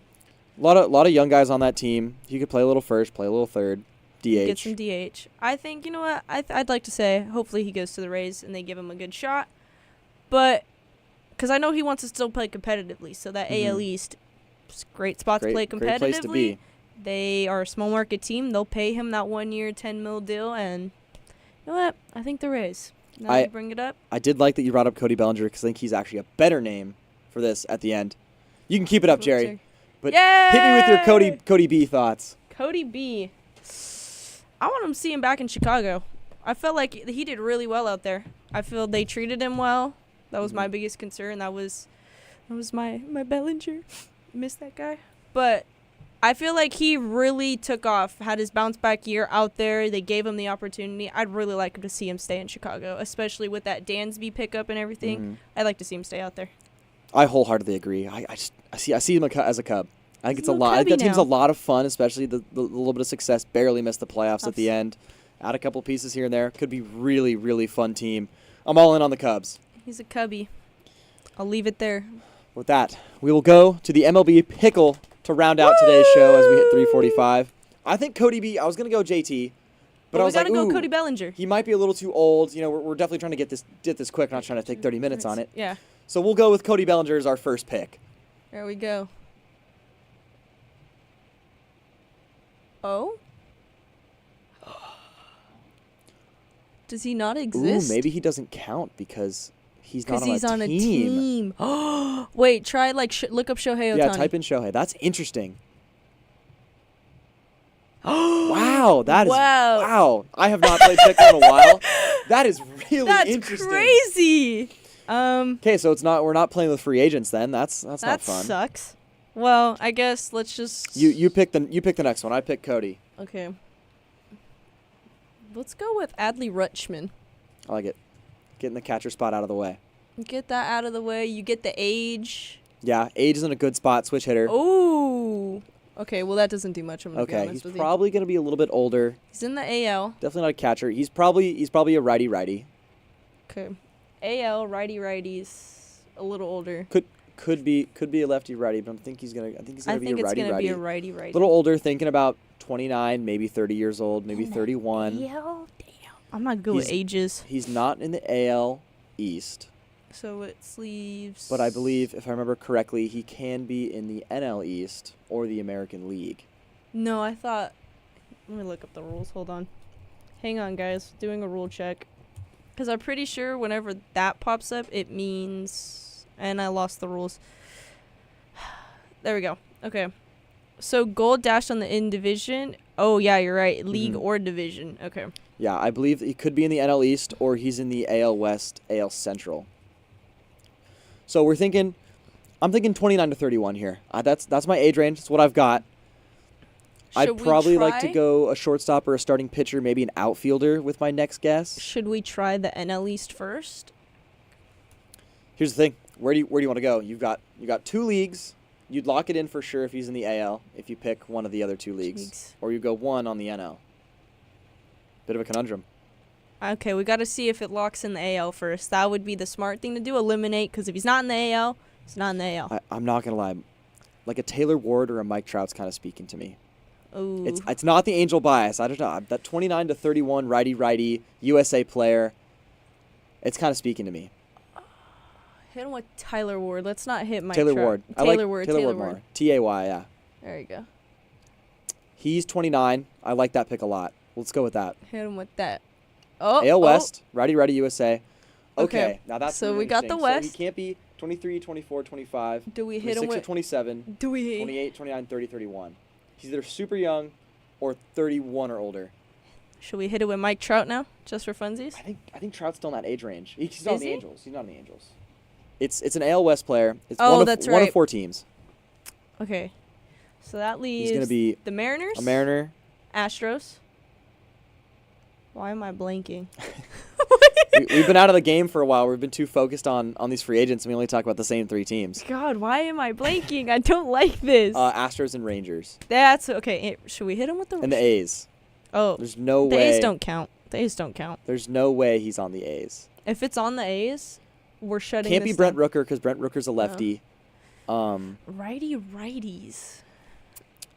Could be a starting pitcher. Can you type in Blackburn real quick? Black. I want to see how old he is. B-L-A-C-K. Let's see. 30. Nah, he's not in the age range. So it's not him. He was the only guy that I could think maybe he was like old enough, like 31, 32. All the guys on the Rangers are pretty young. Except Corey, but he's a lefty. Nate Lowe's and a lefty. That already cancels out. But the guys who are righties are pretty young. Josh Young, I think, is 24, 25. Can't be him. Adolis is right in that age range. Can't be him. So I think we just eliminated the Rangers. Could be Full-heartedly. Ezekiel Duran. Oh, Could see that. Should we try Put a it? put a Hit put a it. Duran in there. 24. Can't be him. Nope. Who's the other outfielder? Tavares. I think he's like 22. It might be Tave. Oof. Is he a free agent? There he is. Oh. He's 25. Never mind. All right. But And he's from the Dominican, Dominic. though. He's Oh, Dominican. You're right. He's a Dominican. So I think we just eliminated the Rangers from this. Yeah. So he's got to be, and obviously the Angels are already eliminated. So that leaves. Give me Robbie Ray. Is he a lefty? Is Robbie Ray a lefty? I think so. We'll see right now. Yeah, Oh, he he's a was lefty. I like that pick, except he's a lefty. Julio's too young, Dominican born. Luis Castillo's probably not USA born. No. Could be. Should- It's a little tougher than we thought. Damn, it's because the age. The age is the worst. Because I don't know players' ages like that. He's 31 or older for sure. In the Okay. AL West. Could be Altuve. No. He's You're Venezuelan. right, he's Venezuelan. Damn. Oh my. Corey Yolks. No, I think he's not Do young enough. you have any suggestions? Yeah, hop in, Jared? Jerry. Hop I do in. have a Help us suggestion. out. I'm gonna just type it in there. Michael Kelly. Who the heck is Did I Michael bring it? Kelly? Who are you pulling out? Oh. I don't know if you can use him because it's 29, 30. No, he doesn't work. I have No? no clue who that is, but it So doesn't. 32 and up. It's 32 and up. Okay. Kinda That's a wanna know. great poll, though. I have no clue who Michael Kelly I is. just thought like if it's somebody deep into the roster, then you have to. It's look usually with Pickle, it's not super deep, Yeah. more surface Who is level. this guy? But that's a Bro, great you look poll. up his name and an actor pops up. That's funny. Jerry, where did you pull this from? ESPN. I just thought like let me see. Who But Oh I my think I think gosh. we gotta dive in the starter market, starter reliever market. I think Yeah. is where we gotta go. Okay. I'm trying to Like almost see. like a Chapman's a lefty. Yeah, why could I not remember he was a lefty? He's a lefty. Maybe if we start picking out people with higher ages. Yeah. maybe Oh, we'll who's figure out who. old that's left? Ryan Presley. Oh. That's who I was looking for. Yeah. Oh. It's not Houston, and Damn. he's 2 years, so he's either 32 Okay. or he's 36. or No. 33. He's not. Oh, wait, you're right. Sorry. Yeah, He's indicates 2 years 33, within. 35, Okay, 36. so it's not Houston though. It's not Houston. That takes So- out Verlander, who could have been on the board there. It literally. I'm going to say it's not the A's. I'm hoping it's not the A's, but knowing our luck, it would be the A's. So it's got to be. But there's no one like significantly that old on the A's that I don't. No, it's got to be Mariners. Well, who- Mariners Astros here. Or, It's pardon me, not Mariners Astros. Rangers. Mariners Rangers. Rangers. I don't think it's the Rangers either. 'Cause we Josh kinda- Spores? How old's Josh Spores? I don't think he's that old. To be honest with We'll you. see. It's SBORZ. Wherever. Nope, 29. No, I told you. Thought he was a little older. So it's really between Tech. I'm telling you, I don't think it's someone on Texas because relatively, their roster's young. Let's test out the teams. If we put it in this board, we at least get to find out whether if it's Texas. All or right. not. Let's True. just test Yeah, out the yeah. team. For the sake of time, let's go for it. Okay, Okay, it's a Texas it is Ranger. Texas. It's a Who Texas is Ranger. old? Wow. Okay, go through their starting lineup. You've got Simeon, Seager, Garcia.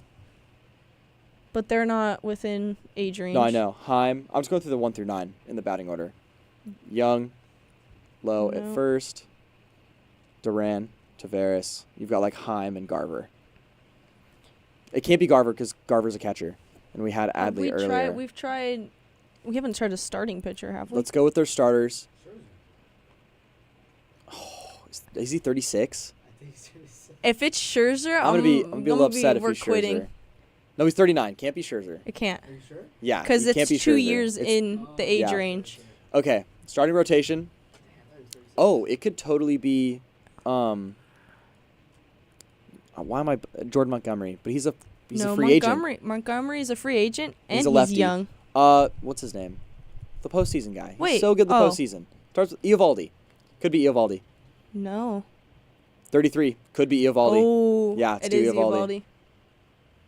Oh! There's no Oh way. my god. Martin Perez? Dane Dunning? Heaney? I was gonna say Dane Dunny. Martin Perez must not be on. Actually, there's a lot of. No, it's not him. Dane Dunning's not that old. Let's see. I have Is it pulled Heaney up that right here. old? Dane Dunning's 28. Aney. Heaney's 32. Can't be. We already guessed 32. No, we guessed 34. No, he's a lefty though. But Andrew Heaney is a lefty. Who else is in that rotation? And Nope, it can't be. too young. I have. and I it can't have be their full- Montgomery. I'm not gonna lie. I have their full roster pulled up right now. I'm going through like, all right, you were born too soon. I did not think it would take us this long. You're What the too heck? soon. Who's this guy? You're 25. You're too young. You're a baby. I'm blanking Wait. so hard on the rest of that rotation. No, you're 29. It's the starting rotation. I know, but there's. Yeah. What? But even like in their starting rotation. Oh right my in- God. Wait. Say it. Say it. I'm so mad. Say it. It's because this guy doesn't. Say it. I'm not gonna say any bad words. He doesn't pitch. Say it. Jared, you know who it is? Say it. He doesn't pitch. Super big name. no way. Say DeGrom? Yeah. Wow. No, wait. He's a lefty Oh my righty. God, he's a lefty. He's a lefty righty. That's why. That's why. I knew it. I knew I eliminated him for a reason. This is so stressful. I can't do it. He's a starting pitcher, though, okay? It's a Righty, starting righty. pitcher. Pitchers. Too young. I'm looking at it now. I just want to look at the roster. don't Mark wanna- Church was too Scherzer's young. I don't want to 39. cave, but I am. Carson Coleman was too young. Like, there's no way Pickle would go that deep on the names. This Jose Corneli's too young. is mind Dane blowing. Dunning is too young. Evaldi is too young. I'm surprised it wasn't Evaldi. John Oh my John God, it was Gray. John Gray. It's John Gray. Gray. How the heck did I forget about John Gray? Unless it's Bradford, but it's John Gray. It's John Gray. It's John Gray. It's John Wow. Gray. It was John Gray. All right. This guy. Disappointing. Very disappointing first showing I don't like this on game. Pickle. That's probably the worst I've ever done on Pickle. I'm not That gonna was lie, that's the disappointing. worst I've ever done too. John Gray, what We're a not nightmare. just saying that, I swear. What a nightmare. Yeah, Jeez. wow, I totally forgot about John Gray because he pitched all of maybe 3 innings in that entire postseason run. He pitched? Yeah, he came out of the bullpen with Heaney and Dunning. They'd like switch off in that game 4 role. Dude, I don't even remember him pitching. That's bad. That's how you know. No, he usually didn't. He See, didn't guys, pitch very much. that's why we didn't guess John Gray. Invisible. Jeez. And with that, thank you all for tuning in to this episode of Around the Bases. We'll be back on next week at 3 o'clock. Hopefully with Bruce back in the starting lineup. But yeah, we'll see you all next week. Hopefully the stove actually starts getting cooking and that big Hopefully domino Ohtani, Shohei falls. Right? Yeah, maybe might have to have a Yamamoto 2-hour falls. episode if Shohei falls 2 for the next hours. couple of hours. I like you guys not that much. Yeah, Producer no, Kaylee will definitely not sit not. behind. But yeah, 2 thank you all hours. for tuning in to this episode Around the Bases. Hopefully see you all next week here on 22S Radio at Adios. 88.1 FM HD3 KKJZ, Long Beach, Los Angeles. Adios.